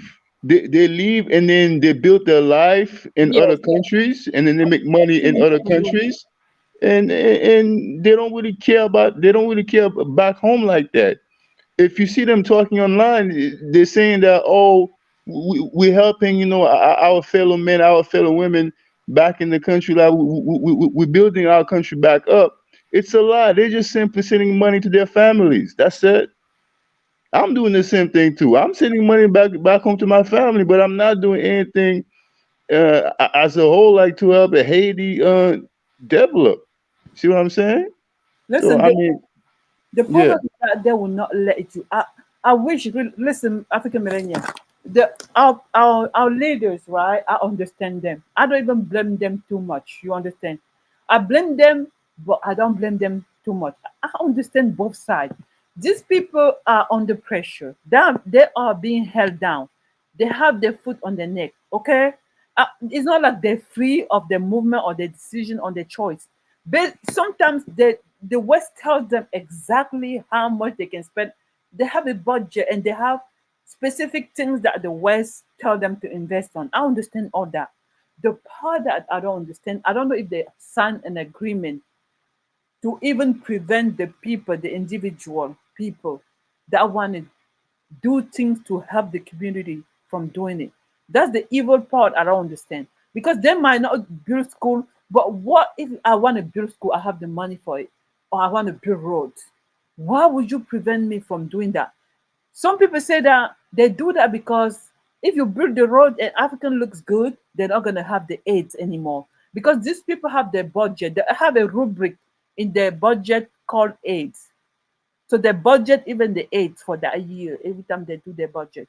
The most ridiculous thing I ever heard in my life. So for that reason, they prevent you from even doing things that's gonna help the community. They would just let their people die, and then come online like Cameroonian diaspora pretending that everything is okay when it's not. There are people that live in the secluded area, so secluded that when they're about to have a baby, African millennial, they don't get in the hospital on time. When I was in Cameroon, I can count how many pregnant women I have seen die in front of me. And I mean, like this friend will tell you how this because of road, the nature of the road, you couldn't get to the hospital on time. Women die in the taxis while going to have a baby in the hospital. There's no ambulance. There's nothing to make people's life like to ease people's life and create an environment that keep them safe and allow them to live longer and give them a better quality of life. African diaspora doesn't even believe that we deserve that. Because when you talk to African people, they say, "Oh, that's for the West, and that's for Europe. You have lived in America so much that you think that in Africa, that's how it's supposed to be." So they don't think great of themselves. They don't even understand they deserve those things. They think that I don't know. They can only have access to it in another life. They don't understand that they can transform Africa to make it not only like the West, but even be beyond the West. They don't understand that. They don't believe that an African nation can be like that. That's why they tell you that, oh, don't bring that over here. That's Western mentality. You see Kidojo, whatever that is, his name is. That's the exact same thing. When you talk to him, it's like it's a Western way of seeing things. As if only the West deserve that kind of that quality of life. They so used to see their people struggle and suffer that it has become a culture, an accepted culture. But I'm saying no, we can do better. We can do better, African diaspora. You're not gonna come over here and pretend that Douala, African millennium. When you work in Douala, right? If you work in a very big city center, it's like Aqua. It's called AKWA. To go to work in Aqua, my dear, you have to wake up like 5:30. You have to be on the road to get a taxi to make it to the city. In the same city, there's no road. Same thing in Accra. I see people trying to shoot their video how they stuck in circulation in Accra. Why don't we have the overpasses? To kind of like take people from one corner of the city to another corner and ease circulation to the only one way that we already have. Is it rocket science? We don't deserve that. We don't deserve to like travel without like too much struggle. You can have a baby just from the bumpy roads. You can lose your baby just from the bumpy road. I'm sure a lot of women have lost their pregnancy from the bumpy rides that you have in Africa, but nobody want to talk about it. They're like it's Africa. What's so funny? Especially in the case of Ghana, a lot of people were like, "What am I lied to us? What am I is this? He's showing the good parts. He's showing the rich parts." People actually think most of Ghana looks like that. I'm like, you need to go to. There's a place called Agboboshi. That's literally gold city. That's where people mine gold, and there's no roads. So I wish with the Maya can show stuff like that. I would really wish. Listen, with the it's a Maya, gold city, gold town, and there's no can. Oh, those are the people that really deserve to me uh, deserve to be acknowledged and deserve to create awareness around so that we can even contribute to do something for those children that go and dig the gold and all that. Always showing like all these people, and I'm going to tell you another thing. I'm going to tell you guys another thing here. All these people, they show you, oh, they have done this in Africa, they have done that. They have connection. Let me tell you. Don't believe that you're just going to go over there and do that. Africa is connection. If you're lucky, you come from a family that have people in government, you're lucky for the rest of your life and your generation to come. If you're not, or you have connection with those people, it's not done like the way you guys think it is. It is done. It's not fair market. Africa, there's no fair market. It's always about these people that's gonna favor that person because that person is some of their friend or maybe related to this or that. It's not like you think. That's how this diaspora and running to Africa to invest. Even the Chinese or whatever you guys always say, oh, what about the Chinese? What about this person? My dear, those people have connection. They understand how Africans people work. They study Africans and their mind. African people, you buy them with money with you, but some of those are that Chinese company don't pay taxes. Okay, it's not like they're doing thing in a very uh uh uh fair or maybe what they're supposed to do or clean way. No, it's not like that. They have their people that back them up. In Cameroon, you take a Chinese person to the police station, he's gonna lock you in. You're gonna be locked in, and the Chinese person is gonna walk away because they have connection. It's all about connection. An African person worth nothing. That's why I'm telling you that African men to me, like they can be bought. You can buy them with money is the only language they understand. The only value that they have. That's it. You guys are, I'm gonna go to Africa, open this business, do this, do that. First of all, the people over there cannot even afford the majority of the thing that. So we have our own network of where to get stuff. It's not like going to, we don't go to those big stores to buy stuff and all that what we need unless it's something that we cannot find on our own uh net back way back behind, I mean, how am I gonna say I'm gonna say black market or whatever I'm gonna say, unless it's something like that that we have to go to the supermarket or whatever. That's for the rich folks and the foreigners.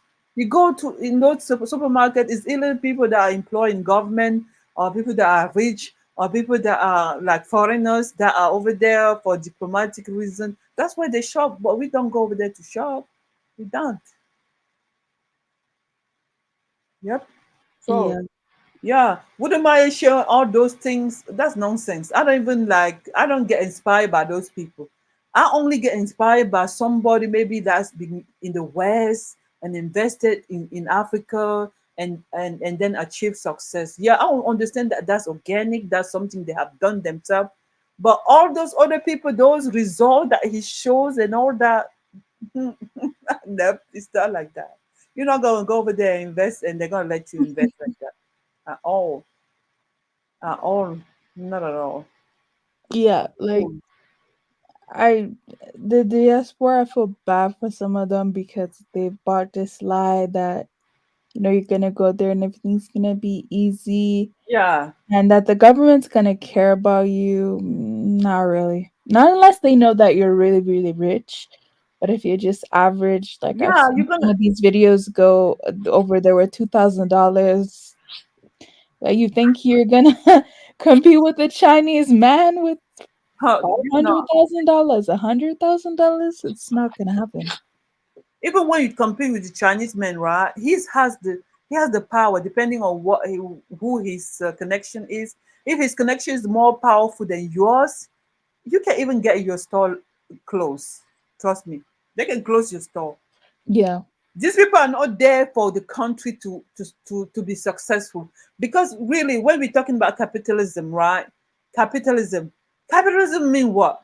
Fair market, like, well, the best wins, right? Like you compete, you come up with all your strategy to make you to I mean to win the game. But in Africa it's not like that though. It's not like that there. Don't even try. It's not like that. You have to have connection to back you up.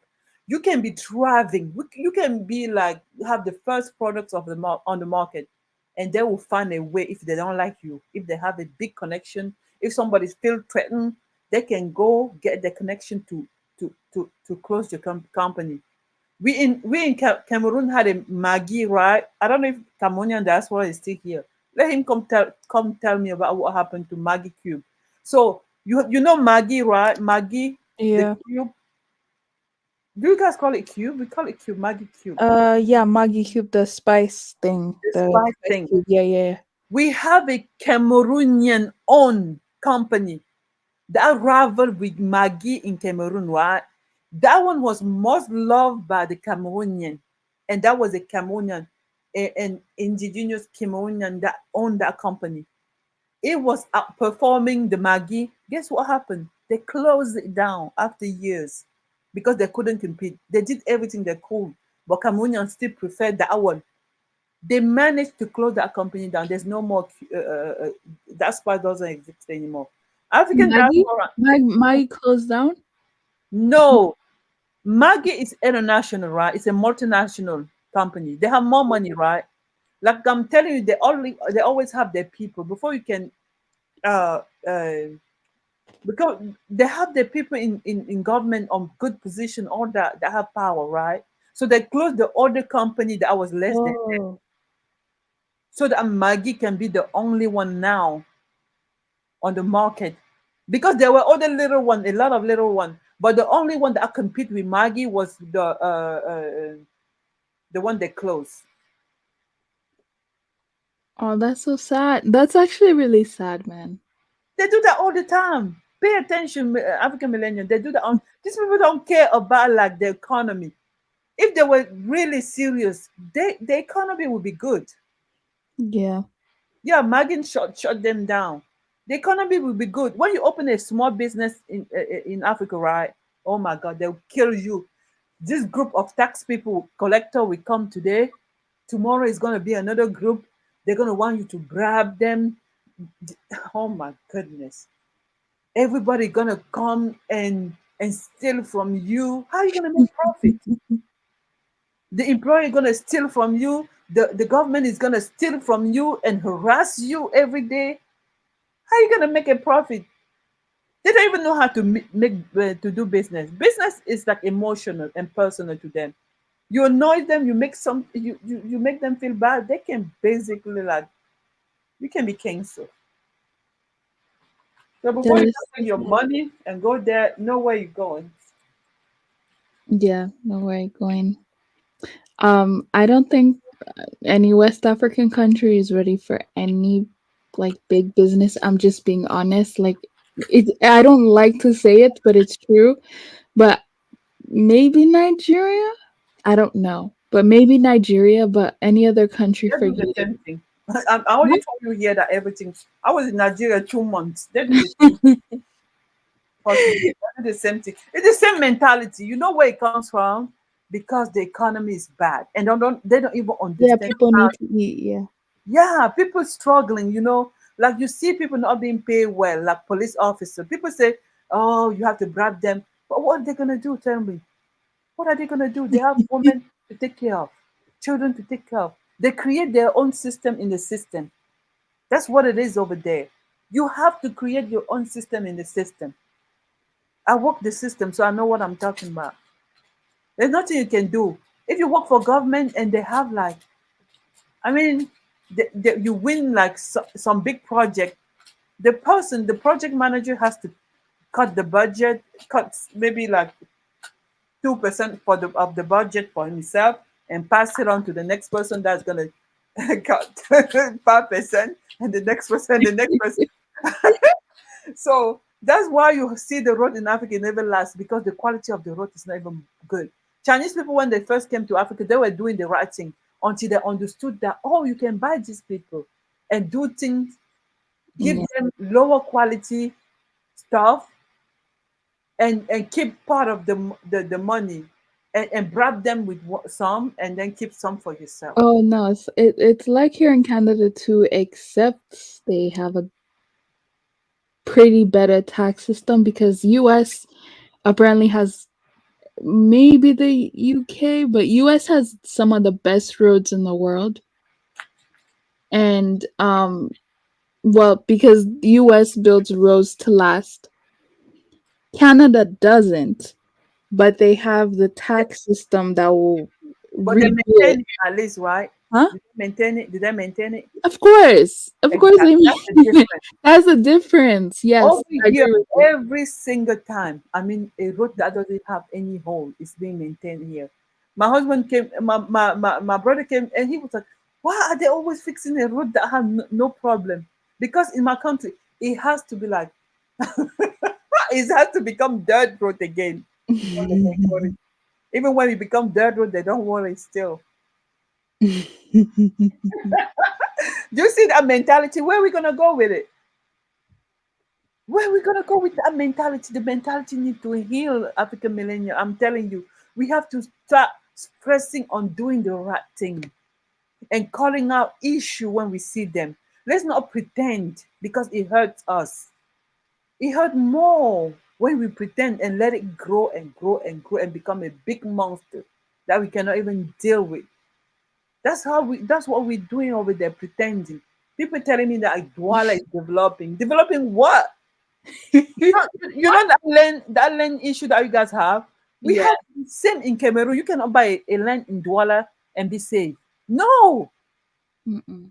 Yeah. I have my brother-in-law. He bought a land. I mean, like 3 years later, they came and said that, oh, the person that sold the land wasn't the real ear of the grandpa that died or whatever. Oh my God. He has to spend 2 times the amount he spent to buy the land just to go to court. Wait, hold on. So your brother bought a land My three brother-in-law, years ago. Okay, your brother-in-law bought a yeah, land three years later. He had like a land problem. Someone yes, said they that said, he didn't buy it from the right owner, and he had yes. to go back. There Wow. was a grandpa that died. You know how the people from the village, it's always about a little community, village people that you will go buy the land over there. You know, when you in the village and then the lands are shared among children. And then you come and buy the land. And when the grandpa died, he has to always have a ear, HEIR. How do you guys say that? Mm? Somebody that, Oh, air. Yeah. yes. So they say it wasn't the right one he bought the land from. They have to go back to court. Because usually one person maybe outside of the country, Europe or studying or whatever, the year is in Europe, and the other brother and sister remain in the country and sell the land. So when the real person comes back, is that where's the land? They're gonna be it was sold. If you start coming to build on it, they'll be like, that's not your land. I'm the legitimate person that's supposed to dispose of this land. You guys, it become like, oof. Yeah. The court system is not even like serious. Like every day they will postpone the case. When the judge is not in the good mood, he will just postpone the case for like next month, next 2 months. They don't care. These people don't. Oh, you guys don't know. They They don't don't care. care Can you about imagine buying a whole land and then apparently you bought it from another family member, but it's a whole family, and then another family member was like, "Oh no, I didn't want you to sell the land." So then it's like you're not the rightful owner of the land because that's family land that was sold to you. These things don't make any sense. I'm that. sorry.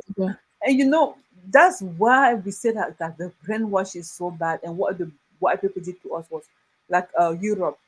You know, before we were not how do you guys say that? We were not governed by Yeah. the laws that are in place now. Before it was the traditional way. That's why the traditional and the modern law clash a lot in Africa. That land issue. They have a tradition in my country. They have a traditional law that define, like, if you have a problem, land problem, you go there. But now they're changing. Now you have to go to the modern court, and then it makes because before he would never sell the land before anybody everybody that's supposed to like sign. If it was in a traditional court, you cannot even sign it without another brother over there or whatever. But they don't care. They don't do whatever. And it's for you that bought the land if you still want the land to fight for it. But you already pay for it, and that person is not gonna give you the money back because when they don't know how to save money over there. When you give them money, oh my god, they party, they buy designer clothes, and that's it. You're not gonna get your money back. It's not like like in America when somebody does something to you, you go to court and they order the person to pay you, and you have ways of getting of retrieving your money. Nope, they don't have job. They don't have job. What you gonna do? You're not gonna do anything. You're just gonna go back to court to fight to get the land back because he's not gonna give you the money back. He doesn't have the money for real, for real. This He doesn't is have anything to so give you. funny. That's why I told someone I'm like trying to buy land.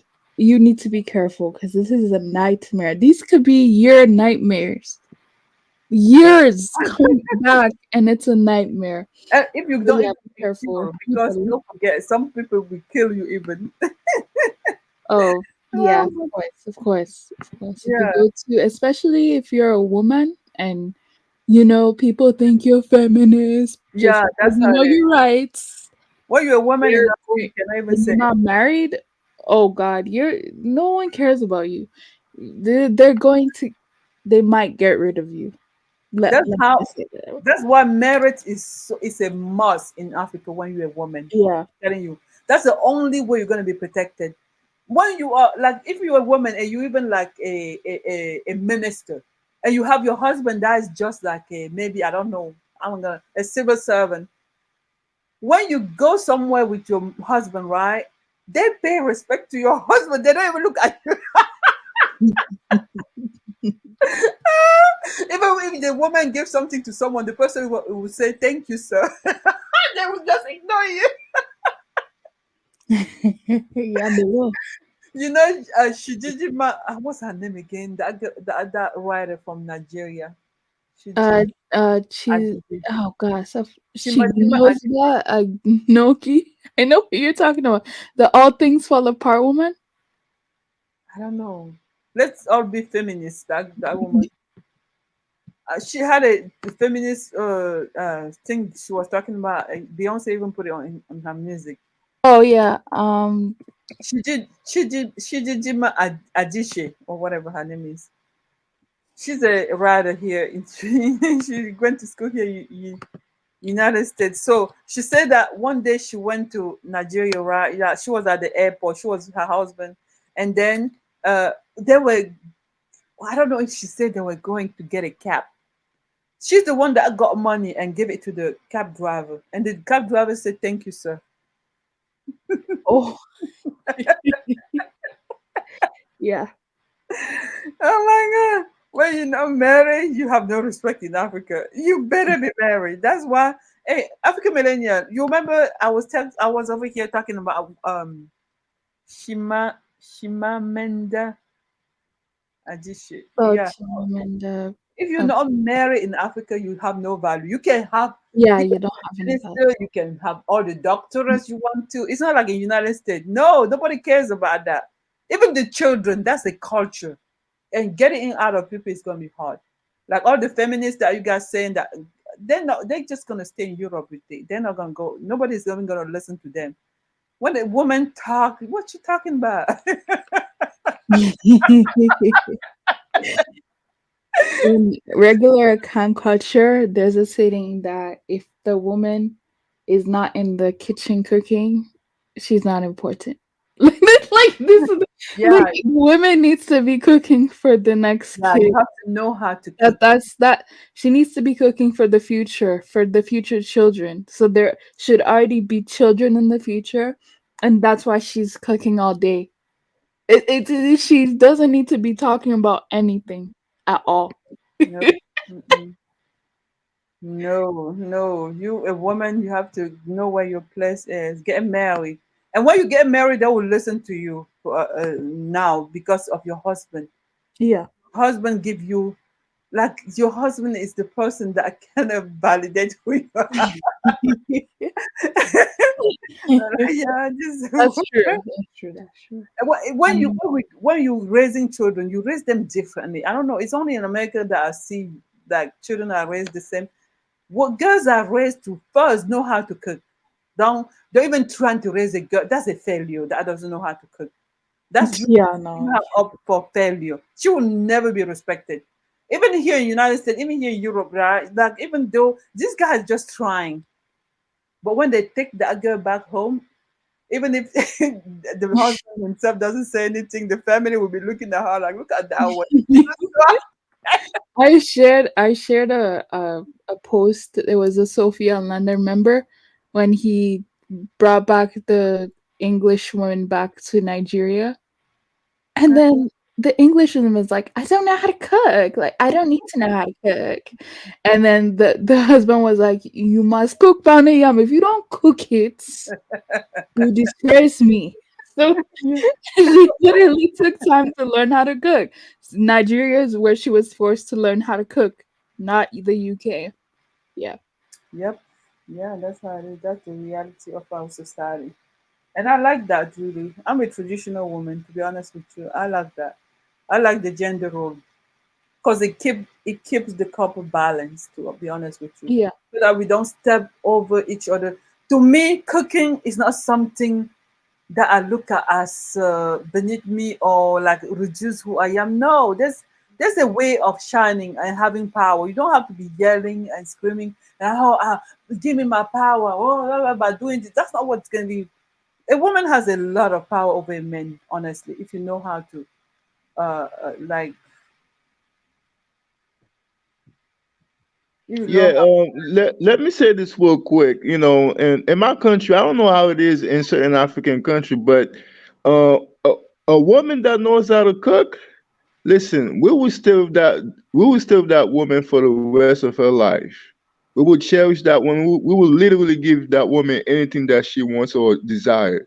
If she knows simply how to cook, we don't care like if she looks decent or maybe not looking like too good or but as long as she knows how to cook, listen, we will give her anything, and then we will stay in that marriage for like till the day death do us apart.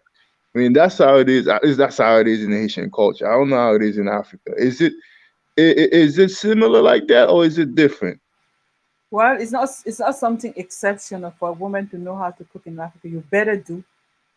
Mm. Yeah, Well, like, it's the same way in my country too. Like, you better know how to cook, because if you don't know how to cook, like, you will not have a man. yeah, nobody's gonna marry you. You're gonna go Yeah. be an embarrassment for the men in their family. They expect you to cook because when people come to your house, you're supposed to cook for Hmm. them. Like it's basically like I don't know. It's a very cherished thing to cook and have people eat. That's what make people come together and have a conversation and have a good time. If you don't know how to cook, where you go? It's not like here in United States that where you get all this stuff from the restaurant and put it on table. Oh my God, it's fake food. Yeah. Yeah, you're gonna cook. That's part of your womanhood. So you better like make sure that part is done correctly. Like you have that part down. Yeah, and well, a lot of people who are in the villages, they're even better off because they'll know how to cook already for like a big group of people. And Yeah, so they're not gonna cook for themselves. They're gonna cook for their mom, dad, sister, yeah, grandma, everybody. So yeah. they're even better off actually in that department. Now that you say that, I realize that here you learn how to cook for yourself first. No, you learn how to Yeah. cook when you're growing up. You cook for the family. When your mom is busy doing something, you better be in the kitchen cooking as a girl. It's not when you grow up that you learn how to cook. No, you learn how to cook to feed the people in the house. Like if your mom is sick or maybe she has a baby, you take over. If you're like 11 or 12, you're already cooking little stuff. It's not that you're gonna grow up and before learning how to cook. Yeah, no, it's not like that. It's a very honorable thing to know how to cook. Yep.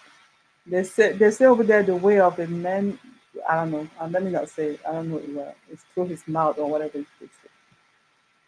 Yeah. So that's the difference. We have a lot of differences, but we also have a lot of similarities. No, it's very important for you. It's even for yourself. Seriously, you don't want anybody to laugh at you that you don't know how to cook. Know how to cook certain meal at least, and be bad at other. It's acceptable.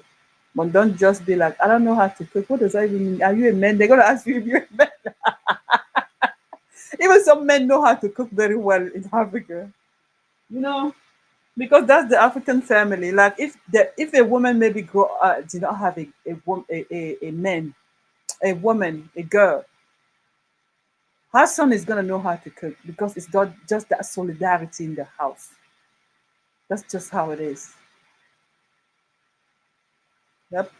It's only in the West that I came across the gender war. That's not something I ever heard of, to be honest I've with you. only heard of it.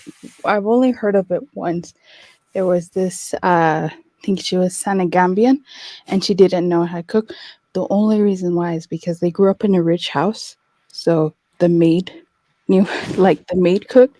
But when she moved to America, she had to learn how to do it.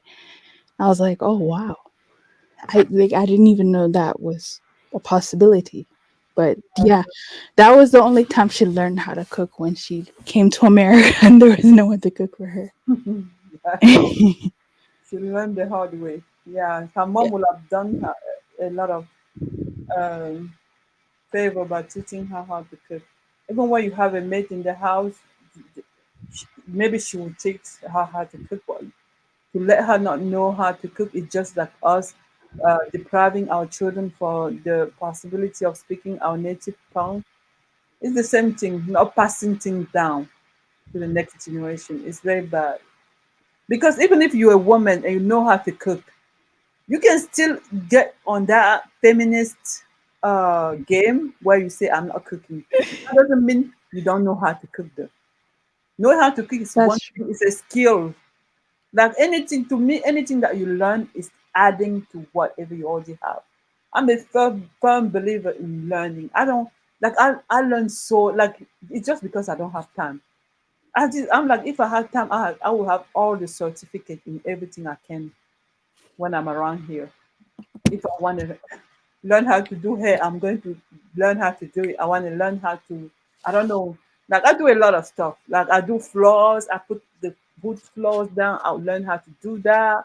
If I learn how to do drywall, I learn how to do that. I don't have any I like to learn. And anyone could do it. I mean, you never know what's going to save your life. So, Me too. It's very, very important. And like with African cultures, I've noticed that's something that they're really good at because over here, like people don't know how to do stuff like at all. It's not even just cooking, which I go on not, but like even if you just look at these boys, they don't know how to do anything. Like they don't know how to fix cars. They don't know how to do anything. Like things that in a lot of African countries is normal. Like these boys, men don't know how to do it, and I'm just like, okay, well, you want me to learn how to cook? I already know how to cook, but how? What are you supposed to do as a man? Like, do you not know how to fix the car? Do you not know how to fix the electricity? Like, you have to know how to do something as well. I don't know why over here people just. I don't know what they do with all their time, to be honest, but they don't know how to do anything. Like that's why I learned how to do sewing basic sewing. I want to pick that up, and then I also want to learn how to do cake decorating just for fun. But yeah, like I'm just shocked when a lot of these men my age don't know how to do anything. Like it's just shocking to me. I don't know how you can just not know how to do anything.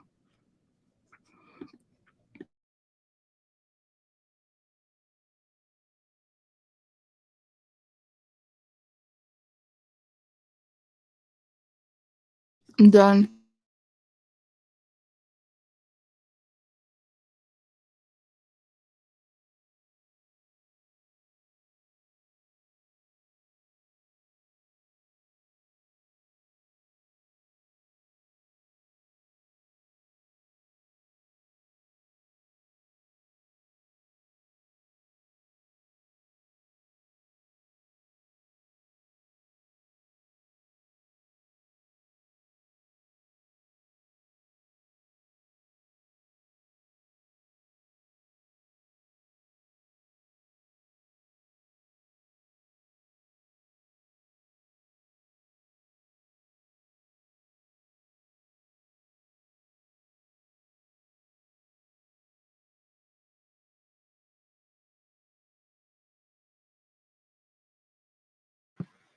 Anyone still here? Yep. I don't even know what we were talking about. I need to go run. I've been here like how many hours? My God, I cannot believe this is me. 5 hours. That's you see, you guys see what happened when you have no job. That's what happens. That's why the youth in Africa, those children were not born scamming. It's just the condition in which they live. That's why You I need to always say do they are the victim of the environment. To be honest, you need to do a show one of these days that literally breaks down African men, because I'm telling you there are people here that are saying that you hate African men. I'm like, no, she doesn't. She's talking exactly like me. yeah, But I'm married to an I'm African, nicer, and but she doesn't hate African men. I mean, I keep telling these people she's married to an African man. If she hated African men so much, I don't think she would still be with him. yeah, I love my Bantu men, my Bantu men so much. I used when I was in Africa, I used to think that they were the most like fearless Hmm. on earth until I met other men from other communities.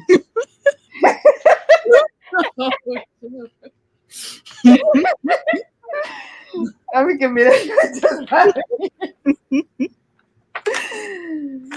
it's outrageous what I say. Yeah. Oh my God. No, I mean, I'm gonna put it into context. I'm talking about in the context of like defending themselves. Of course. Yeah, yeah. Only that. I'm not talking about anything else.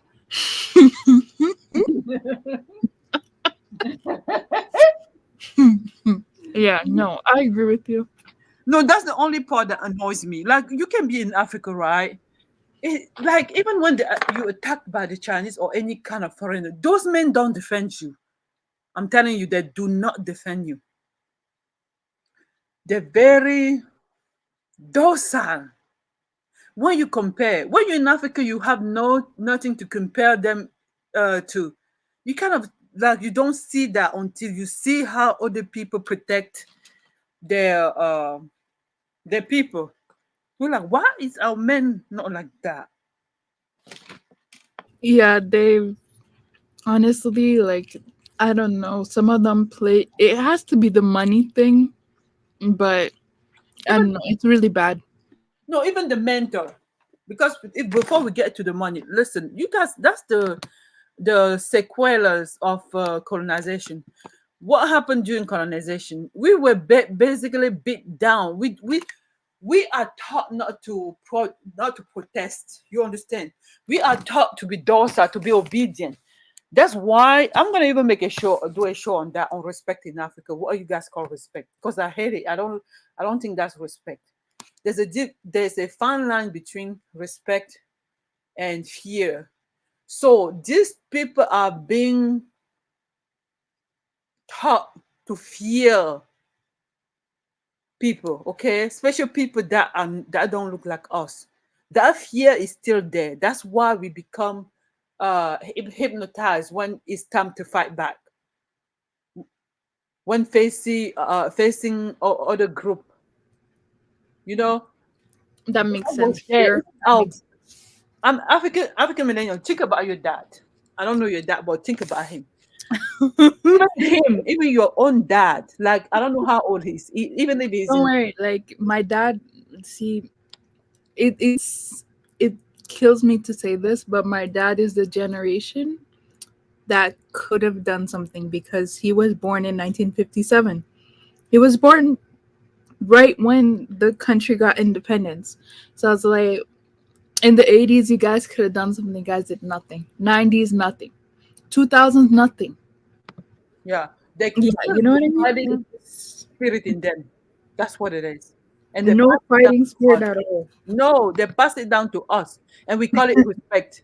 In Cameroon, when you have a international multinational company, and you have this European that occupy like leading leadership position.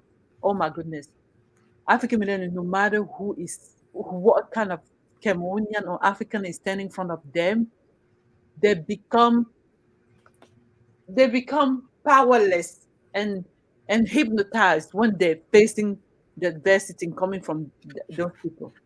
It's so sad to look at. How is the youth gonna get inspired? We have to have certain standard for ourselves. And we expect people to just grant it to us. That's why in the beginning, when people used to go to Africa, right?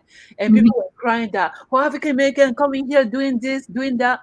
You remember you, African millennial, you made a show about the guy that was slapped over there in Uganda. And I was against all of you on the panel because, first of all, you cannot put yourself in a position of that much weakness. You scamming the guy for almost nothing. Now, because if you have the ball to scam somebody, okay, have the ball to fight back. Don't let the person come and slap you and you have nothing to do to say. Imagine if it was a Uganda slamming the guy would have fought back. Do you agree with me?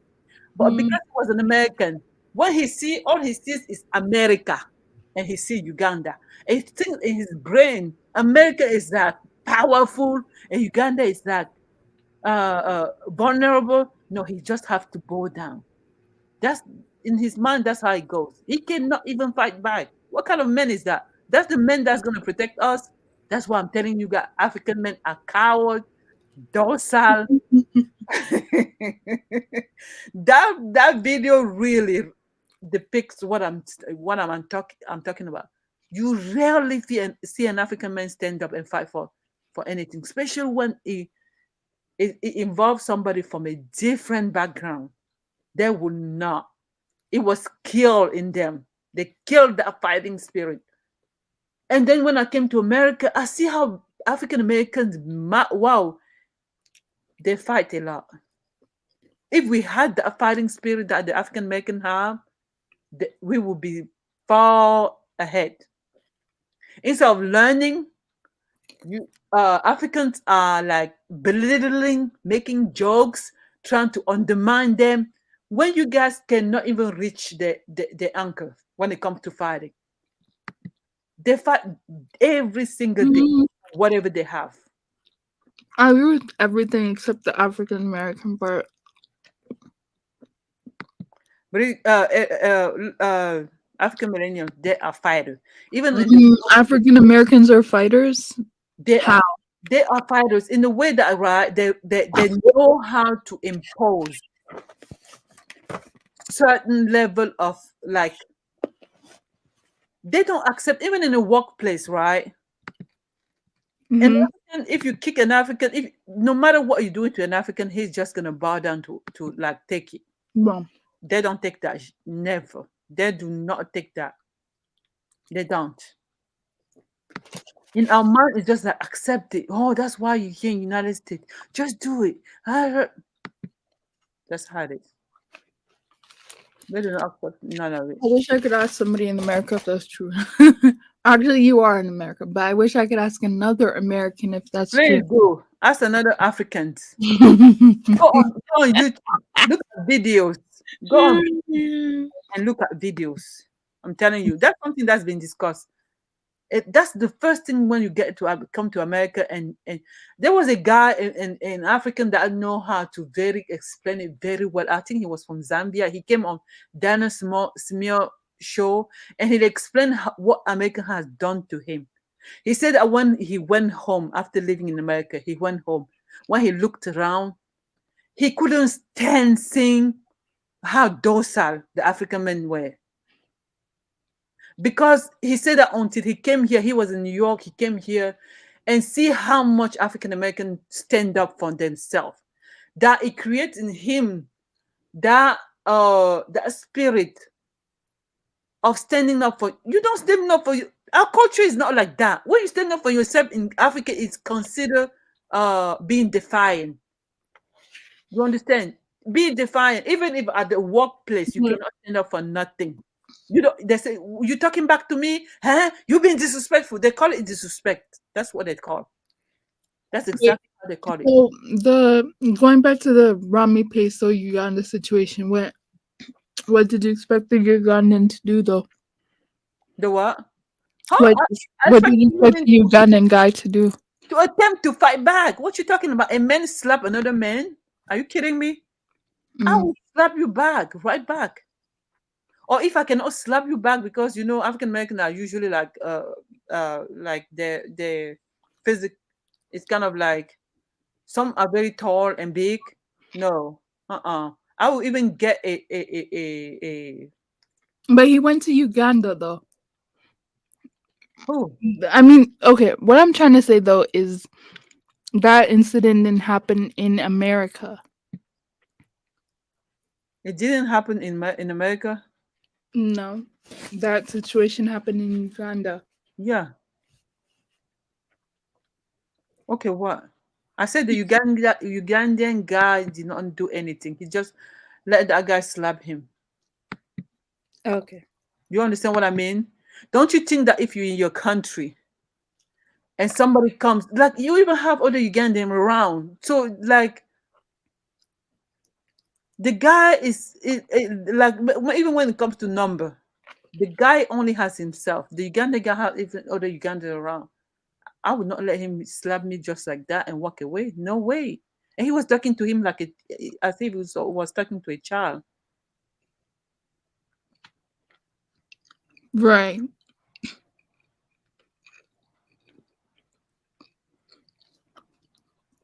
I know. Like, mm, I don't know. Look at what happened. The African culture is not really. It's not really big. It's not really.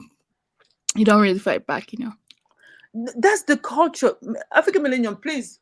I want when I'm saying this, right? Maybe I just don't have the correct word in English to explain this so that you can understand, right? Our culture is a culture of yes, yes. You understand? Yes, Mhm. yes. I don't know if you have been to Africa. In Africa, even your own parents, if you go to work and somebody does you wrong, you don't speak up. It's not a culture of speaking up. Speaking up is considered a disrespect. And that came from colonization.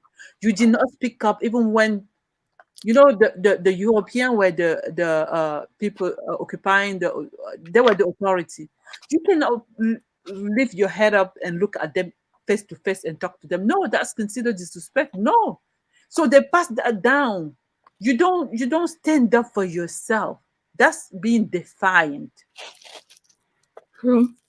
That's being defiant.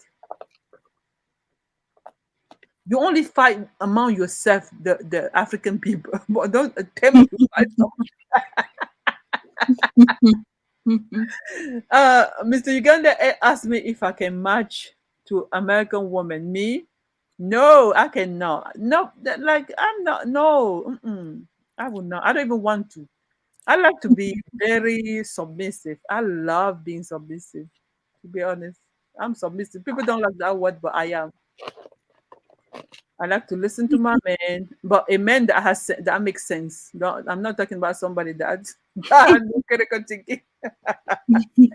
Somebody that is ignorant and giving you direction on something. Like, yeah, I am. I am. I like the, how am I gonna say? I like harmony, Mhm. to be honest with you. And I don't like too much opposition and fight.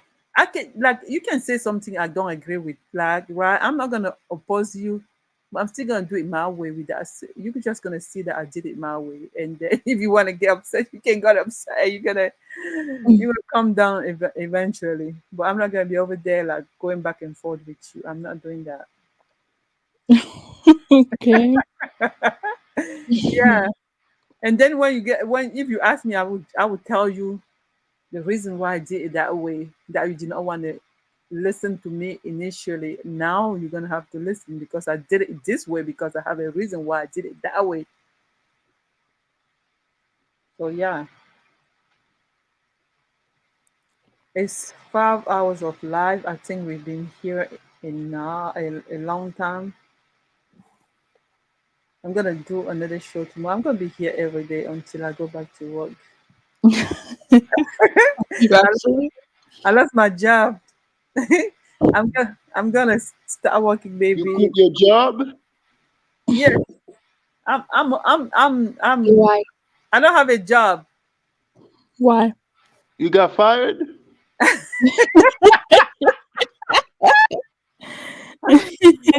Ah, I resigned. Oh, you resigned? Why?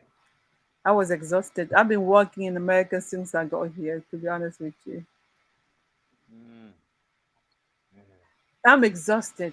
I work so much. I work a long hour shift. I work like 12-hour shift. I work like 4 days a week. Never have a vacation. I'm taking a vacation to stay here with my kid. My kid needs me, to be honest with you. Oh, wait. Are you taking a vacation or are you resigned? No, I resigned. Resigned The slash environment, vacation. Oh. the environment wasn't even like healthy for me anymore. And Mm. I don't even feel like they pay me right, to be honest with you. I resigned just so that I can reapply after a while. Because when I started working there, I was just fresh out of school. I got there with entry level salary pay, and I'm be stuck. Like now, I'm seeing new graduate coming in with like more pay than what I started with because the economy eventually thing went up and they're paid more now, so it's unfair. I think so. Now, if I go back, they're gonna rehire me with uh, my experience, and I'm gonna get more money. I think so. Yeah. I had to do it. Cool. So that's a good move. So on the time being, what are you gonna do now? So you just gonna sit at home, relax, and let your So husband I'm take gonna care take of you? some time for my kids because I'm always working. Oh. We work too much. When you work 12 hours and um, you're always gone. I work night shift, so I'm just gonna try to rest my body and How many kids do you have? just to. Oh, I got two on my own as well. Hey, Mr. Uganda, I like to be submissive. What do you have a problem with it? I'm so submissive. Hey, my Mr. Let me tell you something. That's a good thing. Like you being a submissive woman, that's a beautiful thing. That's a I like beautiful thing. harmony. That's what I'm telling you. If that's gonna make That's my good. husband like, I don't know, so that we don't. I don't. I don't. I don't feel like a woman should be fighting. If you're in a relationship where you have to fight with your man, you don't. You have no business being in that relationship.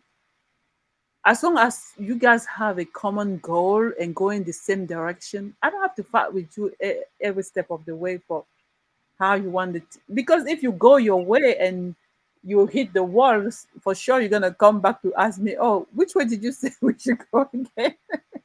Man, I'm glad you're not one of those women in the West, especially the blacks. Oh my God, You man, would be like she wouldn't be that if she was raised here. don't 'Cause ever be like these women. Oh no, my no, God, she's not man, gonna be like that because she wasn't raised that way. But that's a good. lot of women here are raised that way, so they're gonna be like that. That's good. Like very manly. You can't tell them how to do anything. Always heckling at you. Very belligerent. You see what I'm saying? Always want to fight you. Always provoking you. Always want to get in your face. But as That's soon as you retaliate, you But say something then verbally, then all of a sudden they want to call the police on you. That's what wait, used to happen to me all the time with that's my are ex. something you that talking about American women or Haitian women, or who are you talking about? Because Haitian women don't seem to be like that, right? Well, if they're not Americanized, then Oh, yeah, yeah, then yeah. yeah. But I'm mostly talking about black women in America that's living in the state. Those Got FBA you. and ADOS. These are the type of women Rest, that do I you think that suggest a lot of African men stay away from. okay, but there's something I noticed too. Like a lot of men also, they are they are failing what being a man when it comes to what being a man is. A man, first of all, you don't even argue with the woman. So I don't when I see a man arguing back That's a and forth with fact. the woman, that's like a dynamic that I only witnessed when I came to America. There's no way you can. Okay, Mamizi, I agree to what you just said, but what if you ignore that woman still talking, and then you ignore that woman, and that woman be in your face, like, The pointing thing her fingers at you, like always provoking you to fight her. Like, what do you do then? that is very toxic. I would just like I don't Ah, want you a see? Walk relationship away. like I don't that. know. Walk away. Like the getting on the face, I have seen that a lot. That's very Yep, provocative, to be yep. honest. That happens to me Because many times. I mean, you will end up like putting your hands like. Fortunately, that you guys get it down very well here. No one can attempt that in Africa because that would be the reason, and nobody will support you, the woman. Oh Every- yeah, in Haiti it's the same way too. It's the same way in Haiti. Like a woman trying to get in a man's face, we're gonna check you. Not only we're gonna check you, the whole entire neighborhood gonna check you, and the neighborhood gonna be against that woman because you're Even not the supposed to provoke a man. yes, even the most worthless men, Mm-hmm. you cannot do that. Just the fact that you're masculine, like you a male, let's say it like that, give you all the right in Africa. And that's also wrong. But the That's right. getting on your face thing, no, that's like something you don't do to a man because they say you cannot undermine a man's Mm-hmm. authority and dignity. That's the kind of like Exactly. emasculating And a man because I've you been kind of through like it. say you kind of like saying, okay, I'm a man, let's fight. No, don't do that. Just walk away, just do your own stuff. And maybe if you don't want him anymore, don't go back to him anymore. That's it. But there's Well, no like, well, that's uh, what I did. I finally had the guts to let that go because I've been through so much. I had to go to yeah, court, uh, like for fake allegation or putting hands on her, blah blah blah. Man, I've been through it, man. But but yeah, how come you even with a woman that's gonna say something like that? But there's something also that I don't know if I'm right. I only see people like to be honest with you. I only see online. I only hear in movies stuff like that. I haven't lived it firsthand. I haven't seen it. But what I'm saying is this: okay, if a woman is that kind of woman, why are you with that kind of woman that's gonna say something that is not true about you to an authority, somebody that has the right to kind of like change your life for the worst, like calling the police or something like that. But also on the flip side, I would be like, what have you done to that woman to the point that she feels like she has to nothing. lie? I try to stay with my kid. The reason why I decided to stay like a little bit longer because I was trying to stay for my kids, but I finally realized that, man, this is not gonna be healthy for me or for my kids. So I had to let it go. I'm like, damn, I had to let it go because listen, there's no telling like what I could have done because it was so toxic. Like even when I ignore that person, I try to avoid her. I try to come home late from work, staying overtime. It was just very argumentative, like always want to get in your face, always want to fight, always yelling, always shouting. It's like it drives you nuts, it drives you crazy, it gets you out of character. So Yeah, but like it takes two to tango. Trust me. because Yeah, you're right. You're right. You're right. See, the thing with me is, I'm a very calm and very calm, collective, and very quiet guy. Very laid back. I don't like people to argue with me. I don't like people getting in my face. So as soon you get in my face, listen, you're gonna feel the wrath of me, and then when you feel my wrath, then you're gonna want to play the victim. So that's the thing with me. I don't like people getting in my face. do you know So I that don't. sometimes women get on your face from what I have observed, just because they're trying to get your attention to understand what they've been trying to tell you, and because men are stubborn. Let me tell you something. Men have a Come selective on now. hearing. You I tell them same thing over and over, they will never like act like as if they understood it. They'll be making the same mistake over and over. It's annoying at some. So maybe that's her way to go all the way out to get your attention. I'll just say like if find a partner that has two parents, that usually solves the problem. Cause yeah, like if a woman was raised in a house with a strong man, she's not gonna act like that. It would be very out of place for her to act like that. So just find somebody who was raised properly. That's all. The funny thing is that person was living in a two parents household, but Are you that serious? person did not have a strong bond like with her dad because Mm. because like her because like she grew up like in a toxic family household because like her parents they used to go like back and forth, like cussing at each other like back and forth, like so she picked up of these bad traits from both parents, and she has trauma because of that, and she was never willing to change, you know so I was like, listen, what's the point of me trying to change you? Because I was Yeah. trying to do that, and then I realized that you cannot change a person unless that individual want to change herself first. So I had to let go of everything. Yeah. But now I don't deal with any diasporan women. So I'm trying to get down with an African woman, preferably a woman from South Sudan. I love Nilotic women. I love Nilotic culture. I Yeah, love that deep skin pigmentation. No, that's my taste. So I'm trying to hook up with an East African from South Sudan, and we'll see where things go.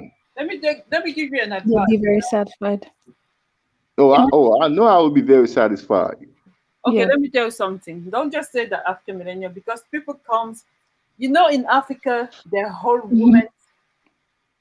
I'm not gonna be saying this the oppressed woman, but kind of they do.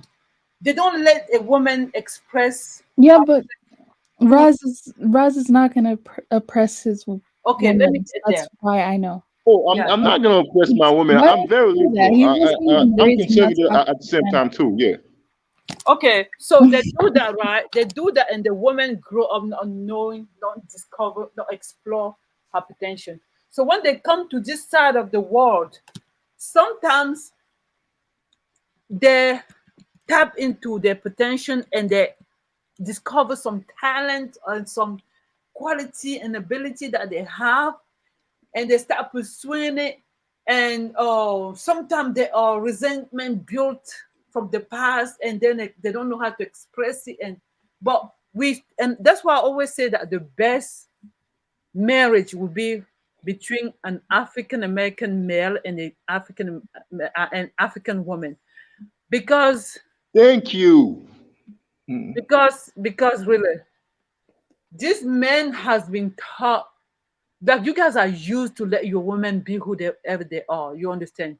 And African women haven't been used to that. So it creates a very good combination, like where she's gonna be very happy and feel free and be who she is, and at the same time benefit from, because African American men or West men from the West, they're more romantic, they're more gentle with their women and all that. The African man, typical African man, is rough. Well, I guess you would not like any Haitian men because Haitian men are very rough. You know, that's a way of showing our love to our women.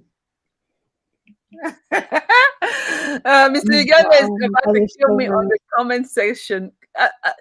Mr. Uganda, I know what I'm talking about. You are from the West, so you don't have that problem for sure.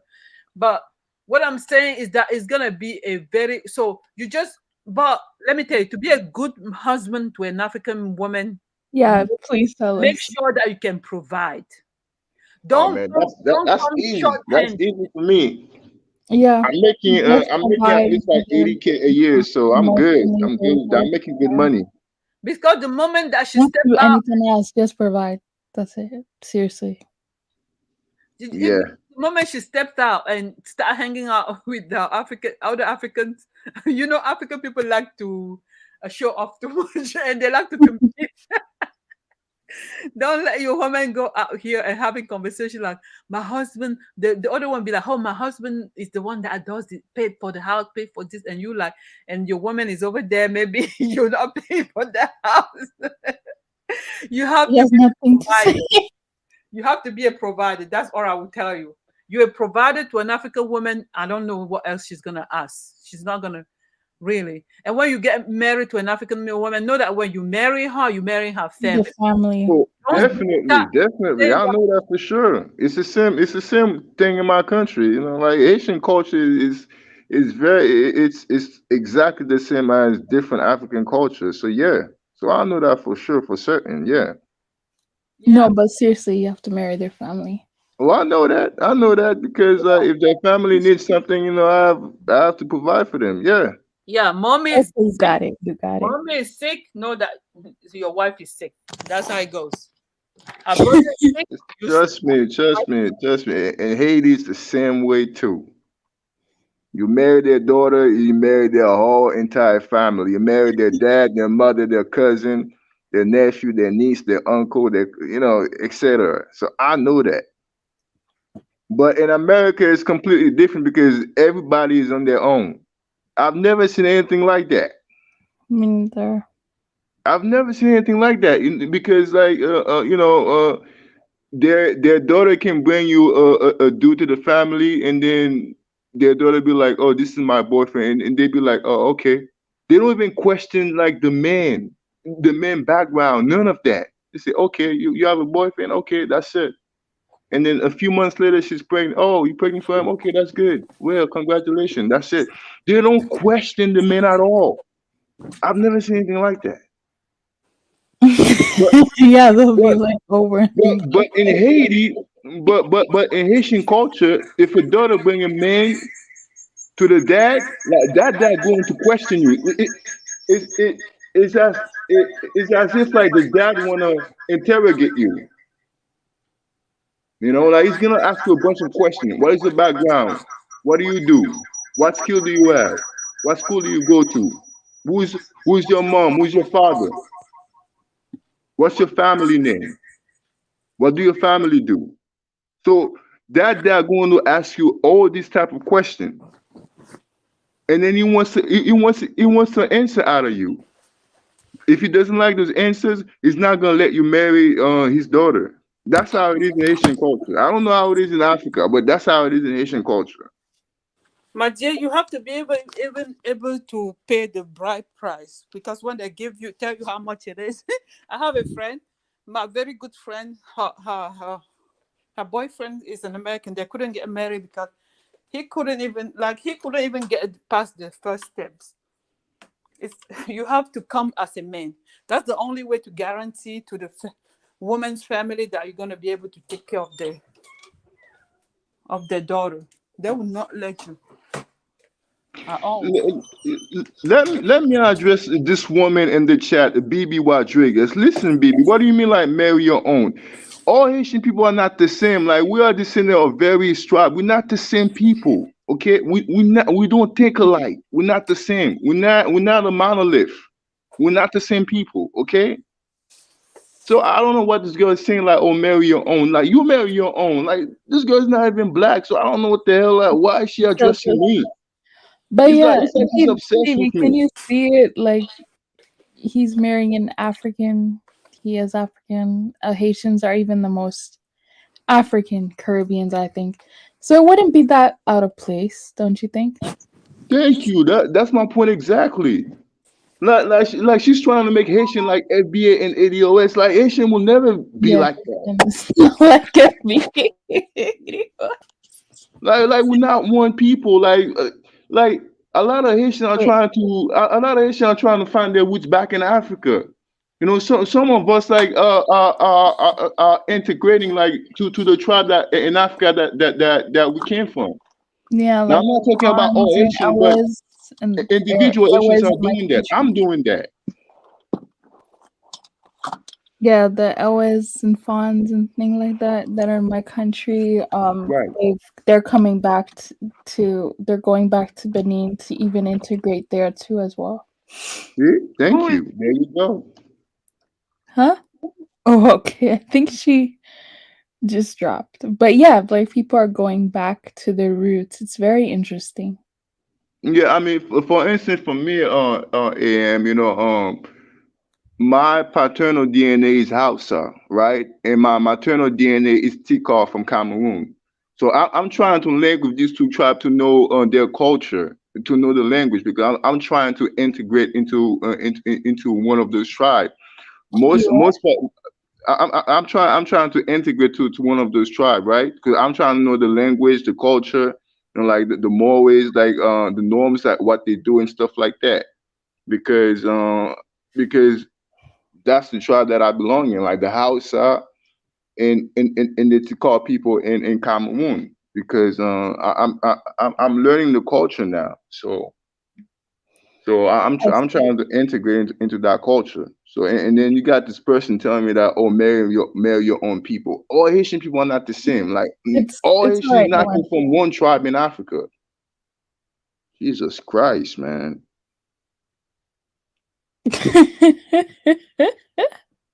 I don't know what's wrong with this woman. Like she's No, it's Hispanic, okay. but It's yeah, okay. she's She's a obsessed with woman. Don't me. worry about it. Don't worry. Don't. She's. I think she's even old enough to be your mom. Respect her. Like I don't care about none of that. Like worry about your own. Like you Colombian. Like worry about Colombian people. Okay. All right. Now she's saying that, oh, funny, you're trying to integrate with people who don't share your bloodline. Listen, you fool. Whoa. I share lineage with the Hausa people. My Y chromosome is linked to the Hausa people, okay? So on my father's side, all the people on my father's side, they are Hausa. And then all the people on my mother's side, maternally, they are Tikal people from Cameroon. Why can't you get that? So if I want to link myself to one of these tribes, that is none of your business. Who are you to tell me that? Who are you to tell me who I am?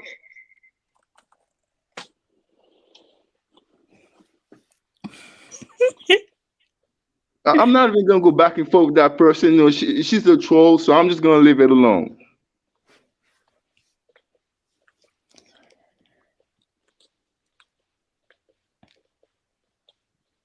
Yeah, yeah, it's just insane, man. Mame's are you there? Who are the Yeah, Tikar people? What language do they speak? girl, I don't know.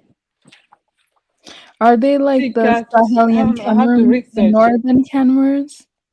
We don't know much about like our history that much. So Yeah. it's the only now that I'm showing interest into science. When they don't teach you stuff, they just like brush over stuff.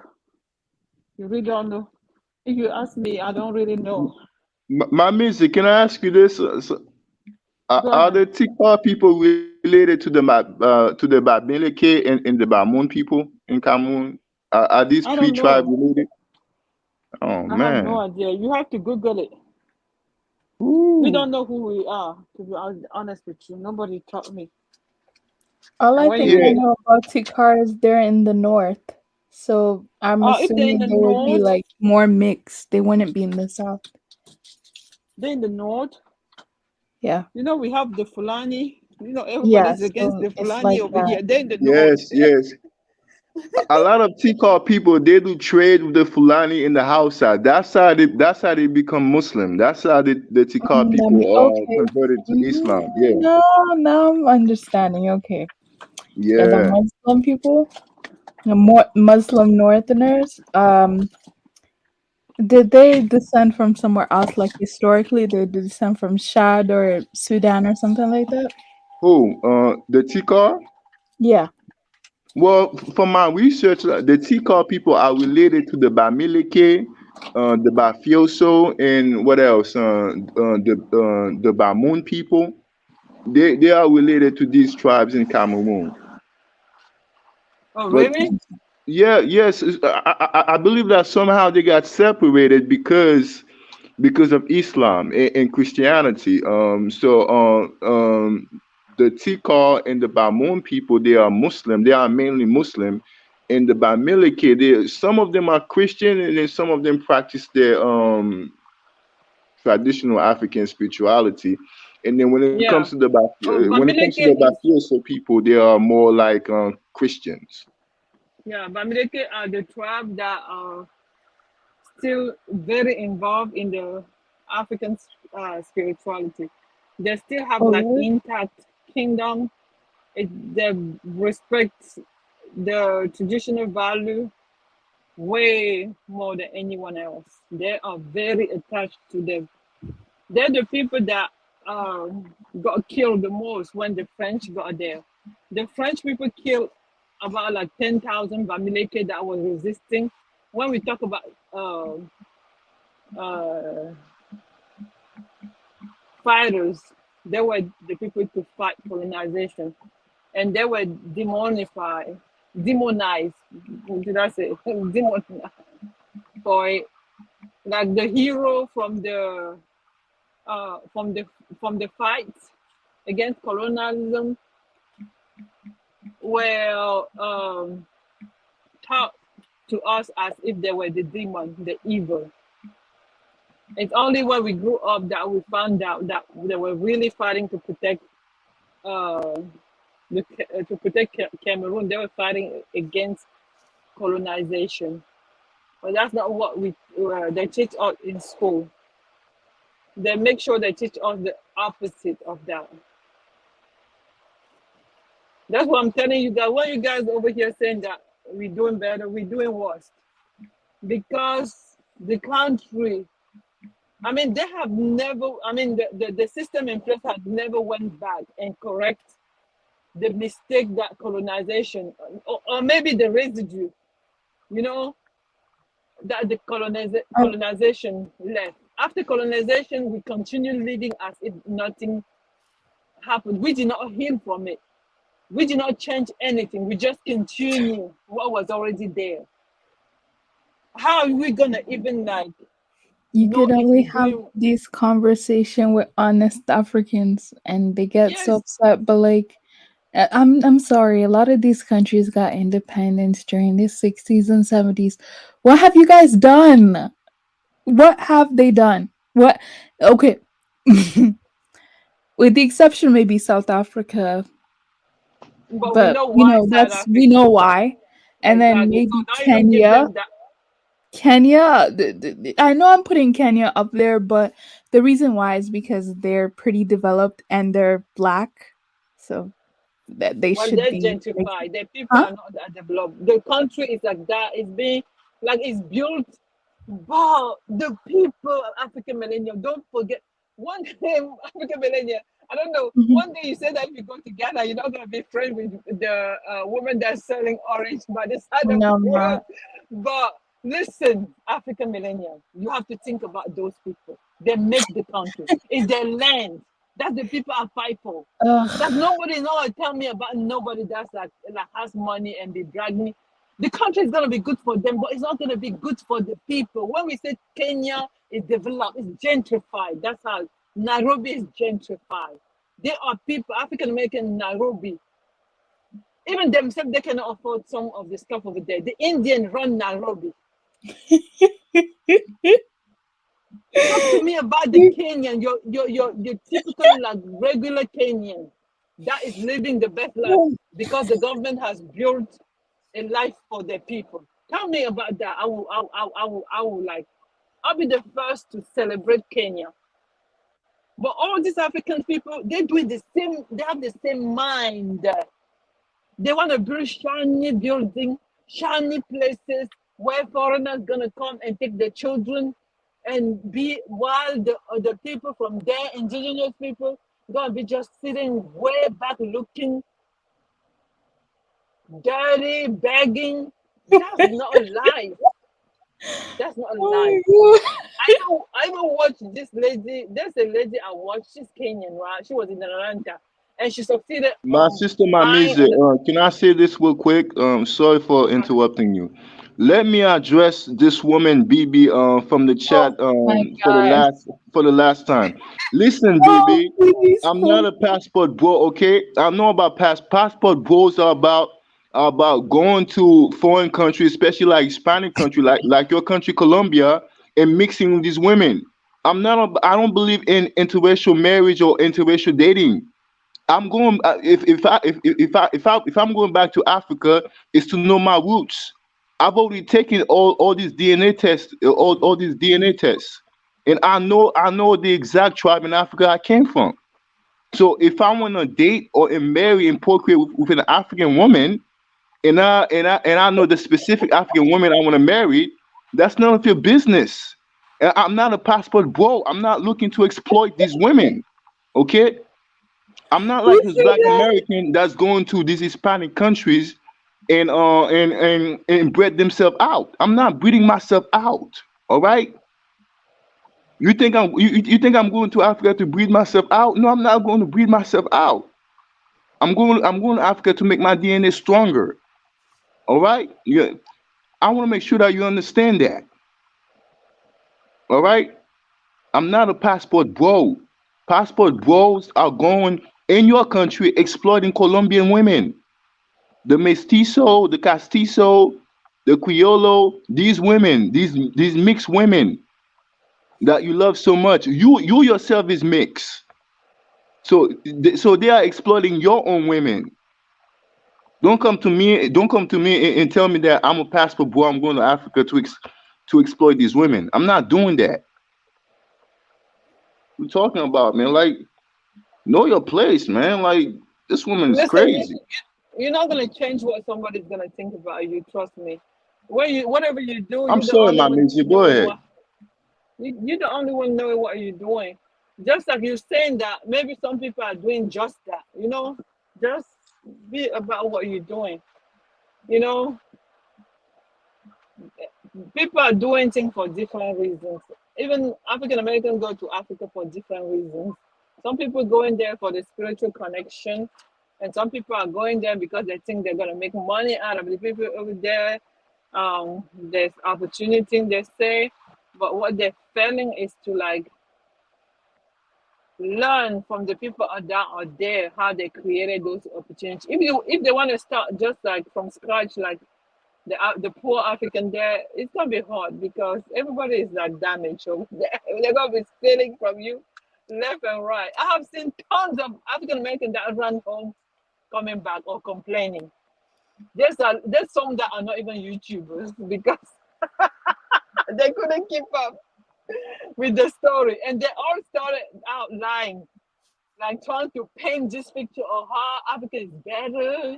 It's so good living here, but when it started hitting them, there's a reason why we have to sacrifice, abandon our family and everybody to be over here. People always ask me, "Hi, where are you from?" And I tell them like, "Do you like it here?" I'm like, "It's okay. There's nowhere like home. I'd rather be home." Um, my Mesa, right? You were speaking initially about colonization and like undevelopment, and then I was giving like a couple countries like they're Like not with me. like Okay, Kenya, fine. I won't mention please, any girl. other countries, but I'll mention some. Um, what do you think is wrong? Like, what do you think is the proposition? Because I agree with you in a certain sense. Um, not with certain countries, but with some countries, yeah, the infrastructure, like I don't know if you believe this, amazes me, but can you believe that there was a prison, right, that was built in the 1960s? No development. There's 30 people in a prison cell. That's inhumane. You know what I mean? In America, these people complain about going to prison. At least they have like two people in a room and they have their own toilet. They get fed. Like, have you ever seen an African prison? Oh my God, let's not It's talk just about like, that. just because you're a That's criminal how you doesn't mean you're understand an animal, the. man. There's somebody that told me that if you want to know what kind of people you're dealing with in a country, right, Hmm. go look at what prisons looks like. Okay, look at what the hospital looks like, and look at what the school system looks like. Africa, every single African country fell on all those three, even Rwanda. Okay, in Rwanda, what I don't like people praise Paul Kagame. Thank you, he's building infrastructure, but he has to build his people first. I don't know if he just doesn't realize it. He has to change the education system. That's how you start empowering people. Yeah. Design an education system that like empower the youth. Seriously, that infuse in them a self-love. That if you see how Americans teach their children, right? They teach their children to be the greatest. They treat them like nobody's better than you. That's what I want to see Africans start doing. Because we've been beat up, we've been beat down. The education system is a beat down education. The No, teacher will beat you so much, so much. That's where everything starts. You guys are not going to tell me about nothing else until we fix that one. To be honest with you, but that's the biggest. how would the education system would be fixed, you think?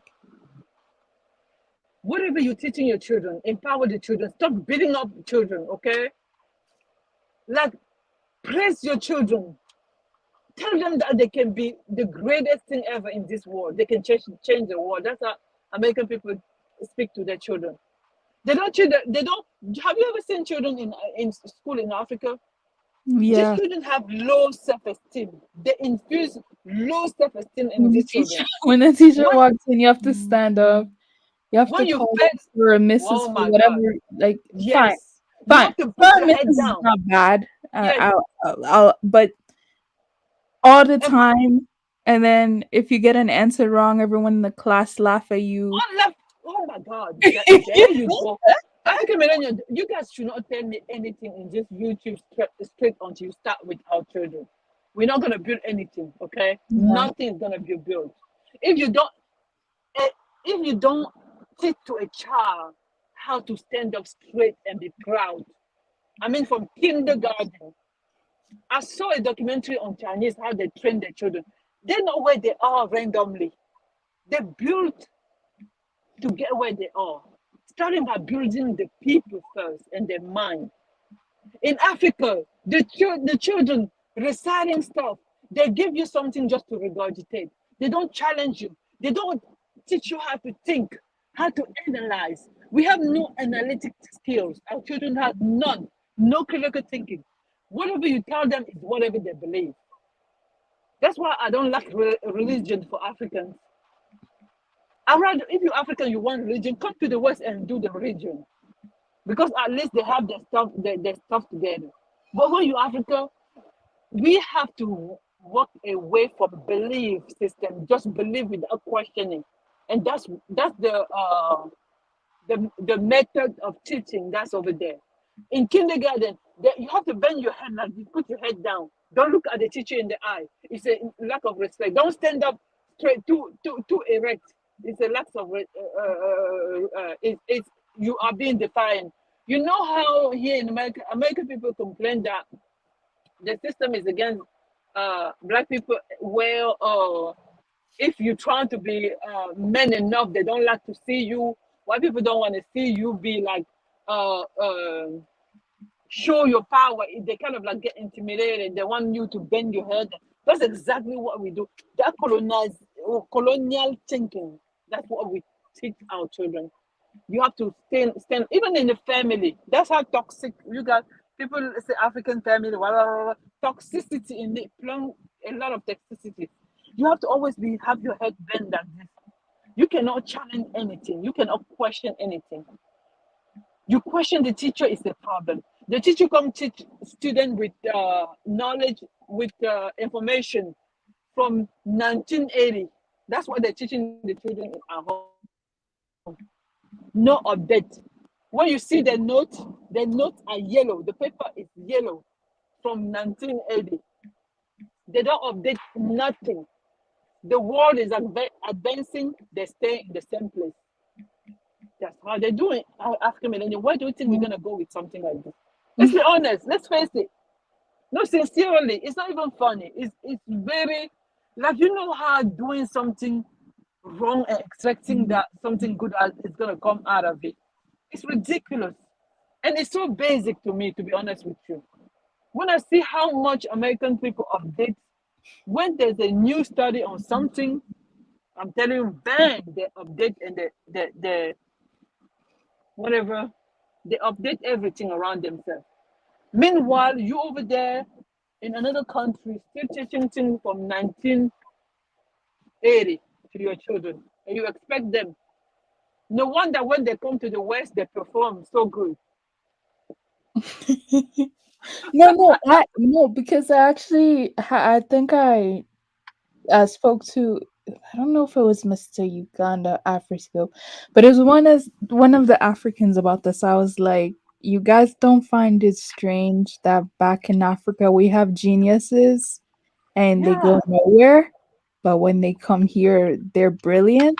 So I yeah. refuse to believe that most Africans are stupid or dumb and they don't have the They make them stupid. opportunity. Yeah.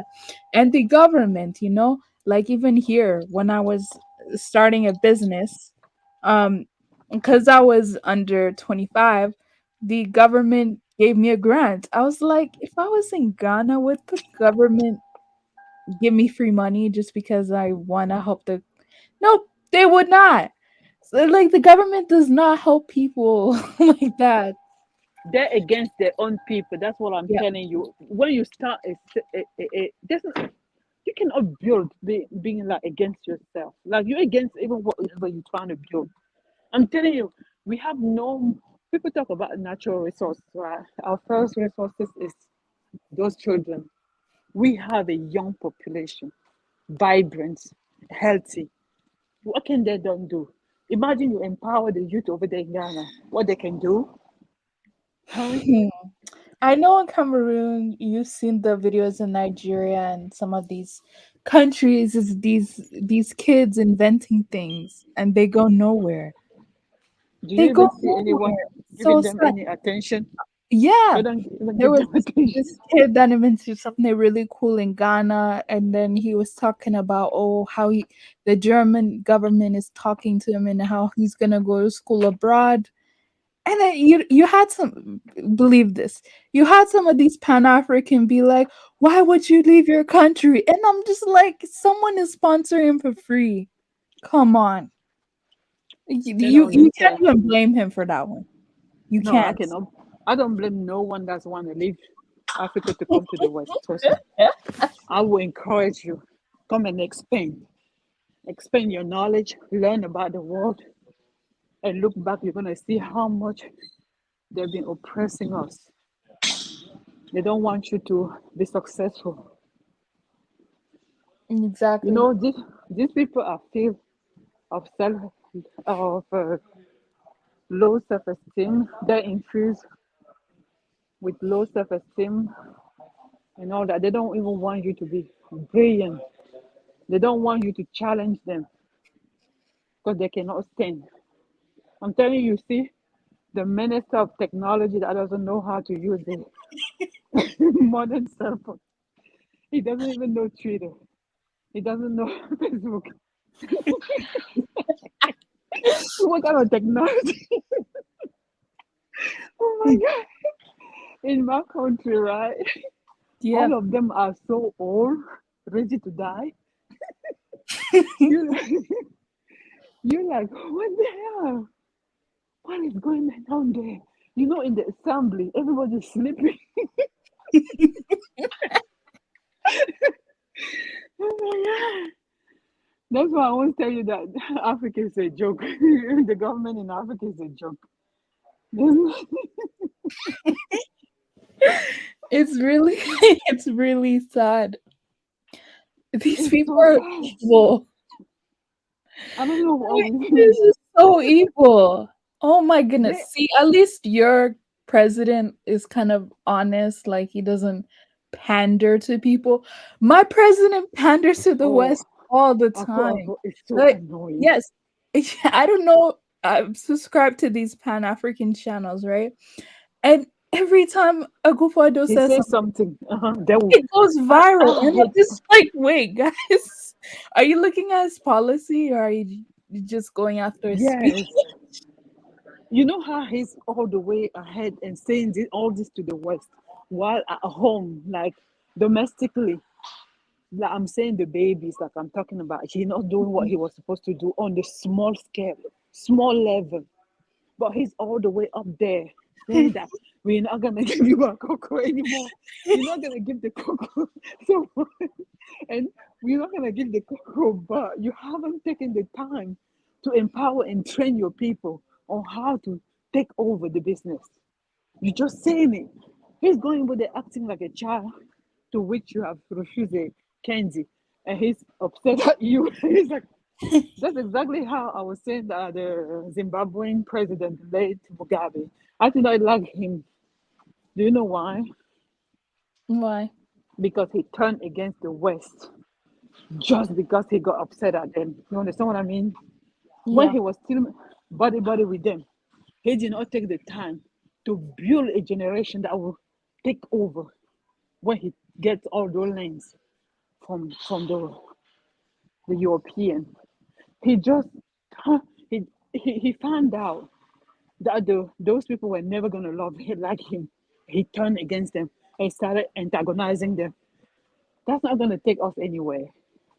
That's why his economy fell to the ground. Because he wasn't even being genuine.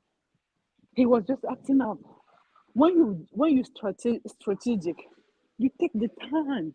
Okay, you send your people, your children, to learn. You start putting them in position in which all those people are, so that when you take all those land, they know how to maneuver and continue doing the thing that those people were doing. He did not have that in place. His ego was hurt and started Mhm. turning against the. That's how black people do. The president of Ivory Coast, same thing. He was in power 10 years. Oh shoot! You're good. Mr. Kind of timestamp. You're talking I'm about sorry. Ivory What, Coast. Oh what did you no, say? no. Because Mesa asked I asked thing, Burkina Bay, right? Because you, clearly you guys know more about. Well, I know you're in the Central African, but still, you know a lot about Ivory Coast. How do you like? Is Ivory Coast a problem? No, no, no. I mean the former president, the other Oh, sent to prison. You remember that one? yeah. The former president. So he was the same. So he was buddy with France, right? Until Yeah. he understood, but better late than never. Those two presidents better late than never. When he understood that France wasn't really there for them, he turned against France, and France did the coup d'état, you know. And whoever is there now is the one that France support. They took that one to Mhm. jail, and France created a coup d'état over there. But he was in power 10 years against his own people, like as usual. But at one Yeah. point, he's like, no, these people would never, they don't like me, they don't like us. And he turned against them. He started talking like Aku Ado. He started talking, even the president of Senegal president. What was Mhm. his name? That old guy. He was old, like bald head. He started talking against France very quick, very quick. They got him out of there. Oh my god! That's why I'm telling you, guys, we're not even intelligent. We're not even smart because We're not. these people are like bulldogs. and they are smart. They have all the technology, everything to turn against you with. But we over there, all we do is talk, talk. According, he's It's just so go. funny. You know what's so funny? The African American diaspora were actually right about the things that they said, but I was like, no, you're just being haters. But they're actually right. Like African American diaspora, don't worry. I'll talk about the exposing of Nana Akufo-Addo. It goes deeper than you think. They're gonna do, if they turn against him. Nana, Nana has no like. He's gonna be out of there very quick. Yeah. Um, because he's you see he's saying all that, but he's not doing anything. That's why they're letting him continue. The moment he start to doing stuff, that's gonna oh my, oh my god, they're gonna get him out of there very quickly. Because like, why would you draw attention to yourself if you're trying to turn against someone? You have to do it on the low. You Yeah. don't even tell them. You start going back to Ghana, huh? Changing the curriculum, closing churches like Kagame. Kagame said he closed 6,000 churches or whatever he was saying. Is it 600 or whatever? You close all those churches, put children to work, design a Chinese like curriculum. You know how Chinese children study, how much they work? I'm not saying that we have to have that kind of like military discipline to our children, but they need to be disciplined. They have to understand we're behind and we have to work hard. They're not over there going to dance like No, I agree with you. I agree with you. Like there are certain things that Africans really need to take serious, and it's like yes, we can't keep dancing, eating food, drinking, and talking about talking Afrobeat about Afrobeats. Yeah, Afrobeats, and soccer. Like, jollof let's rice. get more serious, man. This is Yeah, we embarrassing. have to be serious. This is Jollof rice, it's embarrassing. Afrobeat. Guilty. Like seriously, if I was in power, even a small power, oh my god, my department would be so disciplined. Discipline is what we need. And it start when children are small. You teach them discipline, they grow up like that. High Mm, standard. When you criticize someone from Africa, my goodness, that's the worst thing you can do to an African. Criticize whatever they have done. They don't want to be criticized because they don't believe in improvement, in doing better. They think whatever they have done, you have to accept it just the way it is. Don't say anything.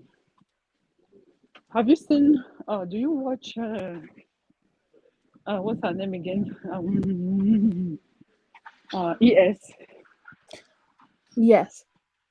Do you see how that lady has created her own paradise out of nothing, out of dust?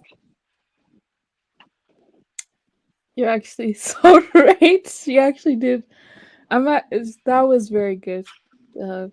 Full 360, like ES, not even in drama anymore. She's just living That's how her you life. focus. You know, That's an that's really example good. of transforming your environment. Focus on your goal. If Mm, African people were like that, we have a beautiful land.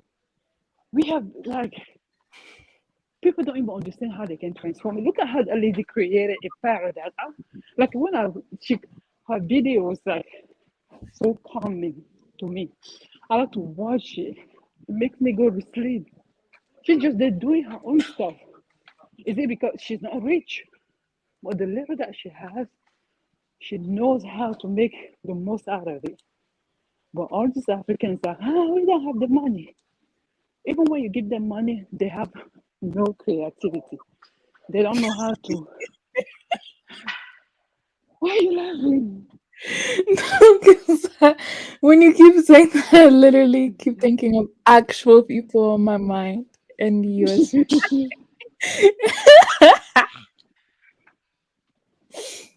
It's thank God I know who it is. But it'll just be like average Ghanaians that are like it's like things Go to that the their village, give them ancestors money. did 200 years ago, that's what they're still doing. It's weird. Oh my God. And you see how much US has infused in the people around her. She empower all those people. Yeah. They have skills, you know. ES help them refine their skills by the little direction she gives them from, you know, we've been exposed in the West. We know how things are done, even the finishing, all that. That's what African like. They don't pay attention to detail. So ES kind of like help them in that sense. They have the skills. I'm not saying that easy, but they don't know how to use the skills to solve the issue. They just sit around, oh, we poor, we have no money. Go give them even $10,000, it will be gone very quick. Give them $10,000. Even her husband, like she brings the best out of her husband. He is so hardworking, and you know, she kind of like come up with the ideas and they perform it and bring it to life together. That's one the type of life that type of model that people have to follow. Yeah, that's a African good people just marriage. yes, African people just want everything to be like perfect before they can do anything. And you saw from where she went, from where she started, all Hmm. the drama she went through. If she was someone else, she would have been back in to US long time ago. But she's over there creating her peaceful paradise. She's still she's still in the north, right? Yeah, That's northern even more Ghana impressive. that nobody even want to go to. Yeah. No, that's extremely even more impressive because it's even more patriarchal. And So it's the fact that dry. she's able to do that is amazing. Yeah, it's so dry over there. It's just like the northern Cameroon. It's not even a place where you have like grass and trees only when it rains. Yeah. She did not give up. That's the mind, the type of mind. Imagine imagine the woman in the village have that type of mind, and the men in the village. No, they all want to be modern. They just want to go to the city, to the city that they cannot afford, and they end up sending their children to beg on the side of the road. Yeah, that's the type of culture that we're having over there now. So yeah,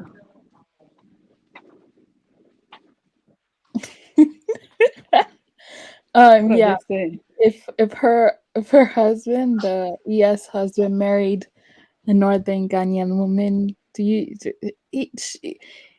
wouldn't even be motivated because all No, she he would would see not. is make money and that's it. Like she would not even expect a lot. Um, he wouldn't be building all of this stuff. He would just be doing bare minimum for her because that's Yeah. what she's used to. And she Do you can know and that? even if he was doing bad, the man was doing bad, the woman can't complain about she can't say anything. But do you know that before ES even got there, that man even had already the account compound? What did he do about it? Nothing. He did not have that vision. You know, those children, those people in Africa lack visions. But no one has like empowered them to see beyond just the now. Yeah. Yeah. So African being poor is the poverty of mind. It's not really like you don't even need too much money to do. Yeah, you need a little bit to do what she did. But I promise you, African Millennium, you give the same amount of money, if not twice, to someone else, they will not do what ES has done. Yeah. She had a vision, and that's the most important thing. Right. We've been here for so long. I'm already at the gym.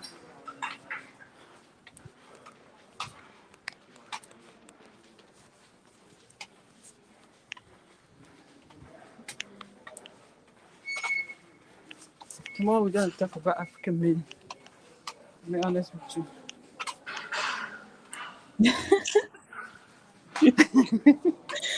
I'm gonna try to, I'm gonna talk about I'm gonna African try men. to no, like I'm seriously trying to convince the Ivorian guy that knows you. I'm not sure if you know him, but I'm trying to convince him to come here. I don't know. I want more like discourse that kind of, because you know what happened is like the more you keep hearing something, then the more your mind open to it, right? So Yeah. like okay, for example, if I say something like Africans are stupid, which is not true, but the more you like hear the reasons why or examples, then you might actually understand what I actually mean. You understand me?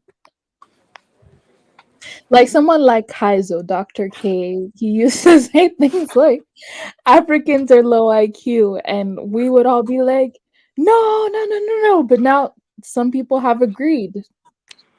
Because you just look at some of the examples that are going on, and it's like, what else do you blame this on?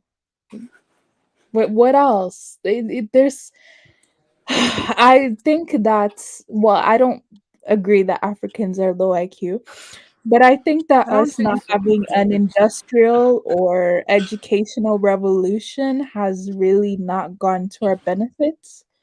Just hasn't. I mean, I'm sorry. Go to some of these countries. I'm not gonna name the country, but they still ride on donkeys. I'm like, wait, is this 2022?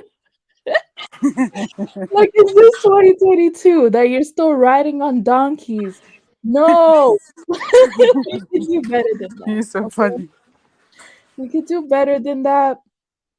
Go to some countries, they're planting stuff like they're what is it? What's that word called again?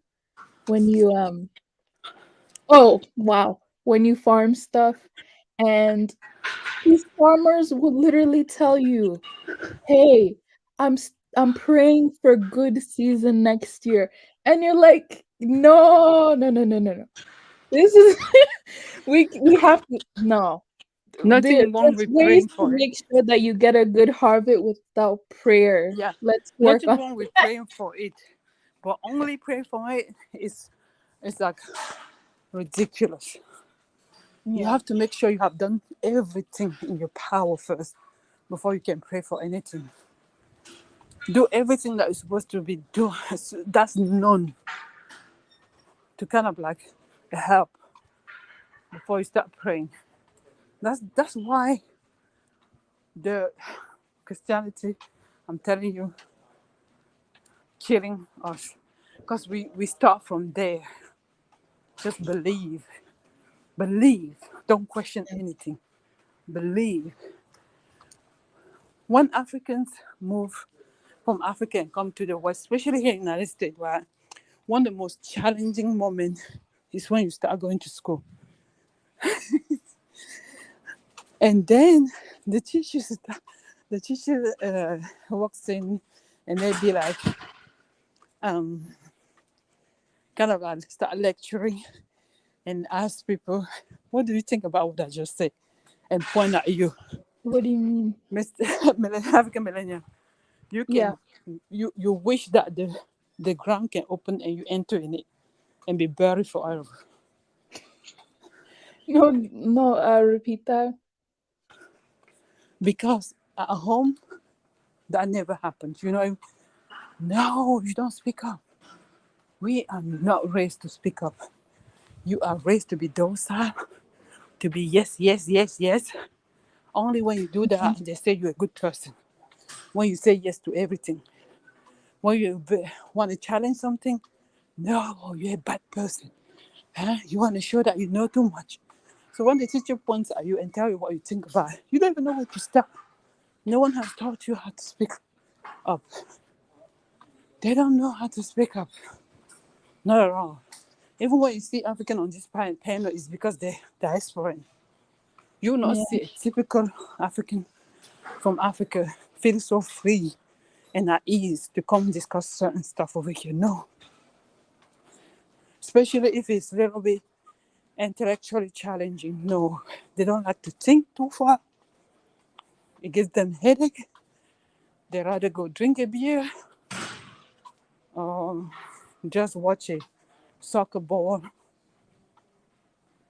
or dance. Yeah. We like relaxing stuff. Yep. Who are the people that still on this live stream? I thought we were just talking you and I. I thought it was just For you and I. Now I'm looking. You know, I'm at the gym. I'm looking over here. They have like 9 people still here. Wow. We must be saying something good. for Black, do you want to come on? Team, teamwork. I mean, a woman power. That's what I mean. Oh my For god. Black, you know what? She's gonna come over here, start talking about like people want African American to come to Africa. Seriously, we don't really. We're not like that No, for Black. We don't want any no, African American to come to wait, Africa no, if they don't want to. wait. Actually, for Black, I think actually agrees with you because you're not the African that's saying come to Africa. For Black actually likes you. Yeah, but she's Like still gonna be for complaining Black is about those not people. for Black. No, no, no, no. For Black is not the Pan African.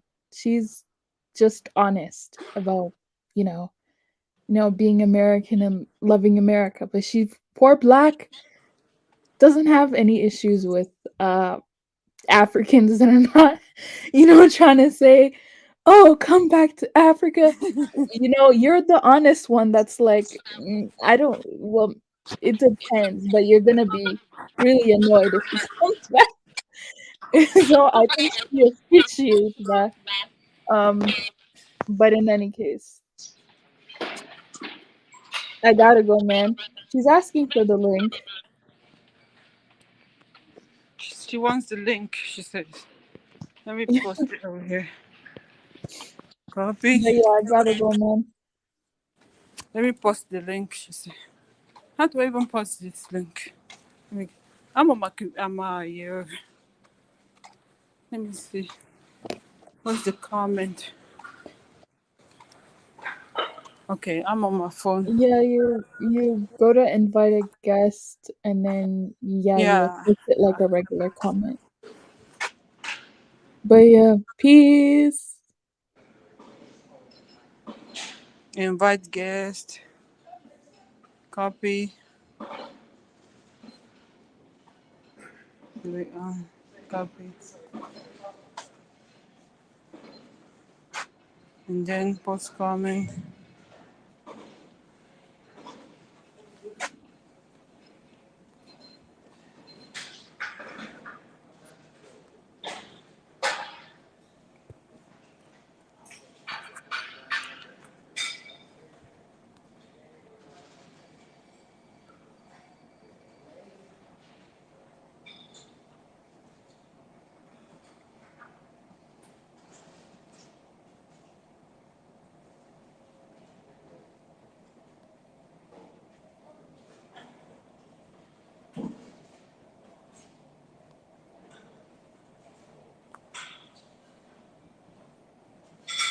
How do you copy and paste? I copy the thing, but it's not. Let me see. Invite guest. Copy the clipboard.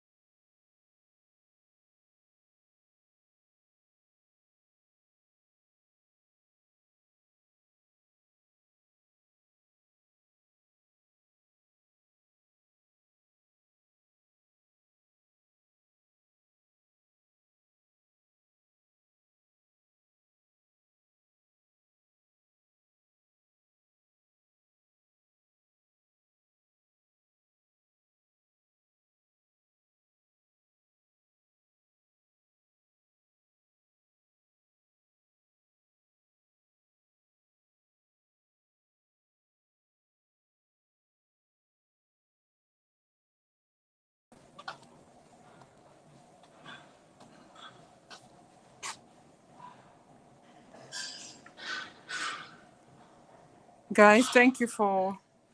I don't know how to invite you for Black. I'm sorry. I'm on my cell phone. When I click on guest and I want to post comment, I'm trying to paste it over there. Nothing is coming up. I'm gonna be live tomorrow too. You can come on. But until then, thank you very much for listening. It's been a long ass life.